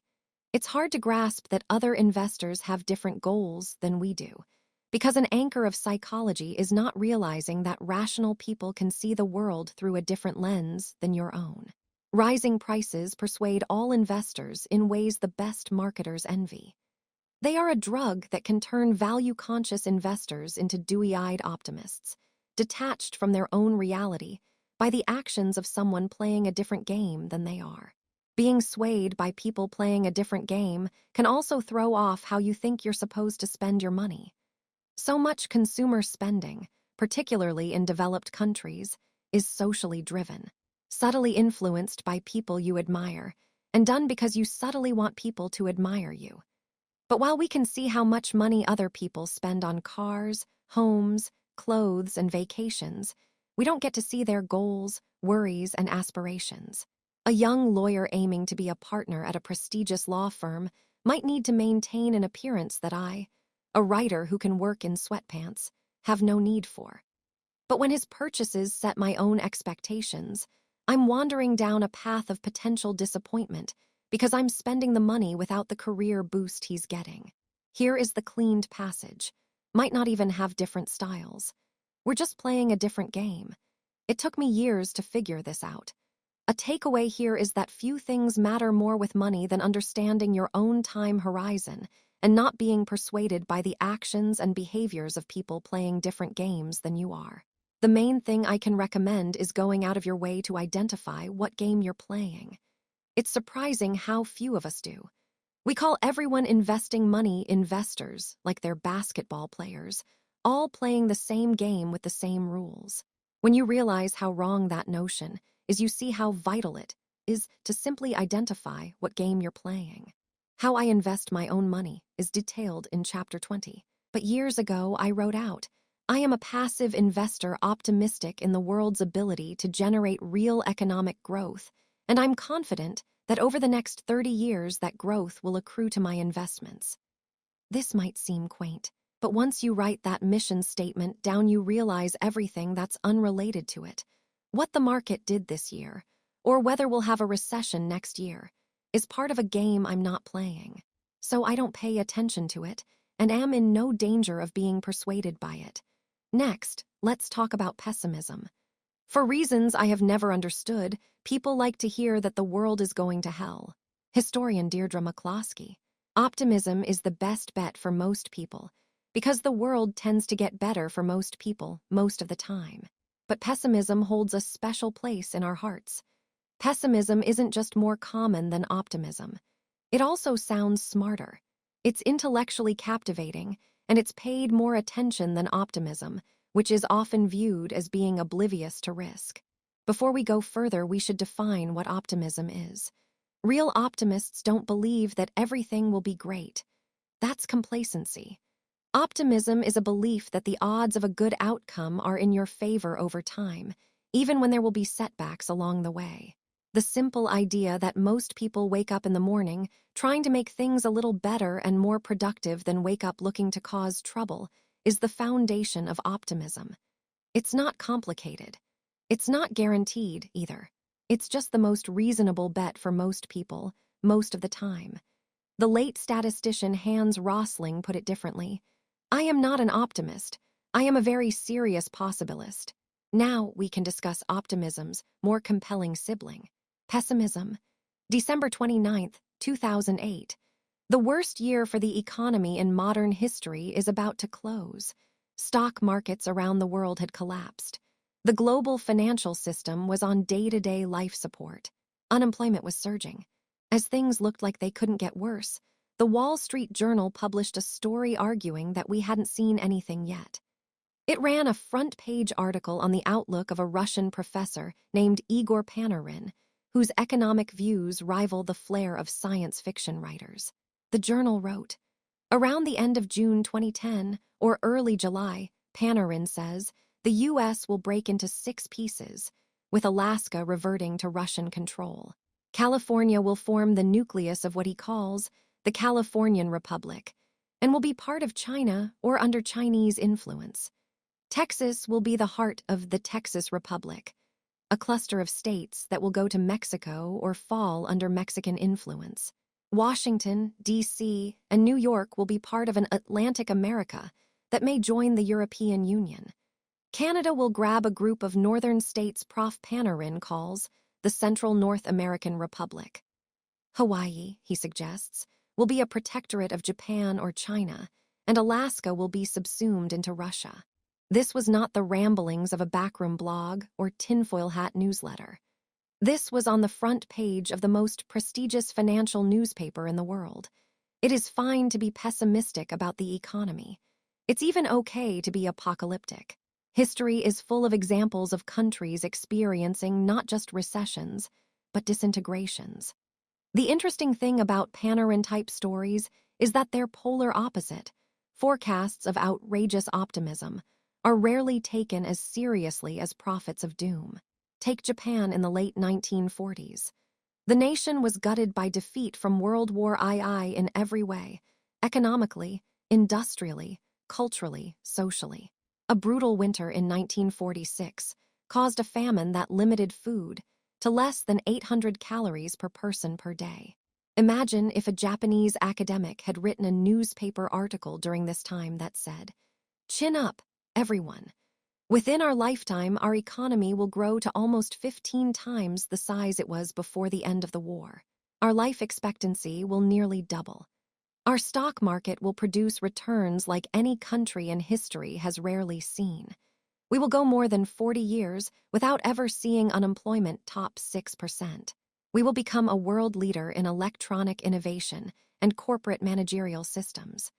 Before long, we will be so rich that we will own some of the most prized real estate in the United States.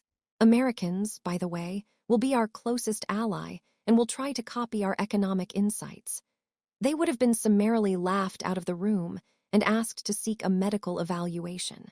Keep in mind the description above is what actually happened in Japan in the generation after the war. But the mirror opposite of Panarin looks absurd in a way a forecast of doom doesn't. Pessimism just sounds smarter and more plausible than optimism. Tell someone that everything will be great, and they're likely to either shrug you off or offer a skeptical eye. Tell someone they're in danger, and you have their undivided attention. If a smart person tells me they have a stock pick that's going to rise tenfold in the next year, I will immediately write them off as full of nonsense. If someone who's full of nonsense tells me that a stock I own is about to collapse because it's an accounting fraud, I will clear my calendar and listen to their every word. Say we'll have a big recession and newspapers will call you. Say we're headed for average growth and no one particularly cares. Say we're nearing the next Great Depression and you'll get on TV. But mention that good times are ahead, or markets have room to run, or that a company has huge potential, and a common reaction from commentators and spectators alike is that you are either a salesman or comically aloof of risks. The investing newsletter industry has known this for years, and is now populated by prophets of doom despite operating in an environment where the stock market has gone up 17,000-fold in the last century, including dividends. This is true beyond finance. Matt Ridley wrote in his book The Rational Optimist, a constant drumbeat of pessimism usually drowns out any triumphalist song.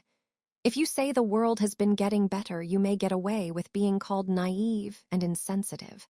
If you say the world is going to go on getting better, you are considered embarrassingly mad. If, on the other hand, you say catastrophe is imminent, you may expect a MacArthur Genius Award or even the Nobel Peace Prize. In my own adult lifetime, the fashionable reasons for pessimism changed, but the pessimism was constant.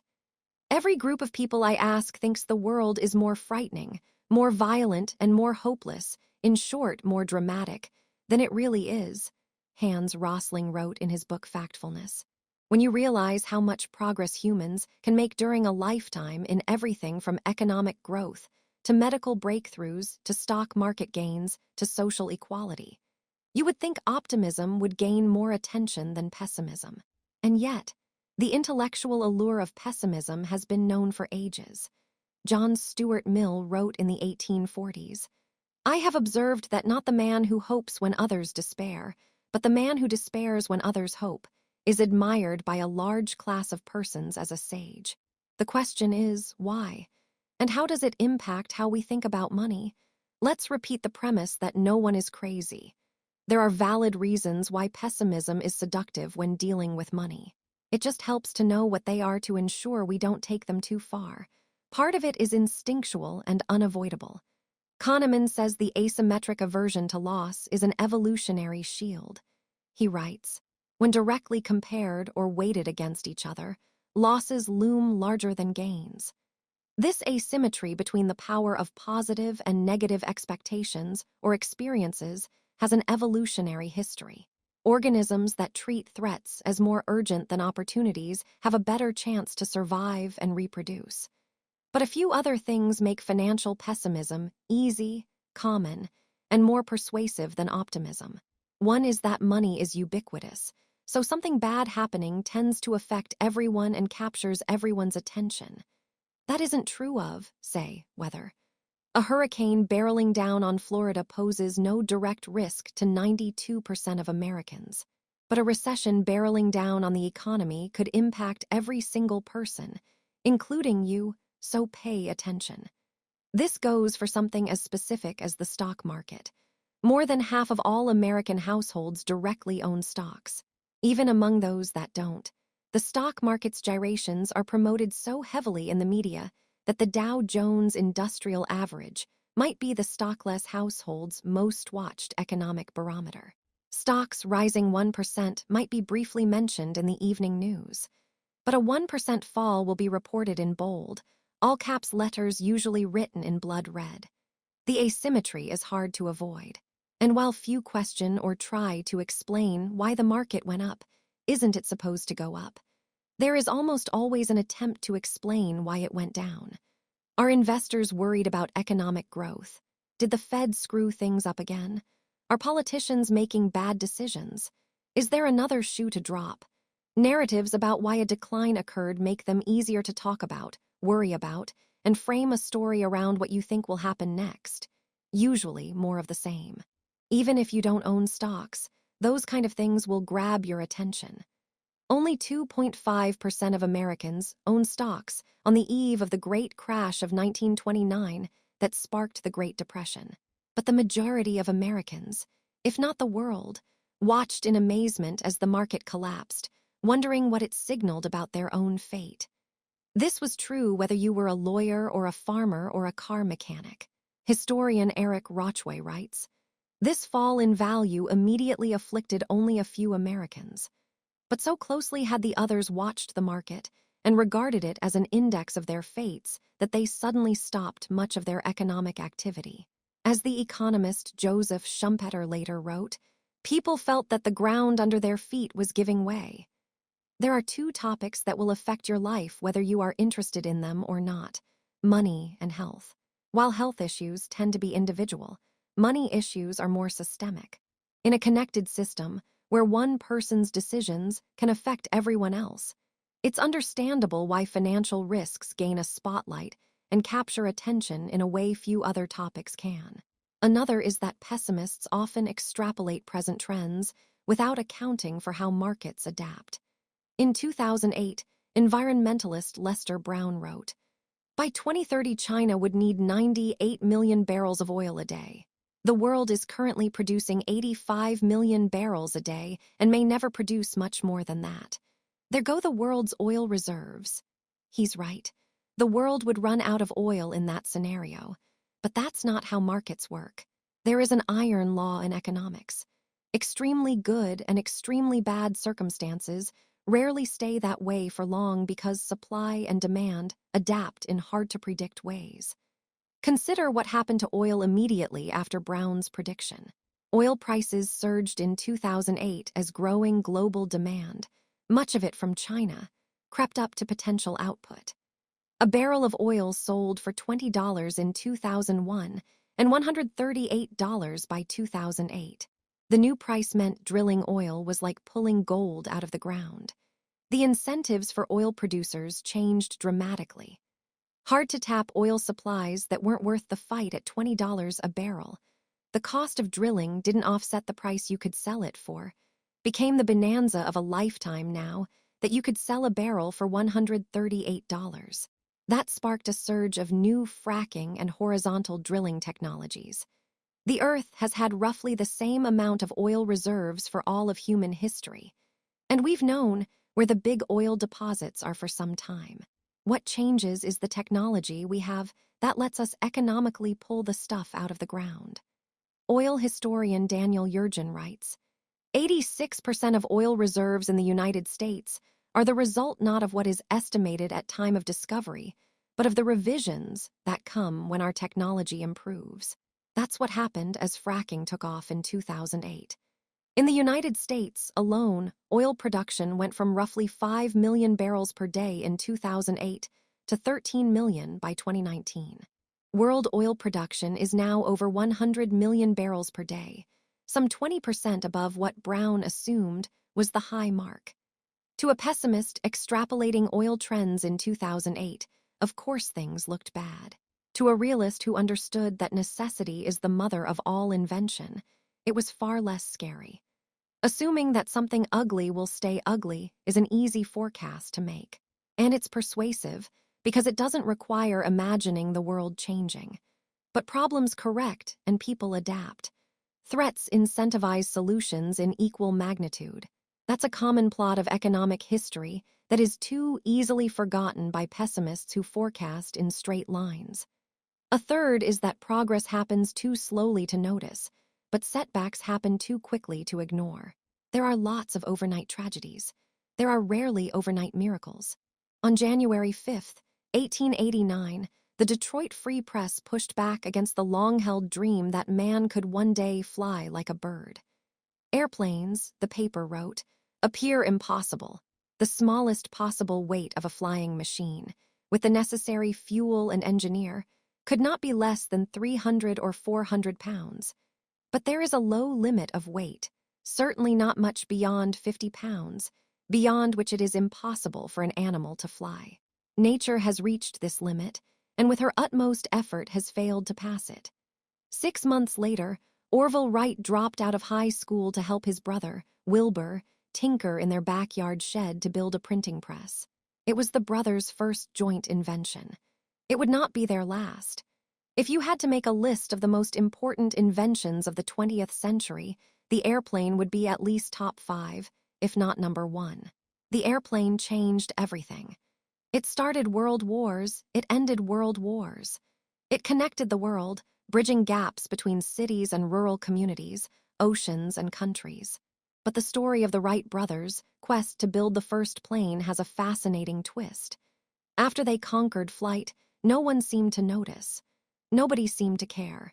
In his 1952 book on American history, Frederick Lewis Allen wrote, "Several years went by before the public grasped what the Wrights were doing.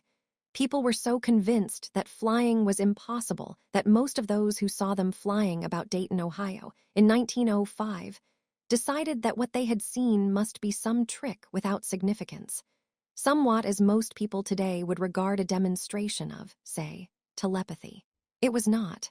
Until May 1908, nearly 4.5 years after the Wrights' first flight, that experienced reporters were sent to observe what they were doing. Experienced editors gave full credence to these reporters' excited dispatches, and the world at last woke up to the fact that human flight had been successfully accomplished. Even after people caught on to the plane's wonder, they underestimated it for years. First, it was seen mainly as a military weapon, then a rich person's toy, then, perhaps, used to transport a few people. The Washington Post wrote in 1909, "There will never be such a thing as commercial aerial freighters. Freight will continue to drag its slow weight across the patient earth." The first cargo plane took off 5 months later. Now compare that slow, years-long awakening to becoming optimistic about the airplane to how quickly people pay attention to drivers of pessimism, like a corporate bankruptcy, or a major war, or a plane crash. Some of the first mentions of the Wrights plane came in 1908, when an Army lieutenant named Thomas Selfridge was killed during a demonstration flight. Growth is driven by compounding, which always takes time. Destruction is driven by single points of failure, which can happen in seconds, and loss of confidence, which can happen in an instant. It's easier to create a narrative around pessimism because the story pieces tend to be fresher and more recent. Optimistic narratives require looking at a long stretch of history and developments, which people tend to forget and take more effort to piece together. Consider the progress of medicine. Looking at the last year will do you little good. Any single decade won't do much better, but looking at the last 50 years will show something extraordinary. For example, the age-adjusted death rate per capita from heart disease has declined more than 70% since 1965, according to the National Institute of Health.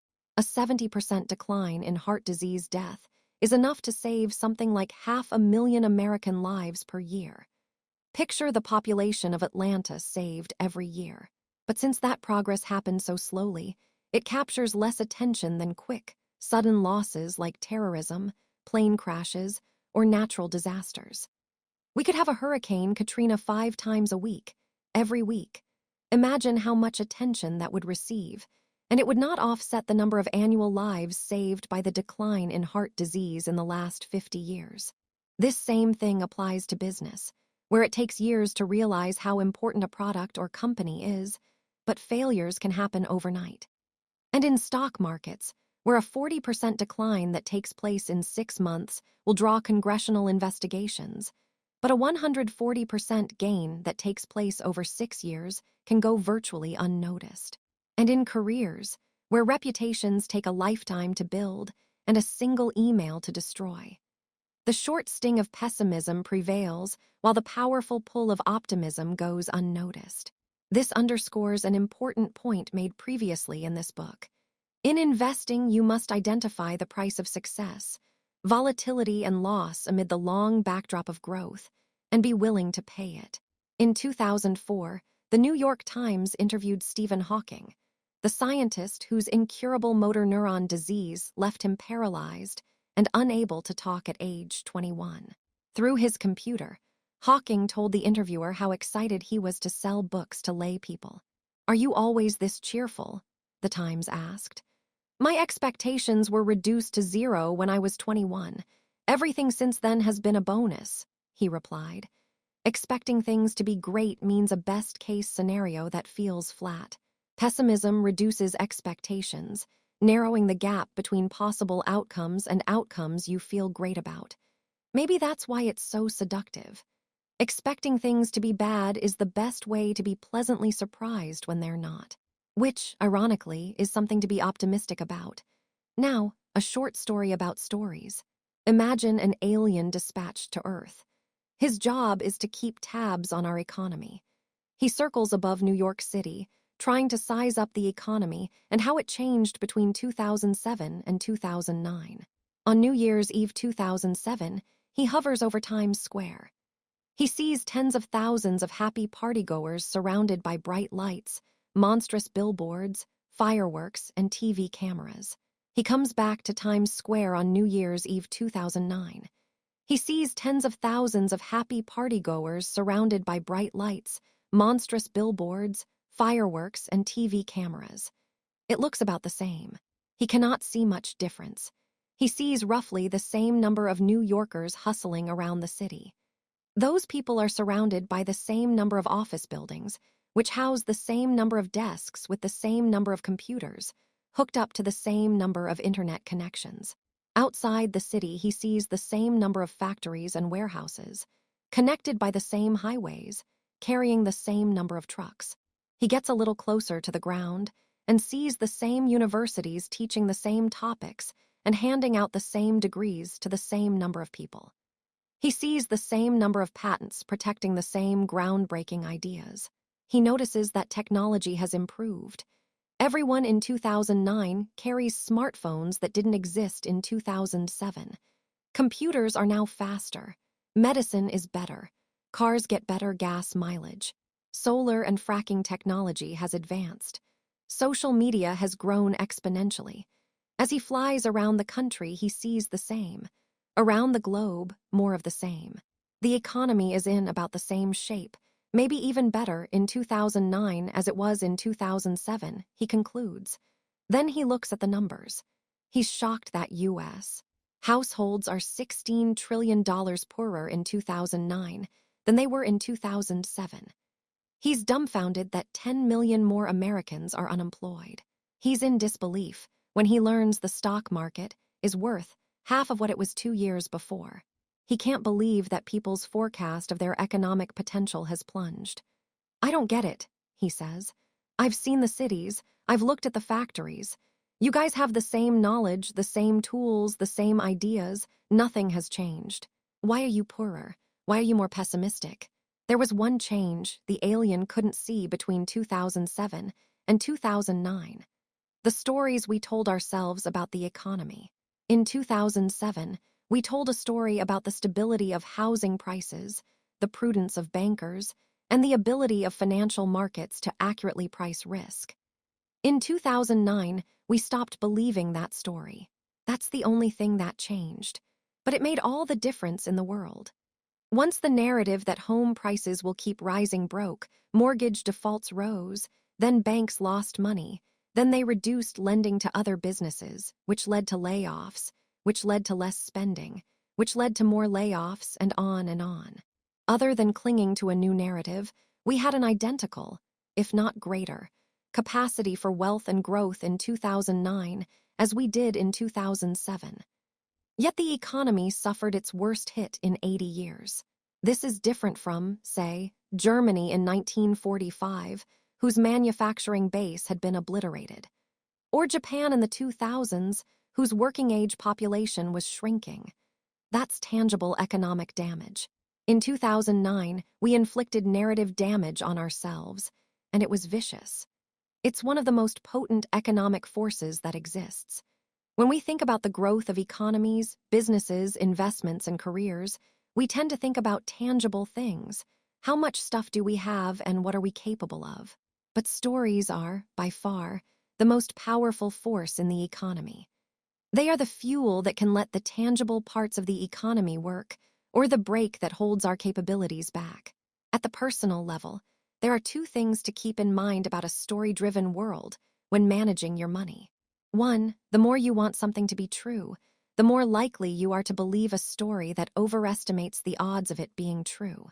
What was the happiest day of your life? The documentary How to Live Forever asks that innocent question to a centenarian who offered an amazing response. Armistice Day, she said, referring to the 1918 agreement that ended World War I. Why? The producer asks. Because we knew there would be no more wars ever again, she says. Here is the cleaned passage. World War II began 21 years later, killing 75 million people. There are many things in life that we think are true because we desperately want them to be true. I call these things appealing fictions. They have a big impact on how we think about money, particularly investments and the economy. An appealing fiction happens when you are smart, you want to find solutions, but face a combination of limited control and high stakes. They are extremely powerful. They can make you believe just about anything. Take a short example. Ali Hajjaji's son was sick. Elders in his Yemeni village proposed a folk remedy. Shove the tip of a burning stick through his son's chest to drain the sickness from his body. After the procedure, Hajjaji told the New York Times, "When you have no money and your son is sick, you'll believe anything." Medicine predates useful medicine by thousands of years. Before the scientific method and the discovery of germs, there was bloodletting, starvation therapy, cutting holes in your body to let the evils out, and other treatments that did nothing but hasten your demise. It seems crazy. But if you desperately need a solution and a good one isn't known or readily available to you, the path of least resistance is toward Hajjaji's reasoning, willing to believe anything. Not just try anything, but believe it. Chronicling the Great Plague of London, Daniel Defoe wrote in 1722, "The people were more addicted to prophecies and astrological conjurations, dreams, and old wives' tales than ever they were before or since. Almanacs frighted them terribly. The posts of houses and corners of streets were plastered over with doctors' bills and papers of ignorant fellows, quacking and inviting the people to come to them for remedies, which was generally set off with such flourishes as these: infallible preventive pills against the plague, never-failing preservatives against the infection, sovereign cordials against the corruption of the air. The plague killed 1/4 of Londoners in 18 months. You'll believe just about anything when the stakes are that high. Now think about how the same set of limited information and high stakes impact our financial decisions. Why do people listen to TV investment commentary that has little track record of success? Partly because the stakes are so high in investing. Get a few stock picks right and you can become rich without much effort. If there's a 1% chance that someone's prediction will come true, and it coming true will change your life, it's not crazy to pay attention, just in case. And there are so many financial opinions that once you pick a strategy or side, you become invested in them both financially and mentally. If you want a certain stock to rise tenfold, that's your tribe. If you think a certain economic policy will spark hyperinflation, that's your side. These may be low-probability bets. The problem is that viewers can't, or don't, calibrate low odds like a 1% chance.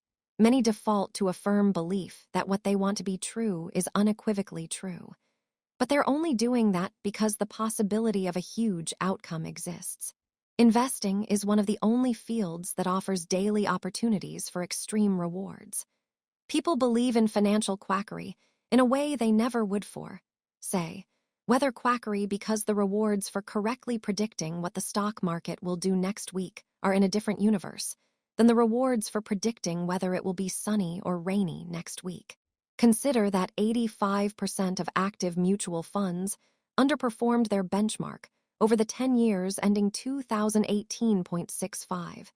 That figure has been fairly stable for generations.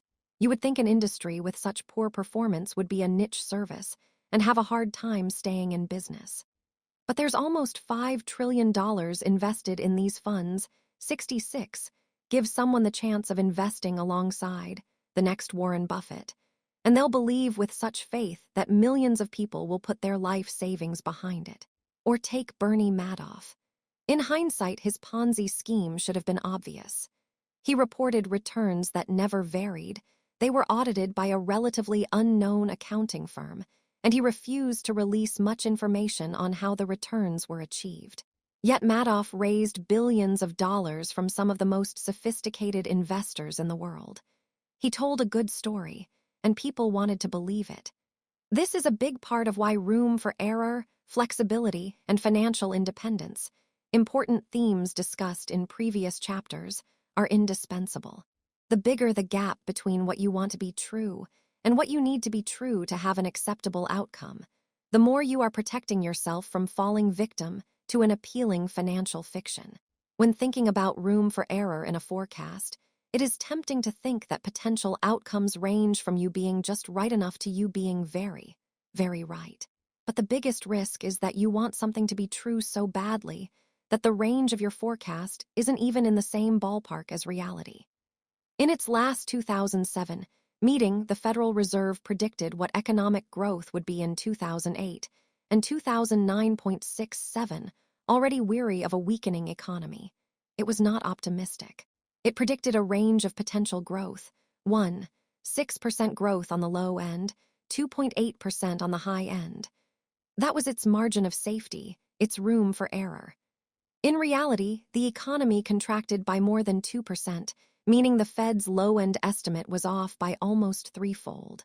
It's hard for a policymaker to predict an outright recession, because a recession will make their careers complicated. So even worst-case projections rarely expect anything worse than just slowish growth. It's an appealing fiction, and it's easy to believe because expecting anything worse is too painful to consider. Policymakers are easy targets for criticism, but all of us do this to some extent, and we do it in both directions. If you think a recession is coming and you cash out your stocks in anticipation, your view of the economy is suddenly going to be warped by what you want to happen. Every blip, every anecdote will look like a sign that doom has arrived. Maybe not because it has, but because you want it to. Incentives are a powerful motivator, and we should always remember how they influence our own financial goals and outlooks. It can't be overstated. There is no greater force in finance than room for error, and the higher the stakes, the wider it should be. Everyone has an incomplete view of the world, but we form a complete narrative to fill in the gaps. My daughter is about a year old as I write this. She's curious about everything and learns so fast. But sometimes I think about all the stuff she can't comprehend. She has no idea why her dad goes to work every morning. The concept of bills, budgets, careers, promotions, and saving for retirement are completely foreign to her. Imagine trying to explain the Federal Reserve, credit derivatives, or NAFTA to her. Impossible. But her world isn't dark. She does not wander around in confusion. Here is the cleaned passage. Even at a year old, she's written her own internal narrative of how everything works. Blankets keep you warm, mom's snuggles keep you safe, and dates taste good. Everything she comes across fits into one of a few dozen mental models she's learned. When I go to work, she doesn't stop in confusion, wondering what salary and bills are. She has a crystal clear explanation of the situation. Dad isn't playing with me, and I wanted him to play with me, so I'm sad. Even though she knows little, she doesn't realize it, because she tells herself a coherent story about what's going on based on the little she does know. All of us, no matter our age, do the same thing. Just like my daughter, I don't know what I don't know. So I am just as susceptible to explaining the world through the limited set of mental models I have at my disposal. Like her, I look for the most understandable causes in everything I come across. And like her, I'm wrong about a lot of them, because I know a lot less about how the world works than I think I do.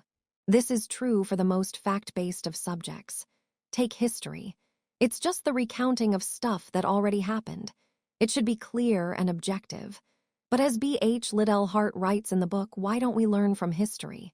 History cannot be interpreted without the aid of imagination and intuition. The sheer quantity of evidence is so overwhelming that selection is inevitable. Where there is selection, there is art. Those who read history tend to look for what proves them right and confirms their personal opinions. They defend loyalties. They read with a purpose to affirm or to attack. They resist inconvenient truth since everyone wants to be on the side of the angels, just as we start wars to end all wars. Daniel Kahneman once told me about the stories people tell themselves to make sense of the past. He said, "Hindsight, the ability to explain the past, gives us the illusion that the world is understandable. It gives us the illusion that the world makes sense, even when it doesn't make sense. That's a big deal in producing mistakes in many fields. Most people, when confronted with something they don't understand, do not realize they don't understand it because they're able to come up with an explanation that makes sense based on their own unique perspective and experiences in the world, however limited those experiences are. We all want the complicated world we live in to make sense. So we tell ourselves stories to fill in the gaps of what are effectively blind spots. What these stories do to us financially can be both fascinating and terrifying. When I'm blind to parts of how the world works, I might completely misunderstand why the stock market is behaving like it is, in a way that gives me too much confidence in my ability to know what it might do next. Part of the reason forecasting the stock market and the economy is so hard is because you are the only person in the world who thinks the world operates the way you do.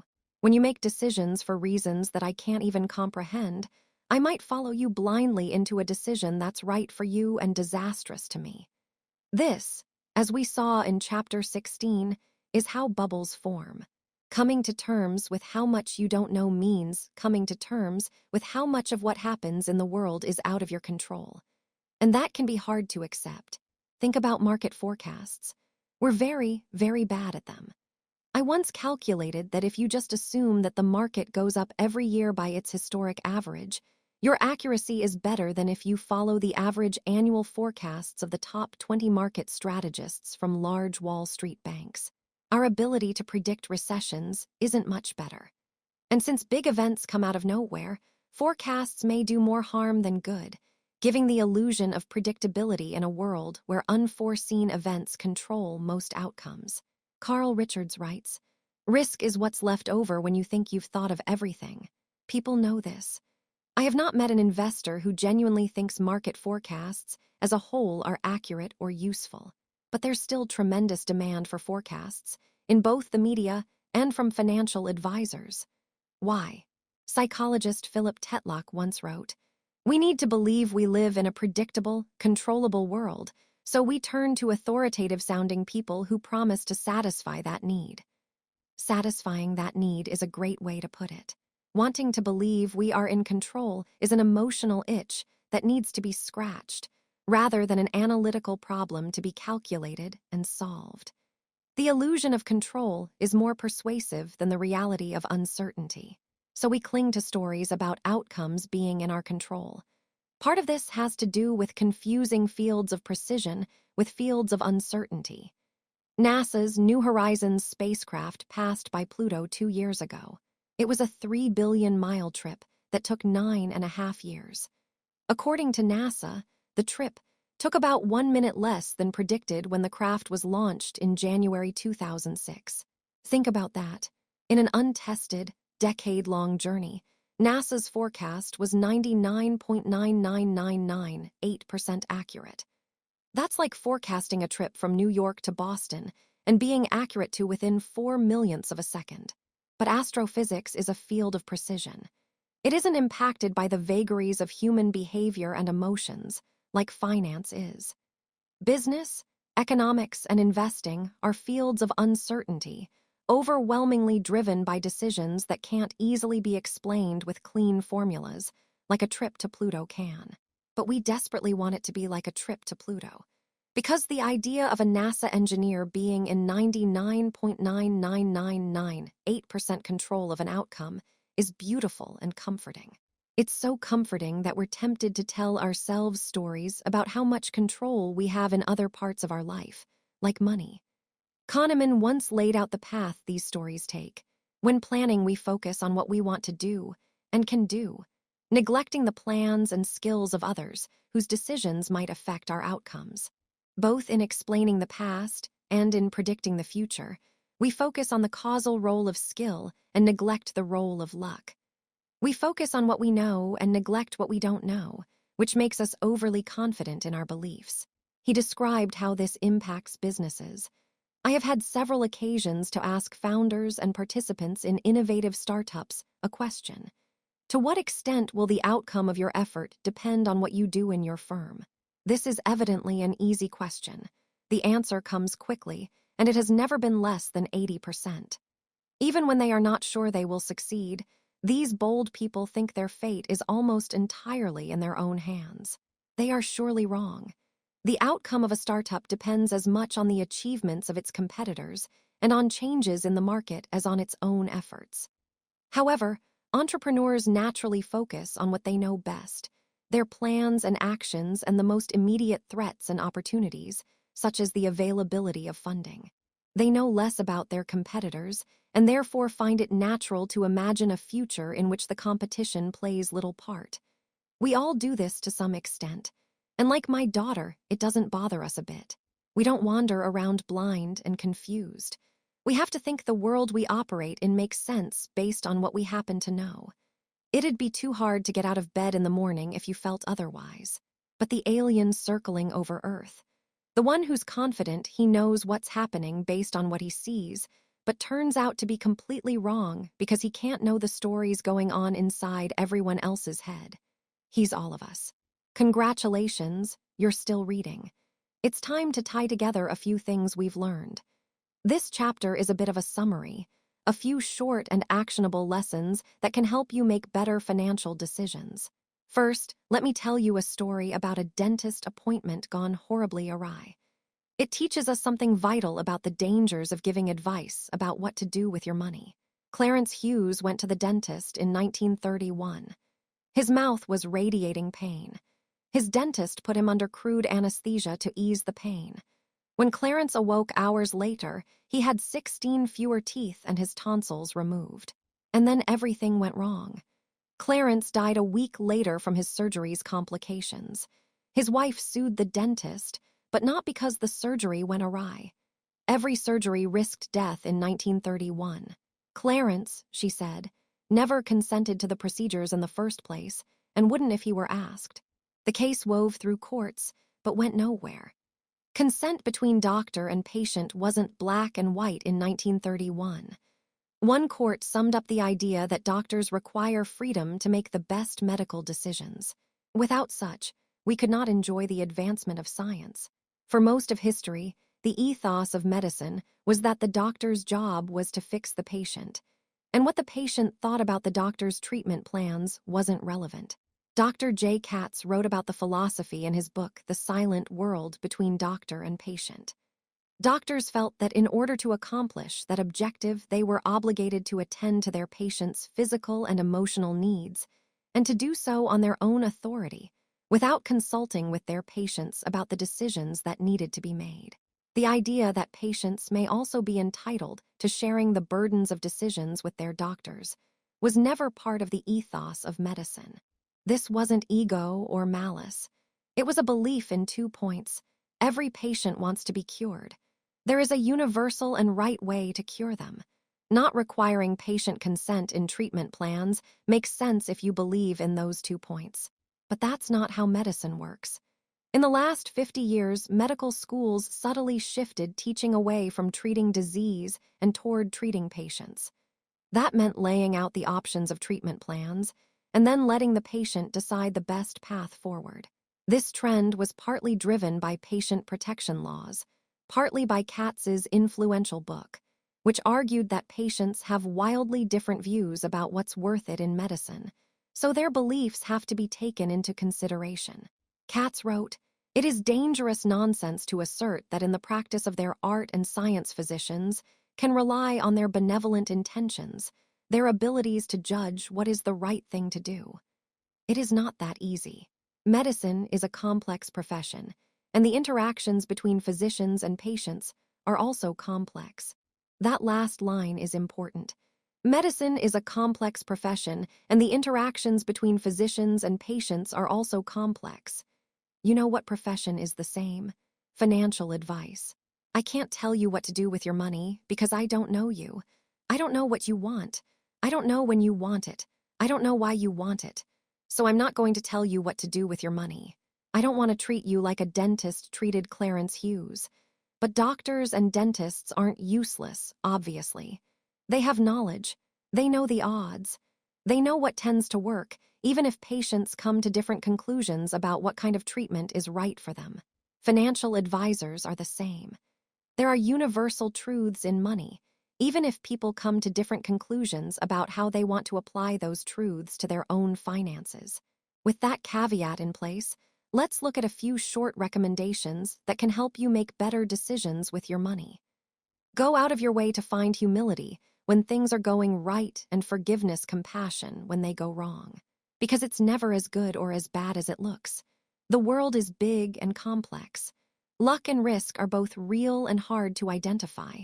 Do so when judging both yourself and others. Respect the power of luck and risk, and you'll have a better chance of focusing on things you can actually control.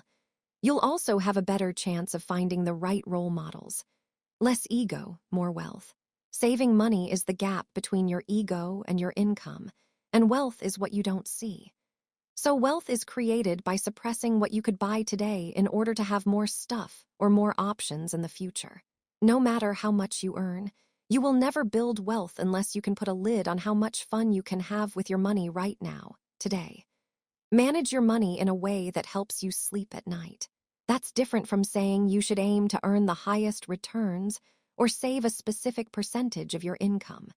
Some people won't sleep well unless they're earning the highest returns.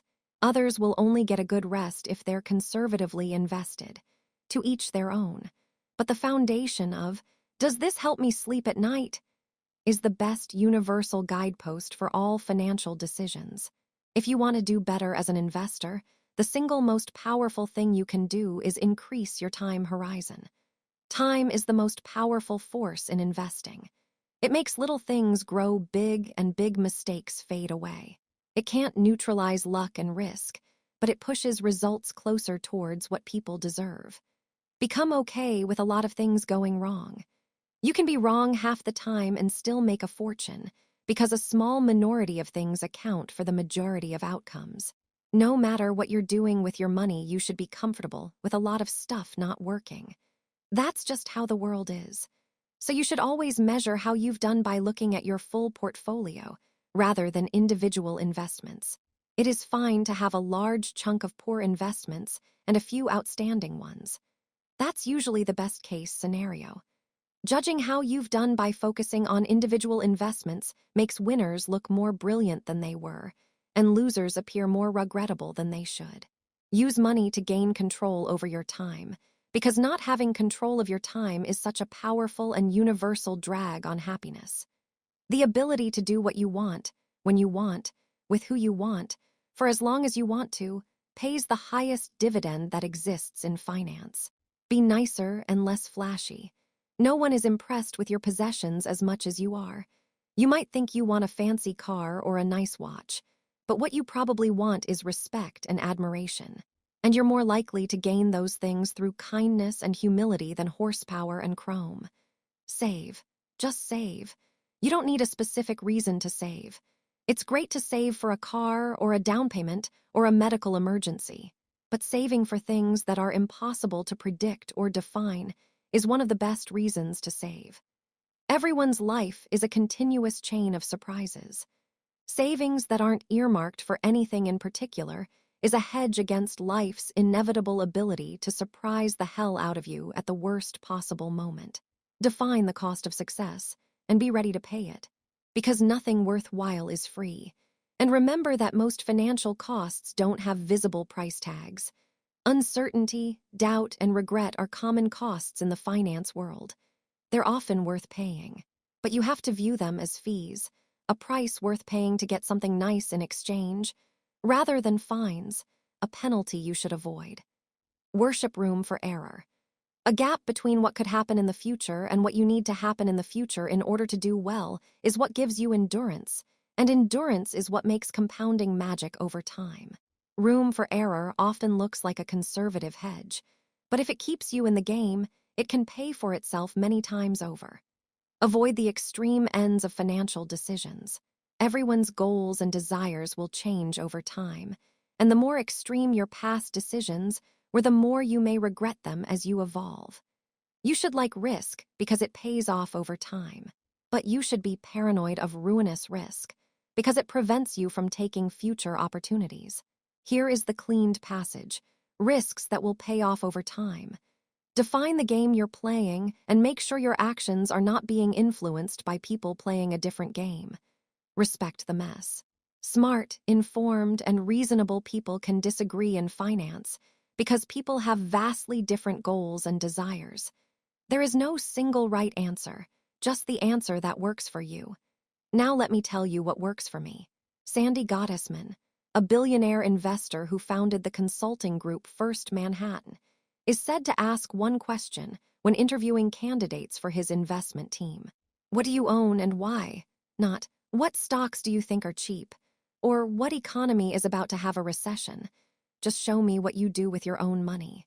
I love this question because it highlights what can often be a mile-wide gap between what makes sense, which is what people suggest you do, and what feels right to them, which is what they actually do. Half of all U.S. mutual fund portfolio managers do not invest a cent of their own money in their funds, according to Morningstar. This might seem atrocious, and surely the statistic uncovers some hypocrisy, but this kind of stuff is more common than you'd think. Ken Murray, a professor of medicine at USC, wrote an essay in 2011 titled "How Doctors Die" that showed the degree to which doctors choose different end-of-life treatments for themselves than they recommend for their patients. Doctors don't die like the rest of us, he wrote. What's unusual about them is not how much treatment they get compared to most Americans, but how little. For all the time they spend fending off the deaths of others, they tend to be fairly serene when faced with death themselves. They know exactly what is going to happen, they know the choices, and they generally have access to any sort of medical care they could want. But they go gently. A doctor may throw the kitchen sink at her patient's cancer, but choose palliative care for herself. The difference between what someone suggests you do and what they do for themselves isn't always a bad thing. It just underscores that when dealing with complicated and emotional issues that affect you and your family, there is no one right answer. There is no universal truth. There's only what works for you and your family, checking the boxes you want checked in a way that leaves you comfortable and sleeping well at night. There are basic principles that must be adhered to. This is true in finance and in medicine. But important financial decisions are not made in spreadsheets or in textbooks. They are made at the dinner table. They often aren't made with the intention of maximizing returns, but minimizing the chance of disappointing a spouse or child. Those kinds of things are difficult to summarize in charts or formulas, and they vary widely from person to person. What works for one person may not work for another. You have to find what works for you. Here's what works for me. How my family thinks about savings. Charlie Munger once said, "I did not intend to get rich. I just wanted to get independent." We can leave aside rich, but independence has always been my personal financial goal. Chasing the highest returns or leveraging my assets to live the most luxurious life has little interest to me. Both look like games people do to impress their friends, and both have hidden risks. I mostly just want to wake up every day knowing my family, and I can do whatever we want to do on our own terms. Every financial decision we make revolves around that goal. My parents lived their adult years in 2 stages: dirt poor and moderately well off. My father became a doctor when he was 40 and already had 3 kids. Earning a doctor's salary did not offset the frugal mentality that is forced when supporting 3 hungry kids while in medical school, and my parents spent the good years living well below their means with a high savings rate. This gave them a degree of independence. My father was an emergency room doctor, one of the highest stress professions I can think of. Imagine, and one that requires a painful toggling of circadian rhythms between night and day shifts after 2 decades. He decided he'd had enough, so he moved on to the next phase of his life that stuck with me, being able to wake up one morning and change what you're doing on your own terms whenever you're ready seems like the grandmother of all financial goals. Independence to me doesn't mean y'all stop working. It means you only do the work you like with people you like at the times. Want for as long as you want. And achieving some level of independence does not rely on earning a doctor's income. It's mostly a matter of keeping your expectations in check and living below your means. Independence at any income level is driven by your savings rate. And past a certain level of income, your savings rate is driven by your ability to keep your lifestyle expectations from running away. My wife and I met in college and moved in with each other years before we got married after school. We both had entry-level jobs with entry-level pay and settled into a moderate lifestyle. All lifestyles exist on a spectrum, and what is decent to one person can feel like royalty or poverty to another. But at our incomes, we got what we considered a decent apartment, a decent car, decent clothes, decent food, comfortable, but nothing close to fancy.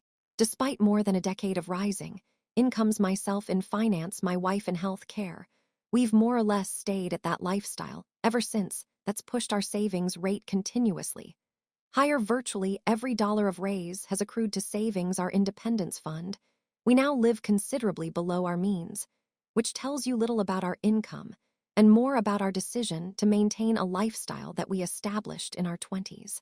If there's a part of our household financial plan I am proud of, it's that we got the goalpost of lifestyle desires to stop moving at a young age. Our savings rate is fairly high, but we rarely feel like we're repressively frugal because our aspirations for more stuff haven't moved much. It's not that our aspirations are non-existent. We like nice stuff and live comfortably. We just got the goalpost to stop moving. This would not work for everyone, and it only works for us because we both agree to it equally. Neither of us are compromising for the other. Most of what we get pleasure from, going for walks, reading podcasts, costs little, so we rarely feel like we're missing out on the rare occasion. When I question our savings rate, I think of the independence my parents earned from years of high savings, and I quickly come back. Independence is our top goal. A secondary benefit of maintaining a lifestyle below what you can afford is avoiding the psychological treadmill of keeping up with the Joneses. Comfortably living below what you can afford without much desire for more removes a tremendous amount of social pressure that many people in the modern first world subject themselves to. Nassim Taleb explained true success is exiting some rat race to modulate one's activities for peace of mind. I like that. We're so far committed to the independence camp that we've done things that make little sense on paper. We own our house without a mortgage, which is the worst financial decision we've ever made, but the best money decision we've ever made. Mortgage interest rates were absurdly low. When we bought our house, any rational advisor would recommend taking advantage of cheap money and investing extra savings in higher return assets like stocks. But our goal isn't to be coldly rational, just psychologically reasonable. The independent feeling I get from owning our house outright far exceeds the known financial gain I'd get from leveraging our assets with a cheap mortgage. Eliminating the monthly payment feels better than maximizing the long-term value of our assets. It makes me feel independent. I don't try to defend this decision to those pointing out its flaws or those who would never do the same. On paper, it's defenseless. But it works for us. We like it. That's what matters. Good decisions aren't always rational. At some point, you have to choose between being happy or being right. Here is the cleaned passage. It's just what works for us. We do it because cash is the oxygen of independence, and more importantly, we never want to be forced to sell the stocks we own. We want the probability of facing a huge expense and needing to liquidate stocks to cover it to be as close to zero as possible. Perhaps we just have a lower risk tolerance than others, but everything I've learned about personal finance tells me that everyone, without exception, will eventually face a huge expense they did not expect, and they don't plan for these expenses specifically because they did not expect them. The few people who know the details of our finances ask, "What are you saving for? A house? A boat? A new car?" No, none of those. I'm saving for a world where curveballs are more common than we expect. Not being forced to sell stocks to cover an expense also means we're increasing the odds of letting the stocks we own compound for the longest period of time. Charlie Munger put it well. The first rule of compounding is to never interrupt it unnecessarily. How my family thinks about investing. I started my career as a stock picker. At the time, we only owned individual stocks, mostly large companies like Berkshire Hathaway and Procter & Gamble, mixed with smaller stocks I considered deep value investments. Go back to my 20s, and at any given point, I held something like 25 individual stocks. I don't know how I did as a stock picker. Did I beat the market? I'm not sure. Like most who try, I didn't keep a good score. Either way, I've shifted my views, and now every stock we own is a low-cost index fund. I don't have anything against actively picking stocks, either on your own or through giving your money to an active fund manager. I think some people can outperform the market averages. It's just very hard, and harder than most people think. If I had to summarize my views on investing, it's this. Every investor should pick a strategy that has the highest odds of successfully meeting their goals. And I think for most investors, dollar cost averaging into a low-cost index fund will provide the highest odds of long-term success. That doesn't mean index investing will always work. It doesn't mean it's for everyone. And it doesn't mean active stock picking is doomed to fail. In general, this industry has become too entrenched on one side or the other, particularly those vehemently against active investing. Beating the market should be hard.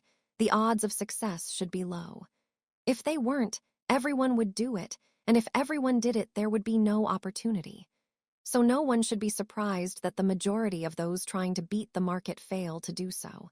The statistics show 85% of large-cap active managers didn't beat the S&P 500 over the decade ending 2019. I know people who think it's insane to try to beat the market, but encourage their kids to reach for the stars and try to become professional athletes. To each their own. Life is about playing the odds, and we all think about odds a little differently.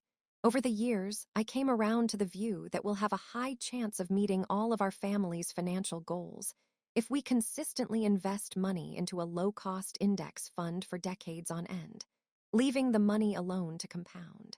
A lot of this view comes from our lifestyle of frugal spending. If you can meet all your goals without having to take the added risk that comes from trying to outperform the market, then what's the point of even trying? I can afford to not be the greatest investor in the world, but I can't afford to be a bad one. When I think of it that way, the choice to buy the index and hold on is a no-brainer for us. I know not everyone will agree with that logic, especially my friends whose job it is to beat the market. I respect what they do. But this is what works for us. We invest money from every paycheck into these index funds, a combination of U.S. and international stocks. There's no set goal. It's just whatever is left over after we spend. We max out retirement accounts in the same funds and contribute to our kids' 529 college savings plans. And that's about it. Effectively, all of our net worth is a house, a checking account, and some Vanguard